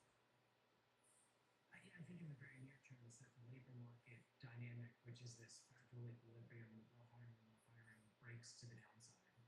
That you begin to see layoffs pick up. I really don't think we see that evidence as of yet, but it's a real risk over the next several months. I think over the course of 2026, I think there's some risk to the upside here. Bob mentioned on the fiscal side, the stimulus checks that have been floated, not part of our baseline, but would be a very real upside risk. And then I think we just can't put aside these risks around Fed independence and we heard Treasury Secretary talking about multi-president and we have to go through those votes and you have a Supreme Court case for Lisa Cook coming up early next year. So there, I think that there are a lot of risks associated with it from a Fed independence perspective, inflation risk potentially to come, long into the bond market, also at risk potentially from that. Matt, we have about 3.5 minutes before the press conference begins. From your perspective, what's the one question you have for Fed Chair Jay Powell, potentially at the last Fed cut that he oversees? Yeah, I think it's a little bit around the language that they introduced into the labor market and into the statement. How we need to think about that is that clearly sending a signal that there's a much higher bar in the near term. I also want to ask him, are you internalizing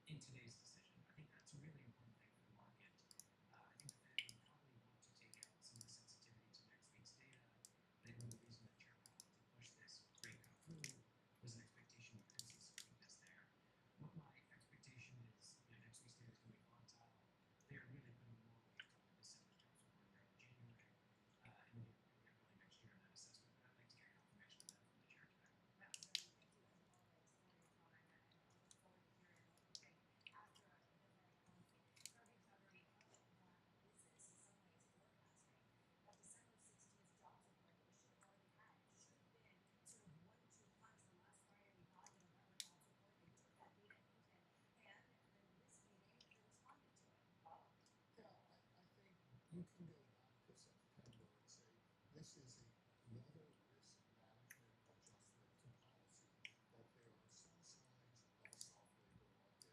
You're far away from what your forecasted as your neutral rate. Why not take another 25 basis points off of that? It will help corporate America. I'll get a lot of questions in the next few days.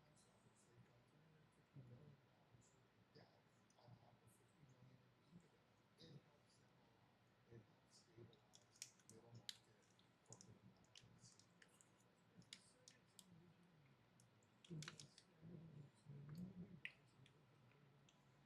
corporate America are small and middle market businesses.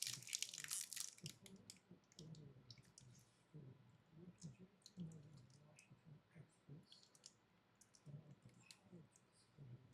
of debt on top of $50 million in EBITDA. It helps them a lot. It helps stabilize middle market corporate America to see if there's 25 basis points. To 3%, and was that in the statement, and then you ratcheted up GDP 0.5% from where you were at the last summary of economic projections. It's answers to questions like that will tell you how to influence the current Federal Reserve voters. That was a fantastic question, and I hope that he gets asked that. If you really look to understand just what kind of clutch the Fed chair holds over this committee. Bob Michael, as always, thank you so much for being with us for all this time. Truly, always one of the absolute best. Right now, in markets, a collective sigh of relief. It could have been a lot worse. That is sort of the message coming from the S&P up a 10%. Nasdaq still suffering a little bit, down to 10% suffering, I say. Still near all-time highs. And also 2000 seeing that pop at 6/10%.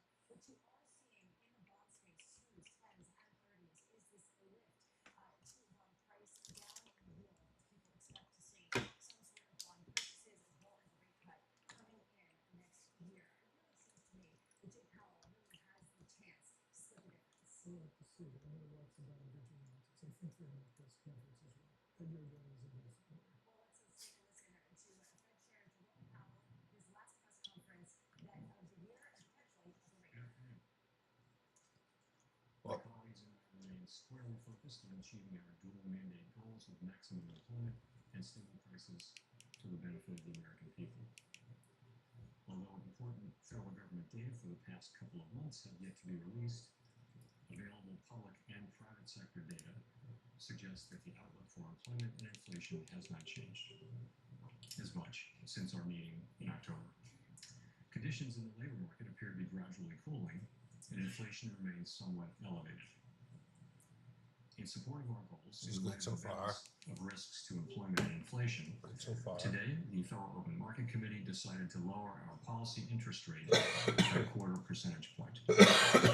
As a separate matter, we also decided to initiate purchases of shorter-term Treasury securities solely for the purpose of maintaining an ample supply of reserves over time, thus supporting effective control of our policy rate. I will have more to say about monetary policy and its implementation after briefly reviewing economic developments. Although some key government data have yet to be released, available indicators suggest that economic activity has been expanding at a moderate pace. Consumer spending appears to have remained solid, and business fixed investment has continued to expand. In contrast, activity in the housing sector remains weak. The temporary shutdown of the federal government has likely weighed on economic activity in the current quarter, but these effects should be mostly offset by higher growth next quarter, reflecting the reopening. In our summary of economic projections, the median participant projects that real GDP will rise 1.7% this year and 2.3% next year, somewhat stronger than projected in September. In the labor market, although official employment for October and November are delayed, available evidence suggests that both layoffs and hiring remain low, and that both households' perceptions of job availability and firms' perceptions of hiring difficulty continue to decline. The official report on the labor market for September, the most recent release, showed that the unemployment rate continued to edge up, reaching 4.4%, and that job gains had slowed significantly since earlier in the year. A good part of the slowing likely reflects the decline in the growth of the labor force due to lower immigration and labor force participation, though labor demand has clearly softened as well. In this less dynamic and somewhat softer labor market, the downside risks to employment appear to have risen in recent months. In our SEP, the median projection of the unemployment rate is 4.5% at the end of this year and edges down thereafter.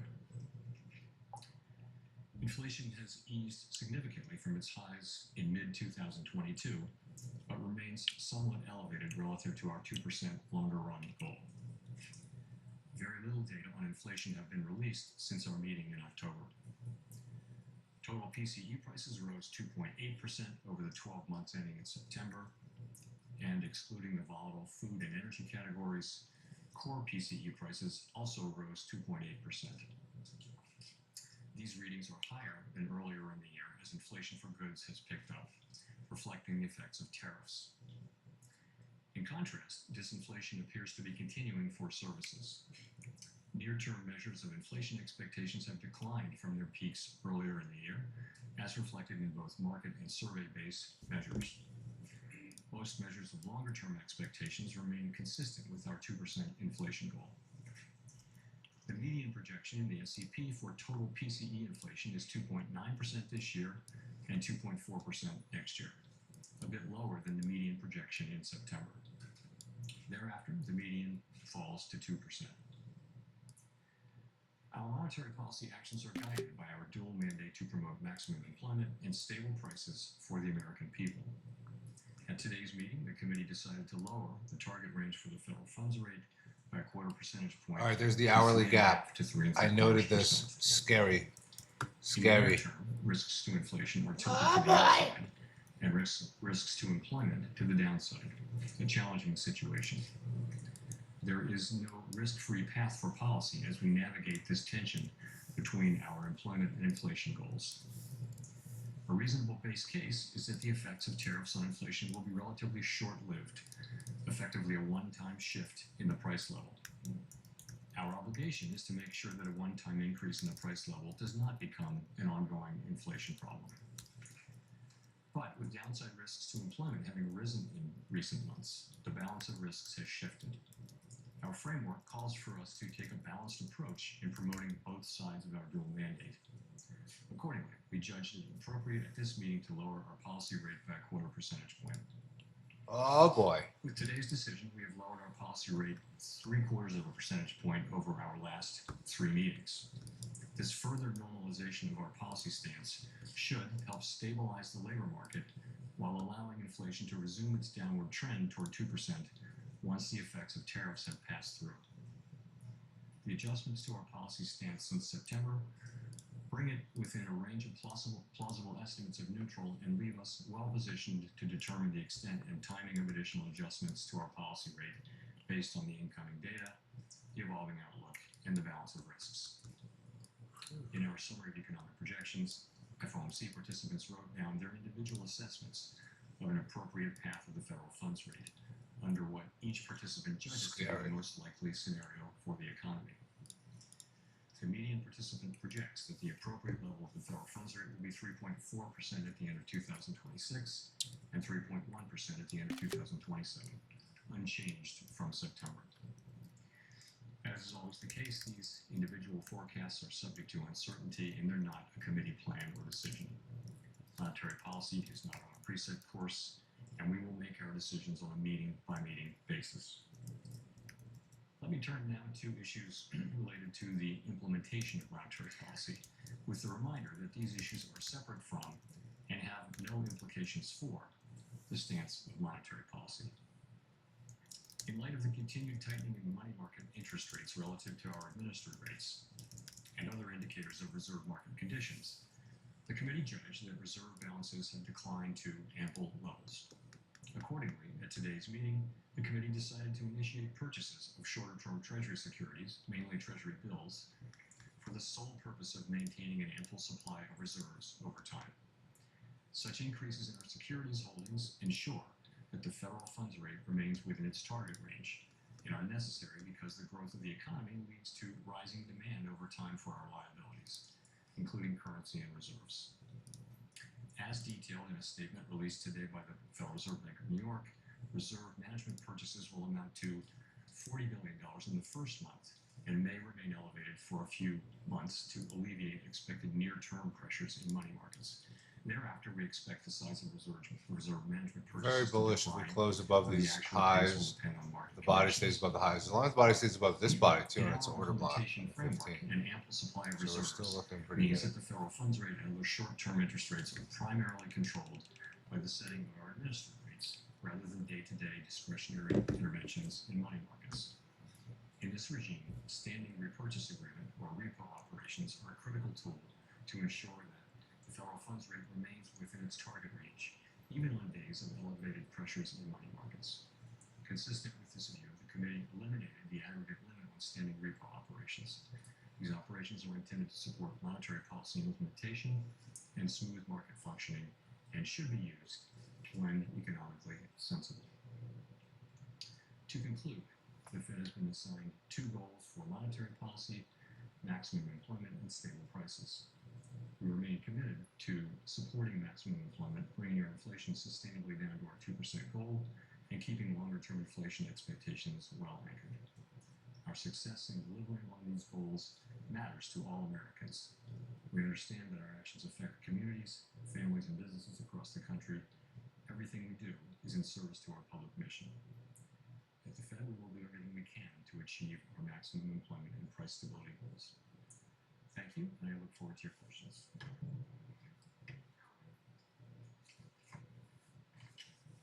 Thank you, Howard Schneider with Reuters. Just first turning to the statement, just to be clear, we're on the same page here. The insertion of the phrase, considering the extent and timing of additional adjustments, does that indicate that the Fed is now on hold until there's some clearer signal from inflation or jobs or the evolution of the economy along the baseline outlook? So, yes, the adjustments since September bring our policy within a broad range of estimates of neutral. And as we noted in our statement today, we're well positioned to determine the extent and timing of additional adjustments based on the incoming data, the evolving outlook, and the balance of risks. That new language points out that we'll carefully evaluate that incoming data. And also, I would note that having reduced our policy rate by 75 basis points since September and 175 basis points since last September, the Fed funds rate is now within a broad range of estimates of its neutral value, and we are well positioned to wait to see how the economy evolves. And if I could follow up on the outlook there, it seems like with the additional GDP growth coupled with easing inflation and a fairly steady unemployment rate, this seems like a pretty optimistic outlook for next year. What's given rise to that? Is this an early bet on AI? Is there some sense of improving productivity out there? What's driving that? So a number of things are driving what's happening in the forecast. And I would say if you look broadly at outside forecasts, you do see a pickup in growth in many of those now too. So it is it's partly that consumer spending has held up. It's been resilient, and to another degree, it is that AI spending on data centers and related to AI has been holding up business investment. So overall, the baseline expectation for next year is, at least at the Fed, and I think with outside forecasters too, is a pickup in growth from today's relatively low level of 1.7%. I mentioned that the SEP median is 1.7 for this year growth and 2.3 for next year. You actually, some of that is due to the shutdown. So you can take 2/10 out of 2026 and put it in 2025. So it would really be 1.9 and 2.1. But overall, yes, for a few reasons, fiscal policy is going to be supportive. And Waiting to see if this 5 minute, see the 5 minute may not close under. So it looks like the baseline will be solid growth next year.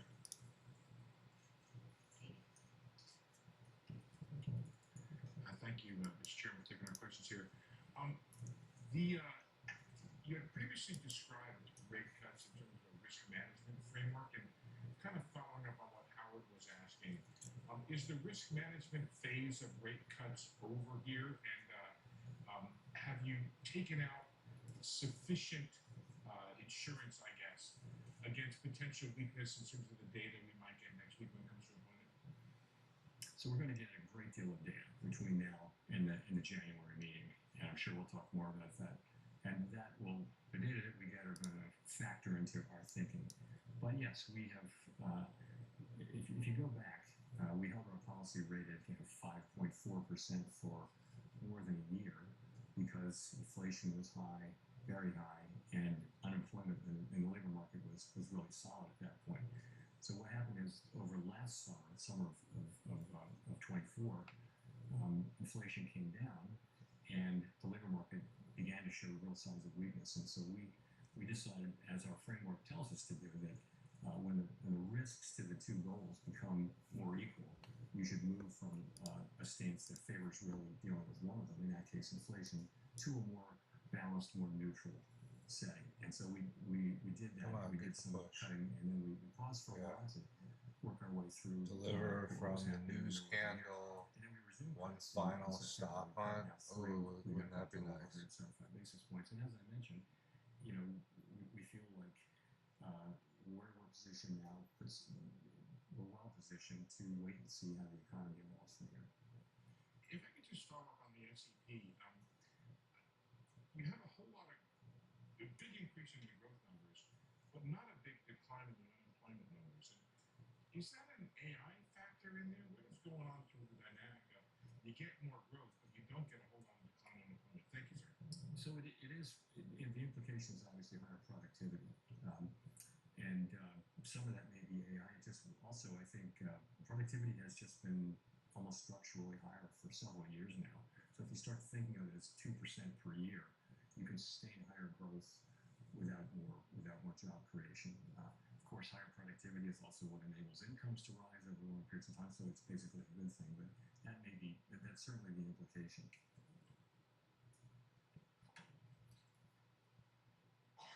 Thank you. Colby Smith with the New York Times. Today's decision was clearly very divided. It wasn't just the two official dissents against the cut, but there were also soft dissents from four others. And I'm just wondering if this reluctance from several people to support recent reductions suggests that there is a much higher bar for cuts in the near term.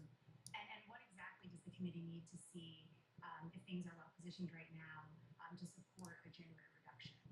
Sure. So let me just say, as I mentioned, here before, the situation is that our two goals have been in tension, right? So interestingly, everyone around the table at the FOMC agrees that inflation is too high and we want it to come down, and agrees that the labor market has softened and that there's further risk. Everyone agrees on that. Where the difference is how do you weight those risks, and what does your forecast look like, and where ultimately where do you think the bigger risk is? And it's very unusual to have persistent tension between the two parts of the mandate, and when you do, this is what you see. And I think it's actually what you would expect to see, and we do see it. Meanwhile, the discussions we have are as good as any we've had in my 14 years at the Fed. They're very thoughtful, respectful, and you just have people who have strong views, and we come together and we reach a place where we can make a decision. We made a decision today. We had 9 out of 12 supported it, so fairly broad support. But it's not like the normal situation where everyone agrees on the direction and what to do. It's more spread out, and I think that's only inherent in the situation. In terms of what it would take, we all have an outlook in terms of what's going to come, but I think ultimately having cut 75 and the effects of the 75 basis points will only begin to be coming in. As I've said before a couple of times, we're well positioned to wait to see how the economy evolves. We'll just have to see. And we will get, as you know, quite a bit of data. I should mention on the data, as long as I'm talking about it, that we're going to need to be careful in assessing, particularly the household survey data. There are very technical reasons about the way data are collected in some of these measures, both in inflation and in labor, in the labor market, so that the data may be distorted, and not just sort of more volatile, but distorted. And And that's really because data was not collected in October and half of November. So we're going to get data, but we're going to have to look at it carefully and with a somewhat skeptical eye by the time of the January meeting. Notwithstanding that, we will have a lot of December data by the time of the January meeting. So we expect to see a lot more, but I'm just saying that what we get for example, CPI or for the household survey, we're going to look at that really carefully and understand that it may be distorted by very technical factors. And just one more question on dissents. I mean, you talk about it in a very positive way, just given the complicated nature of the situation we're in economically. But is there any point in which those dissents become counterproductive, either to the Fed's communication and the messaging around the policy path forward? I don't feel that we're at that point at all. Like I would say, again, these are good, thoughtful, respectful discussions, and you hear people say, you hear many outsiders all say the same thing. I could make a case for either side. I mean, I could make that case. It's a close call. We have to make decisions, and we always hope that the data will give us a clear read. But in this situation, you have competing. If you look through the SEP, you'll see that a very large number of participants agree that risks are to the upside for unemployment and to the upside for inflation. So what do? You've got one tool. You can't do two things at once. So at what pace do you move? What size moves do you make, and that kind of thing? And what's the timing of it? It's a very challenging situation. I think we're in a good place to, as I mentioned, to wait and see how the economy evolves.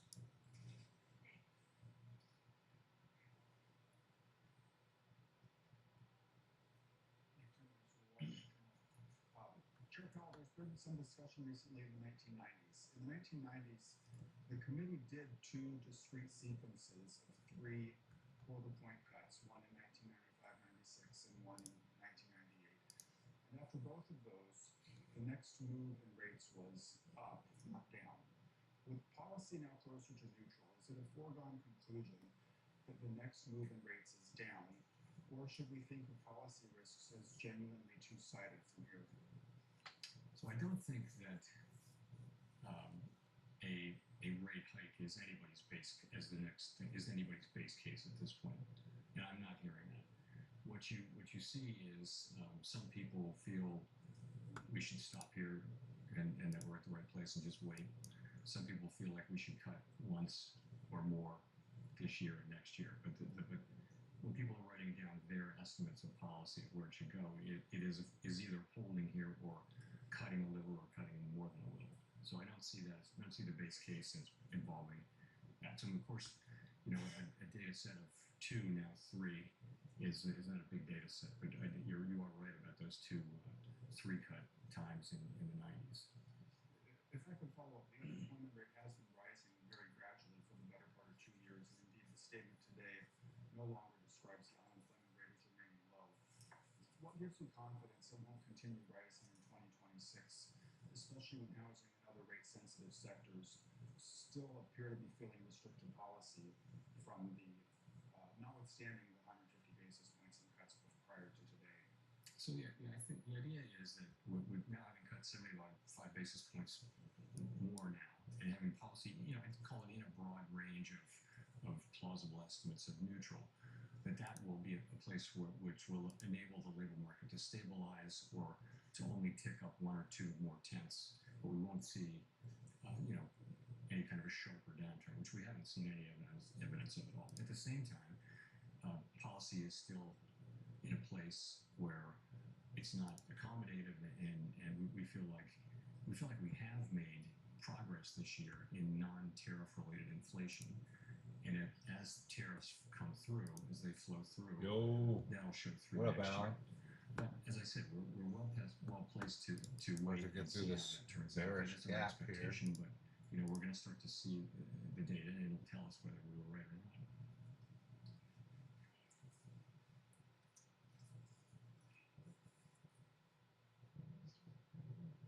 Claire Jones, Financial Times. A lot of people interpreted your comments at the October meeting that when there's a boggy situation, we slow down, to mean that there wouldn't be a cut now, there'd be a cut in January instead. So it'd be good to get a sense of why did the committee decide to move today rather than to move in January instead? Thank you. Right. So in October, I said that there was no certainty of moving, and that was indeed correct.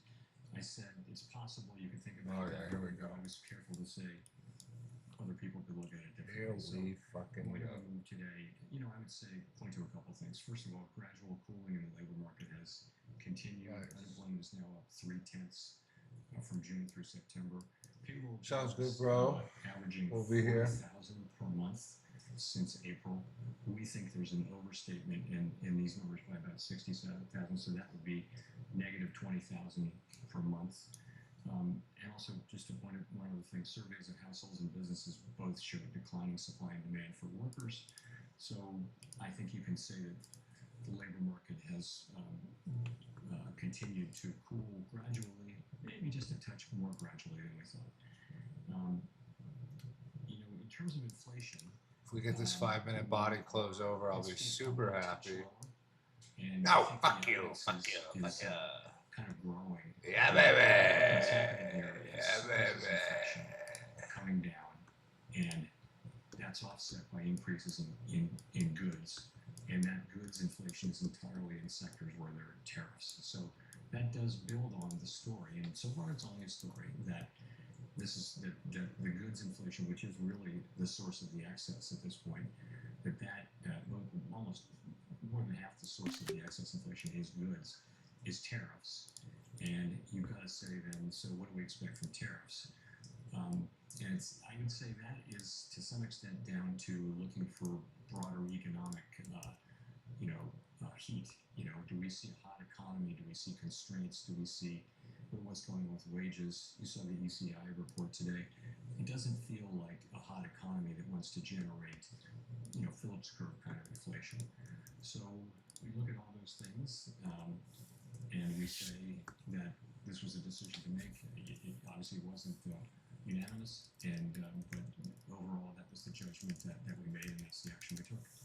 Just on the output reserves point, how concerned were people around the table about some of the tensions we've seen in money markets? Oh, I wouldn't say concerned. So what really happened is this. Balance sheet shrinkage, sometimes called QT, went on. We had a framework in place for monitoring it, and nothing happened. The overnight reverse repo facility went down pretty much close to zero. And then beginning in September, the federal funds rate started to tick up within the range, right?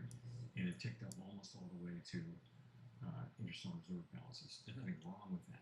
What that's telling you is that we're actually in an ample reserves regime.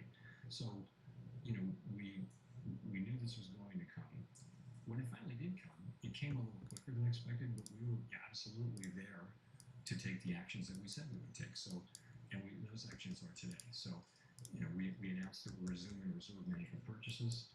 That is completely separate from monetary policy. It's just we need to keep an ample supply of reserves out there. Why so big? The answer to that is, if you look ahead, you'll see that April 15th is coming up, and our framework is such that we want to have ample reserves even at times when reserves are at a low level temporarily. So that's what happens on tax day. People pay a lot of money to the government, reserves drop sharply and temporarily. So this seasonal buildup that we'll see in the next few months was going to happen anyway. It was going to happen because April 15th is April 15th. There's also a secular ongoing growth of the balance sheet. We have to keep reserves, call it constant, as it relates to the vacancies or to the whole economy. And that alone calls for us to increase about $20–25 billion per month. So that's a small part. That's going on.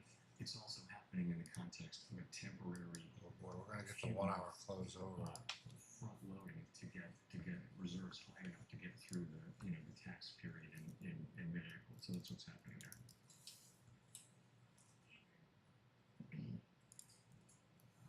Thanks, Mr. Chairman.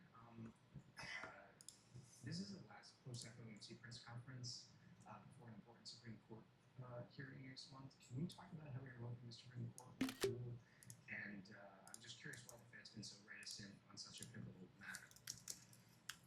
it's not something I want to address here, Andrew. You know, we're not legal commentators.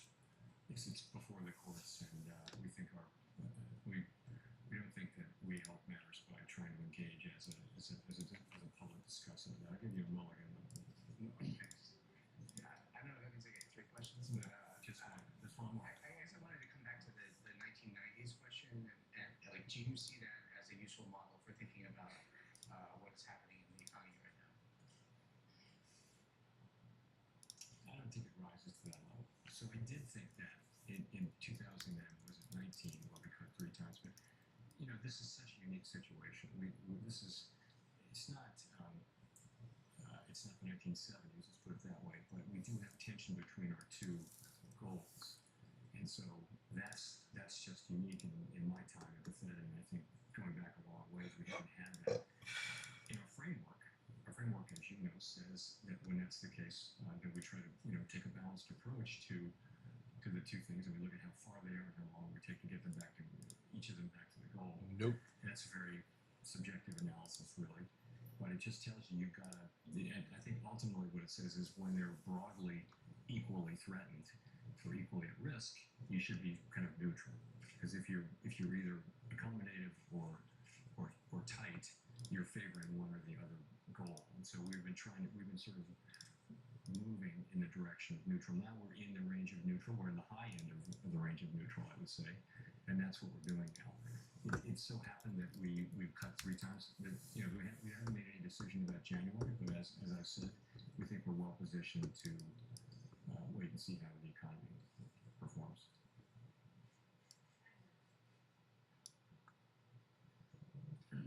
Thanks, Mr. Chairman. Edward Lawrence with Fox Business. I wanted to ask you, the inflation expectations has come down in your S&P report.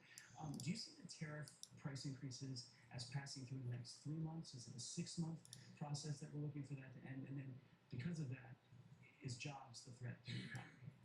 So with tariff inflation, you know, there's the announcement of a tariff, and then there's, you know, they start to take effect, and then it takes some months. Goods may have to be shipped from other parts of the, you know, it may take, you know, quite a while for an individual tariff to take its full effect. But once it's had that effect, then the question is, isn't that just a one-time price increase? So we actually look at it, all of the announcements and what you get from all that. You see sort of for each one of them, there's a time period, and then it's fully in.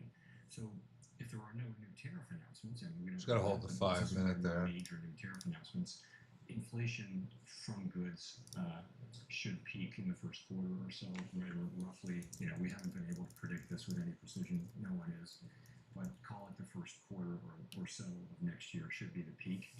And from here, it shouldn't be big. It should be a couple tenths or even less than that. We don't really have precision on this, but. And after that, again, if there are no new tariffs that are being announced, that will take 9 months to get fully in. 9 months is also an estimate. Then you should start to see that coming down in the back half of next year. And I wanted to see if I could address sort of the president's been talking openly about a new Fed chairman. Does that hinder your current job right now, or change your thinking at all? No.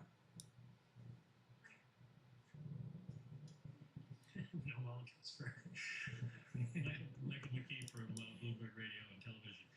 10-year rates are 50 basis points higher than when you started cutting back in September of 2024, and the yield curve basically has been steepening.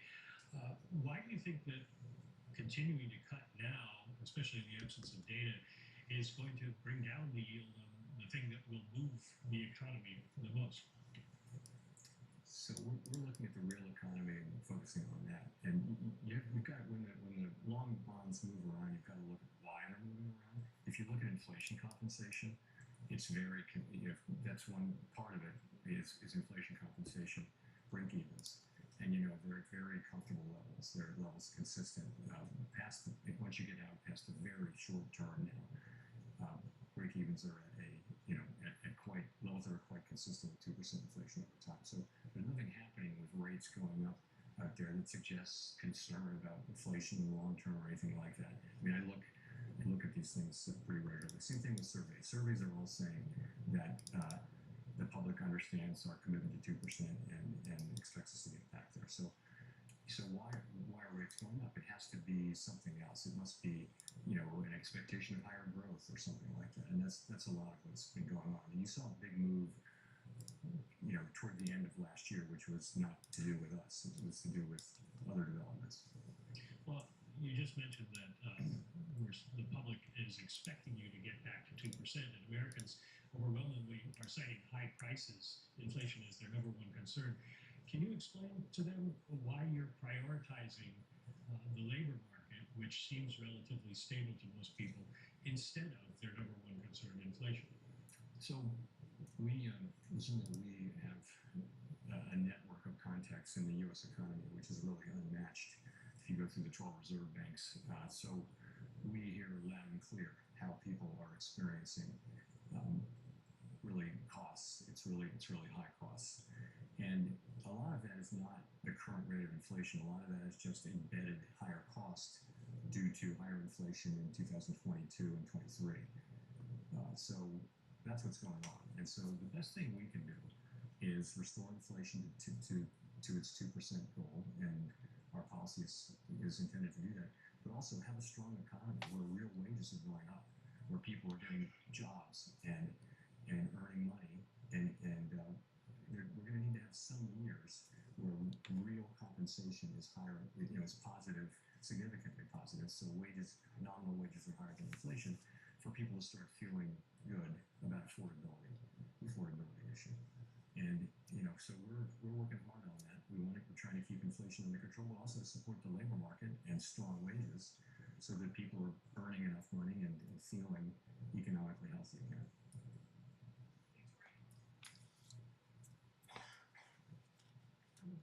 Hi, Victoria.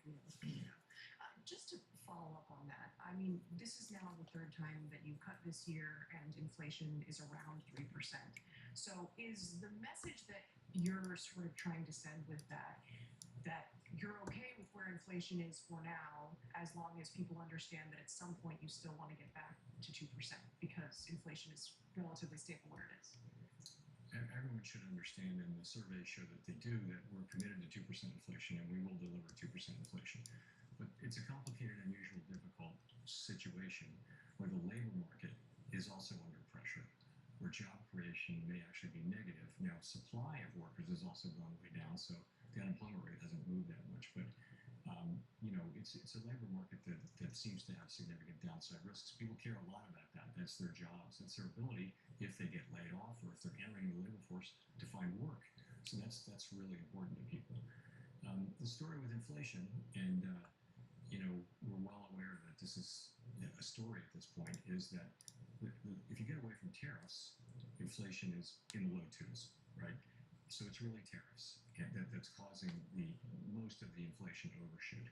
And we do think of those as likely to, in the current situation, is likely to be a one-time price increase. Our job is to make sure that it is, and we will do that job. But right now, you've got this difficult balance, and there are risks to both sides. There's no risk-free path. If it was just inflation and the labor market was just really strong, and then the rates would be higher, as they were for more than a year. You know, we didn't have to worry about inflation. Sorry about the labor All right, so market. ES took that high already, but not Unemployment is very low, if you remember. Friday, December 5th side. The bearish SMT has been taken We can out. focus entirely on inflation. Now it's different. We actually have risks to both, and I think we're doing the best we can for people. They also care about their jobs. They do care about affordability, and the best thing we can do there is both to support economic activity, but also, you know, make sure that when tariff inflation goes down and disappears, inflation lands around 2%.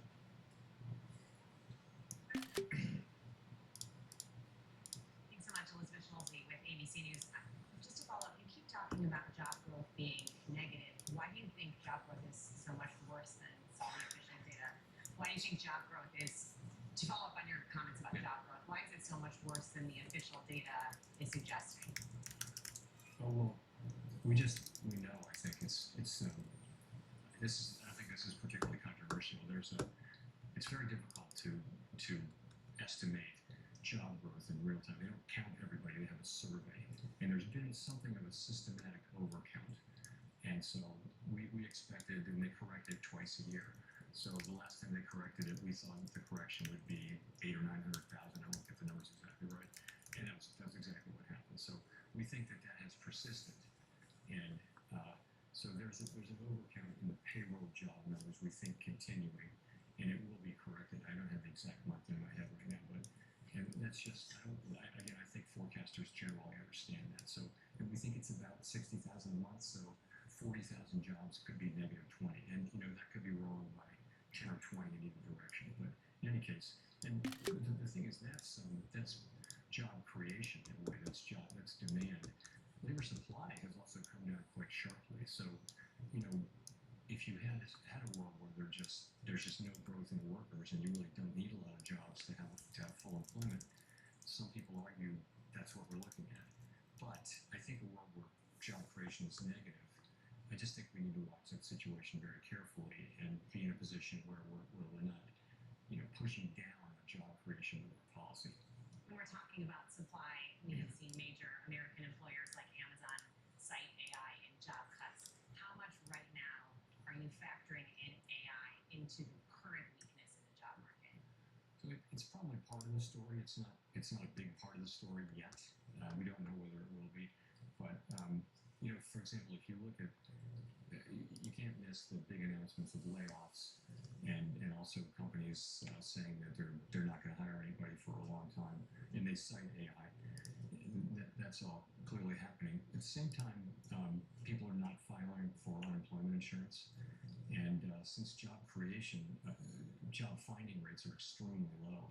If there were big numbers of layoffs, you'd expect the continuing claims to go up, and you expect new claims to go up. But we really haven't much, so it's a little bit curious. Longer term, though, the question is, what are we going to see here? We don't know, but it's it may be that in past technology, really significant technology innovation eras, you have seen some jobs destroyed and other jobs made. Ultimately, what's happened for a couple hundred years is when you get through all that, you have higher productivity and you have new jobs, and there are enough jobs for people. This may be different. It's every time we have a wave of technology, we think, oh, this could put a lot of people out of work. What are they going to do? In the past, there's always been more work and higher productivity, and incomes have risen. What will happen here? We're going to have to see. But right now is such early days. We don't think we see much. It's certainly not showing up in layoffs yet. Thank you, Chair. In the current Bloomberg News, given the breadth of views on the policy committee, why is there such a division of views between the policy on the committee?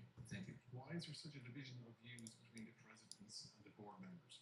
It's not so stark as that. There's depth. The views are more varied in each group as well. There's some of that, but I would say they're also governors and they're people on both sides in both groups. I wouldn't put too much in that.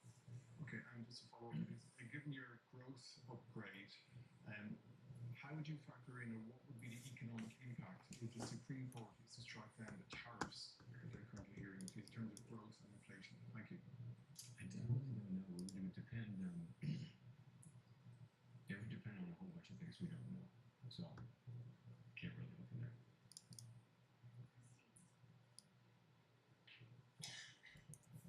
Thank you, Chair Powell. Christine Romans, NBC News.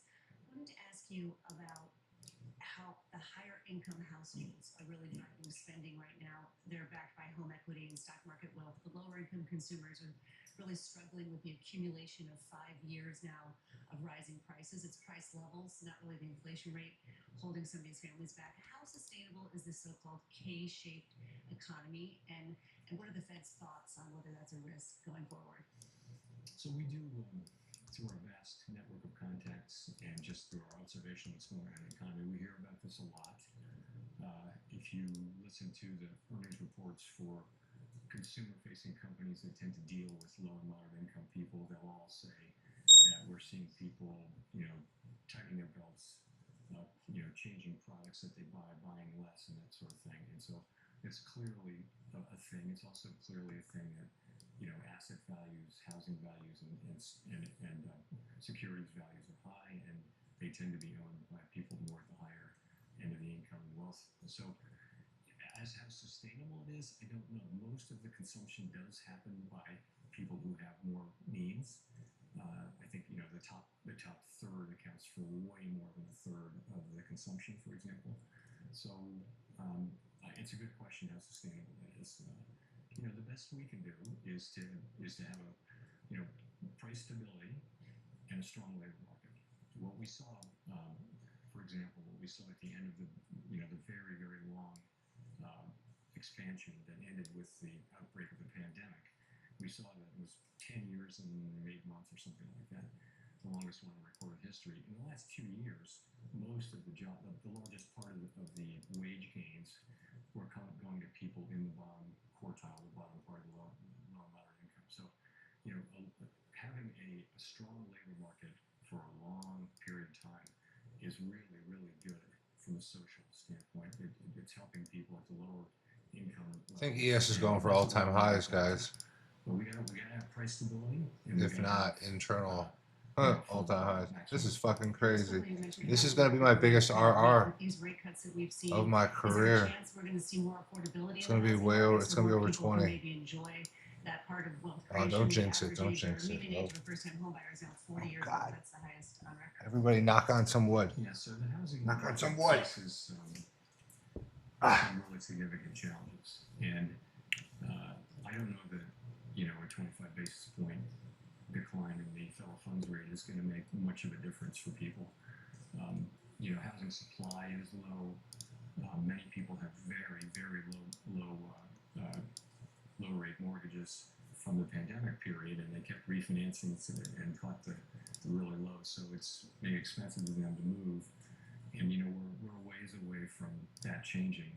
Also, we haven't built enough housing in the country for a long time, and so a lot of estimates suggest that we just need more housing of different kinds. So housing is going to be a problem, and really the tools to address it are we can raise and lower interest rates, but we don't really have the tools to address a housing shortage, a structural housing shortage.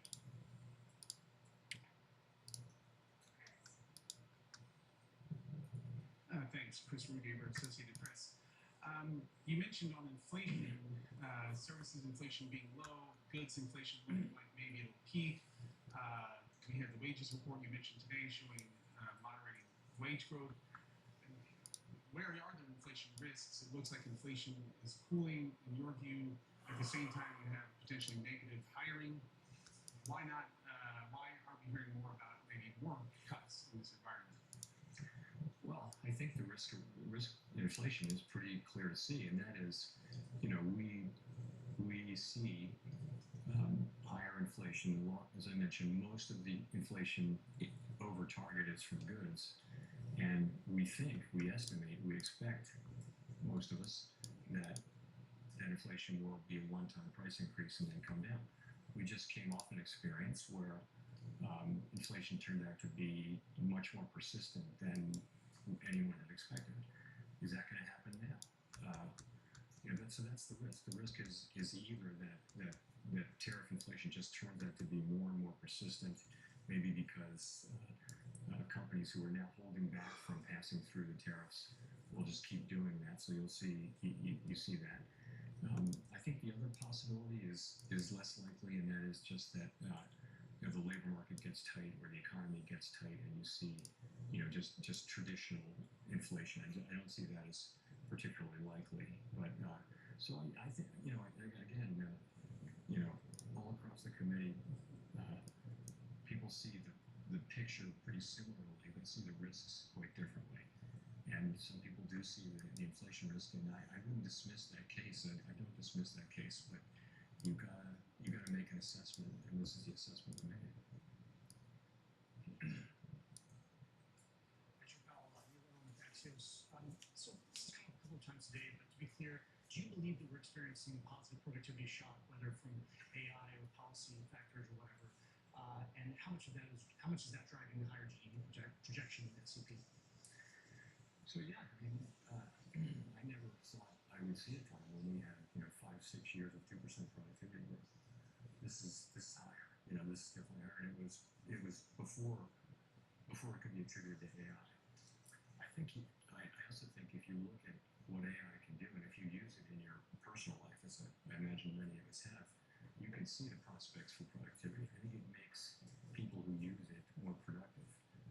It may make other people have to find other jobs. So it could have productivity implications while also having social and labor market implications that we don't have the tools to deal with. But yes, I think we're definitely seeing higher productivity.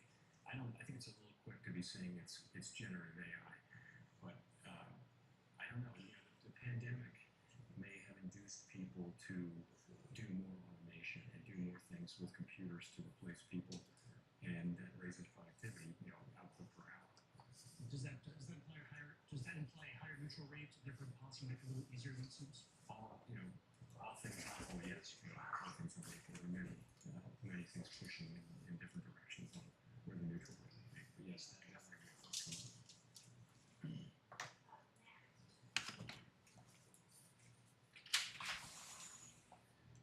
Thanks, Chair Powell. Matt Egan, CNN. After today, you only have 3 more meetings at the helm of the Fed.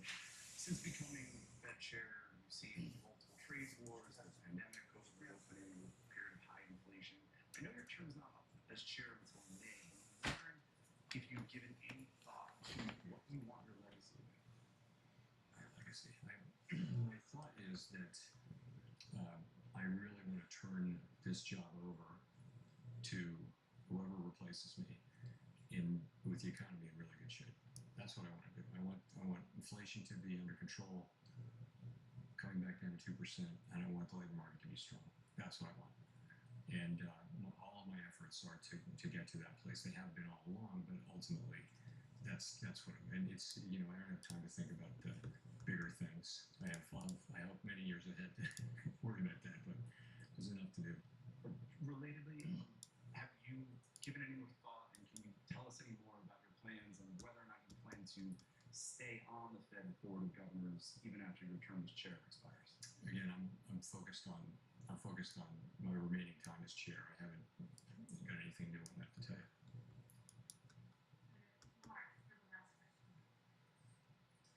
Chairman Mark Hamrick with Bank Rate. Even while many price levels remain elevated, the reductions in the federal funds rate means that savings rates or yields, to be more precise, have peaked, while key borrowing rates remain elevated. And that's, as we've discussed here, as many Americans struggle with liquidity or emergency savings challenges. Is that just collateral damage or an unintended consequence because your tools are limited in addressing individual or household liquidity constraints, insufficient money in the bank?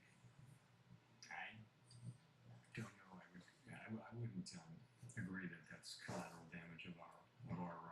I mean, over time, we do what we do in order to create price stability and maximum employment, and those things are hugely valuable to all the people we serve. When we raise rates to bring inflation down, that does work by slowing the economy, but we've moved back our policy back down to where it's certainly not strongly restrictive at this point. I think it's sort of in the range of neutral. So that's what we're trying to do, and I would want people to understand that. And I think what people are feeling is the effect of higher prices. There was a global wave, sort of every large economy in the world, every large open economy, market-based economy in the world had a wave of inflation that looked an awful lot like ours. We actually came through better than any other country, substantially better. We had higher growth, we had a better labor market, and this is really due to the American economy.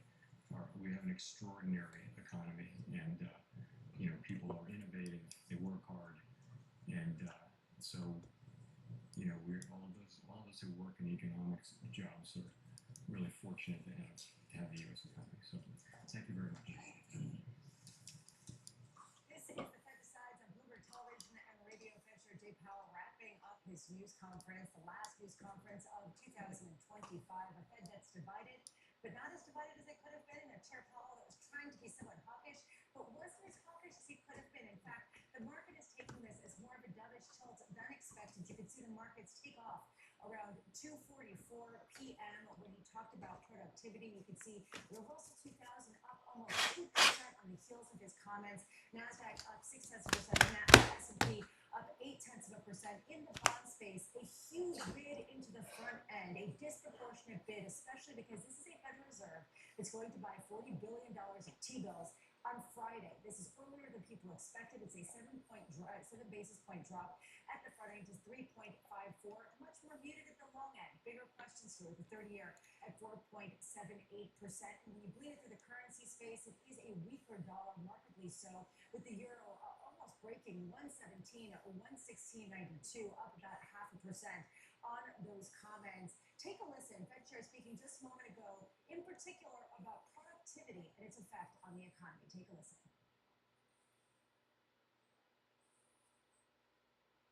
The implication is obviously higher productivity. Some of that may be AI. Just also, I think productivity has just been almost structurally higher for several years now. So if you start thinking of it as 2% per year, you can sustain higher growth without more job creation. Of course, higher productivity is also what enables incomes to rise over long periods of time. So it's basically a good thing. But that's certainly the implication. The idea of productivity underpinning the ability for Goldilocks to take hold, where essentially inflation can remain in check while the GDP continues to expand at the level that we've seen so far. I brought it up earlier, and it came up twice in the press conference. I'm looking at the data, and it tells me the bond vigilantes are up this afternoon. Yeah. There's no question about that. So where's the happy? And the happy is this American economy different than we used to know, and even different than what we perceive right now? That the moon, as Justin found it, is really on this productivity. This is an increase. It's GDP expectations. Unemployment rates relatively low and still cut maybe once more next year, maybe once more in 2027. Also talking about the potential for some sort of ongoing easing, even though they're in the neutral range because of the softness that they see in the labor market.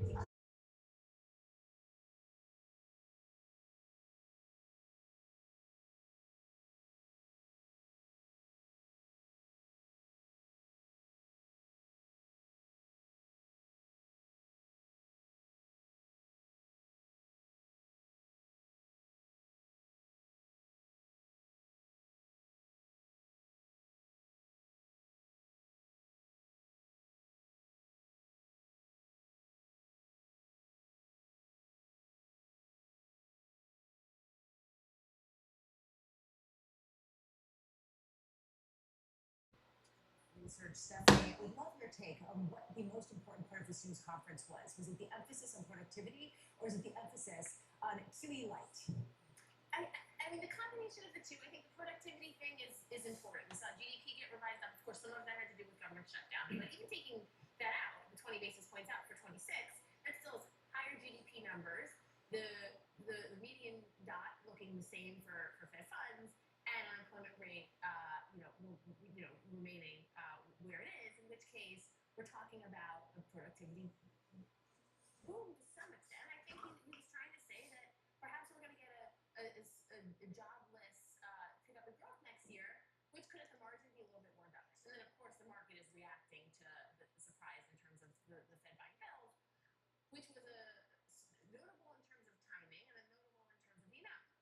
So it was overall, even though it was supposed to be a hawkish cut based on many expectations, but it ended up being fairly dovish. The cross currents here are the non-snooze fest. And I think the summary here for everyone, including the President of the United States, is the mandate is 2%. This goes back ages. Are we really jawboning our way to a new mandate, which is 2.x%, or dare I say 3.0%? I don't think so. I think that in our projections they have lower inflation numbers. I think that's right. I think we're going to be in an environment where inflation is gradually moving lower. If you were to ask most forecasters by this point, would inflation actually be running just around 3%? I think no. I think the pass-through on inflation has been a lot less than many had anticipated. Margins have been kind of okay. It's gone a lot better than most We all saw in the interviews of the year is Nancy Lazar. We had Nancy Lazar at the beginning of the show, and she nailed it. And she said there's all this Fed mumbo jumbo, but it's just a cyclical slowdown. Do you bet with research in a cyclical recovery here, as Anna Wong alluded to today?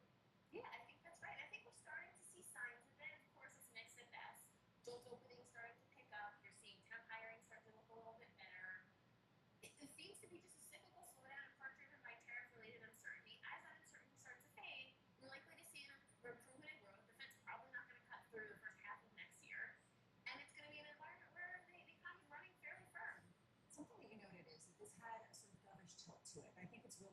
know that certainly the response that we're seeing in markets across the board.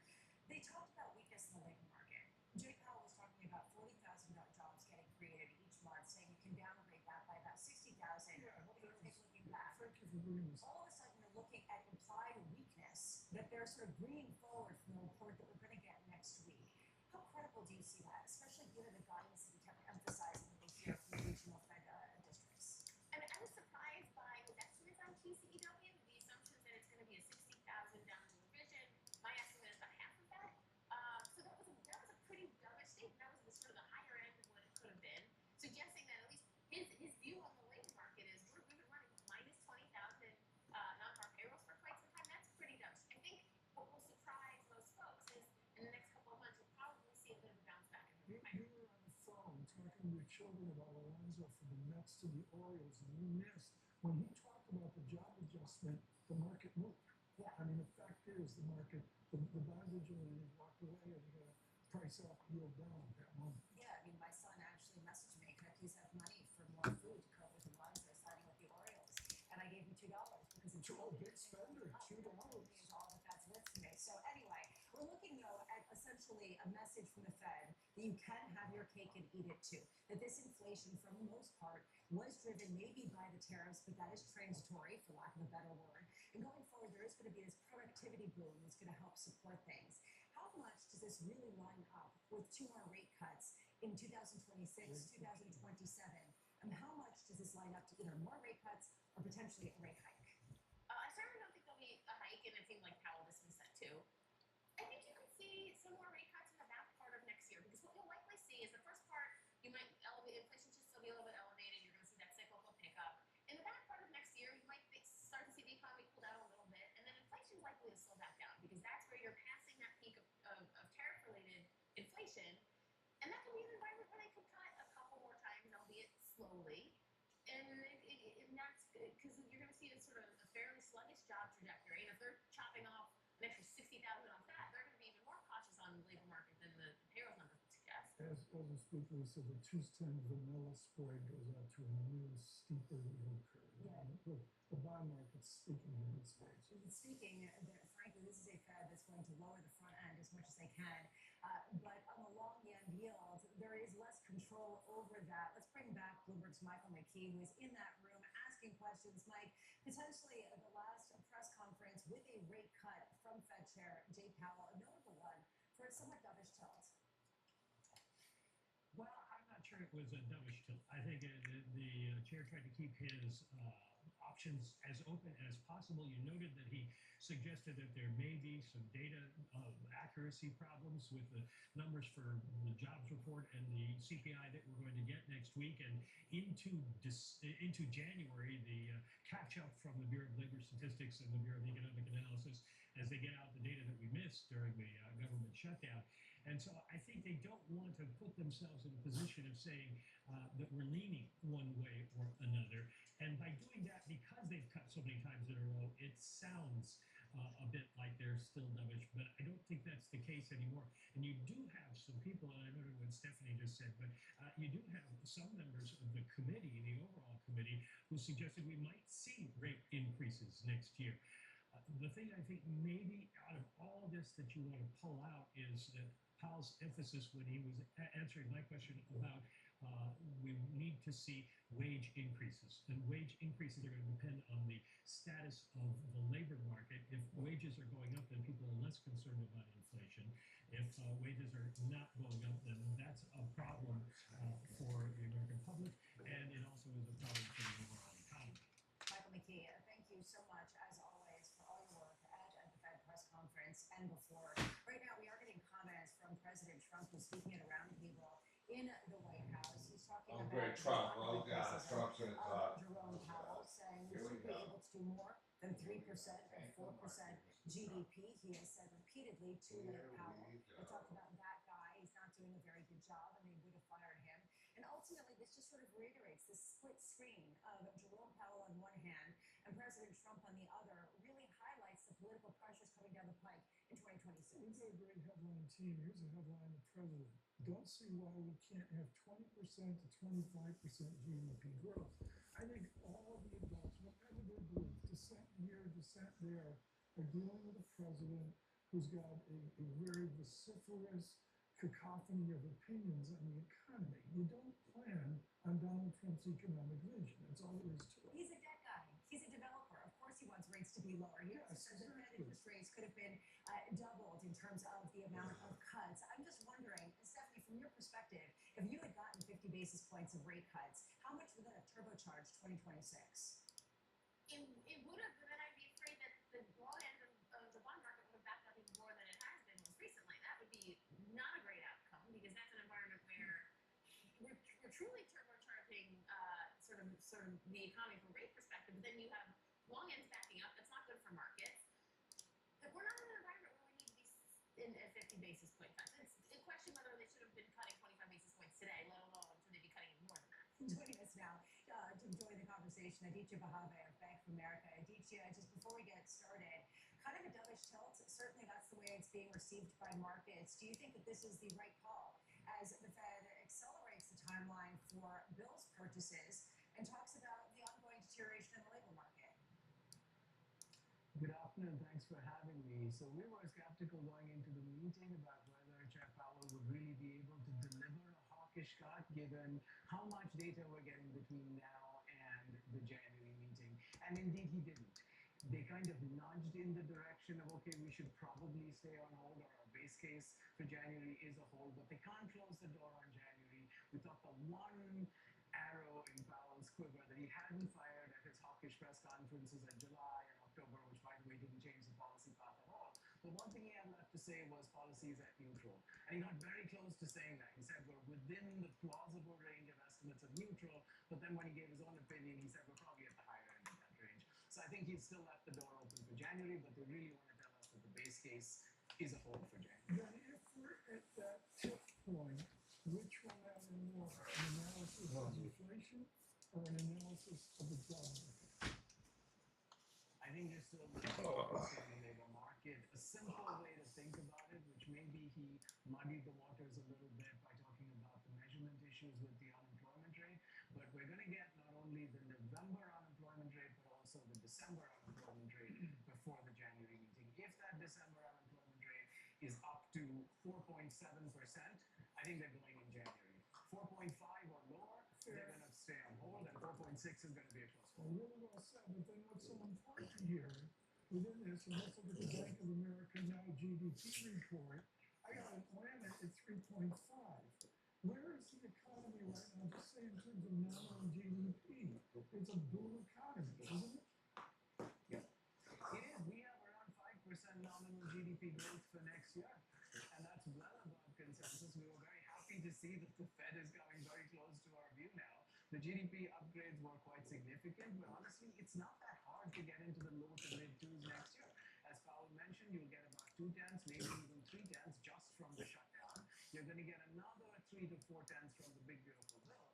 So the hurdle for the rest of GDP growth is only about 1.7, 1.9%, which frankly is what we did this year, even with all the trade disruptions. So we should be in the twos next year, in my view. Stephanie, it strikes me that there's a new psychology taking hold of the Fed that has been for the past 6 months, and it goes to Tom's point about productivity. This idea that at times of transition, it pays to run the economy hot to avoid some of the jobs losses that do come into effect in these huge technological shifts that take hold.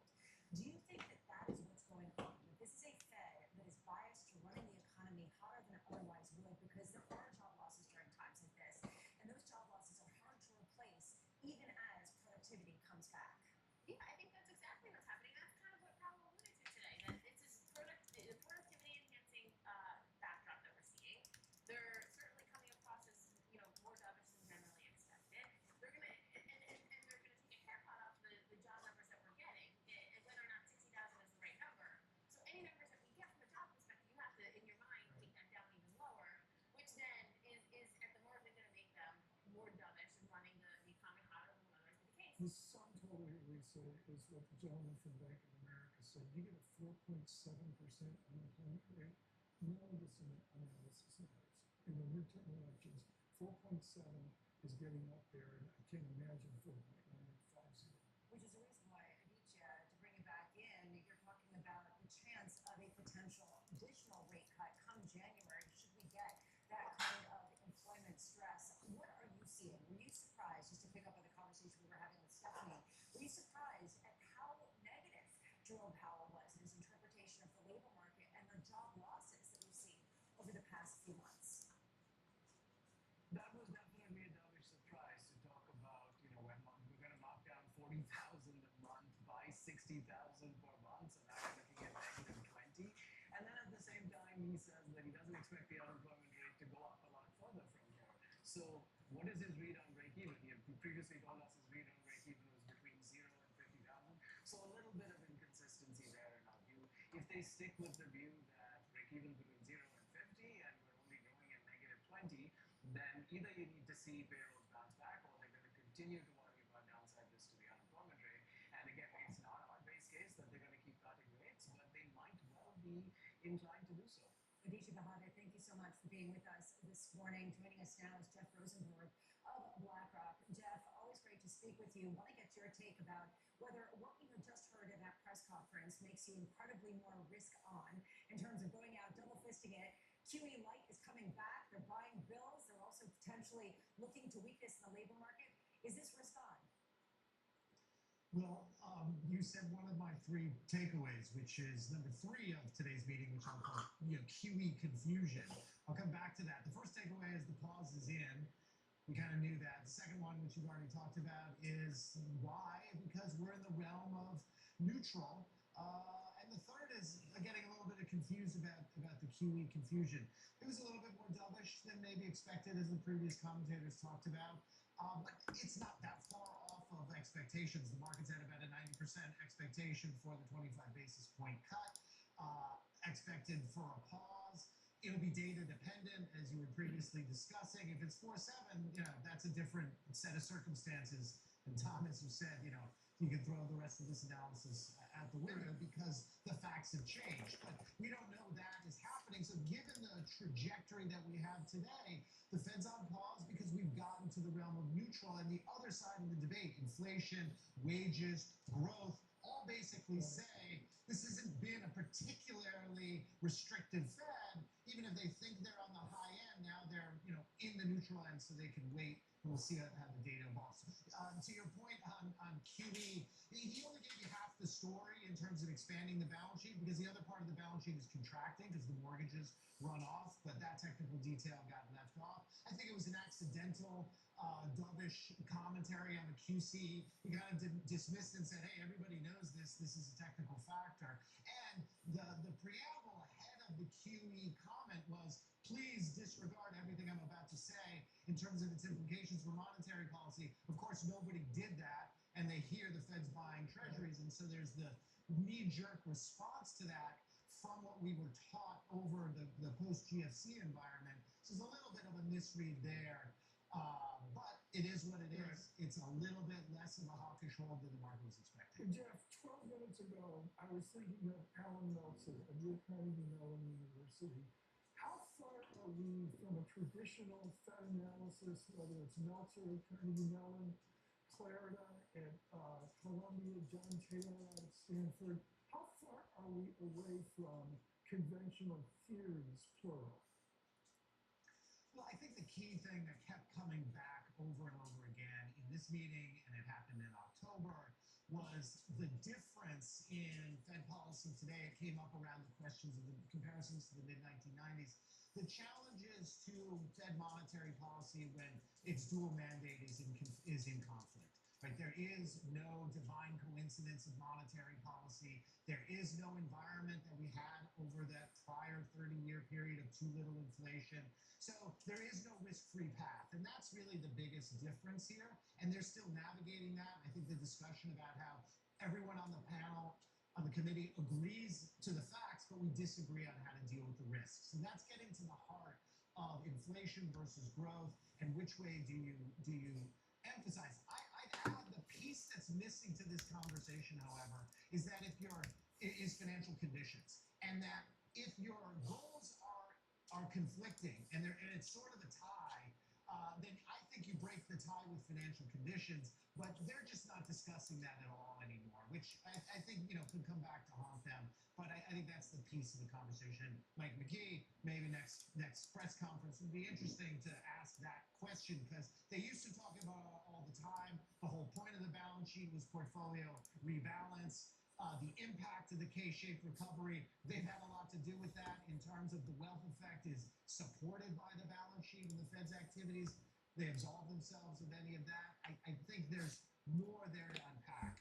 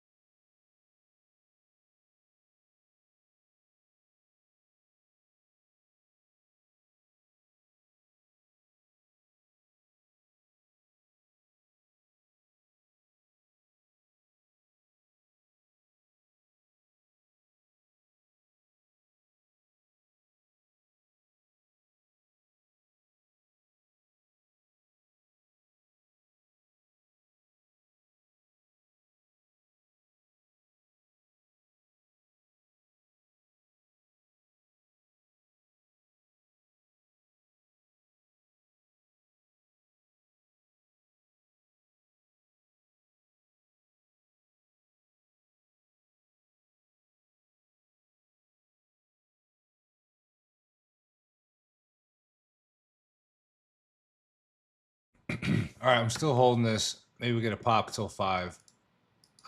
Hit these up here, but I have to go and see my mechanic, another mechanic, who's going to look at the car.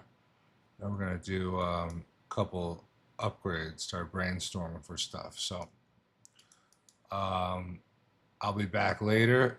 We'll catch Asia tonight.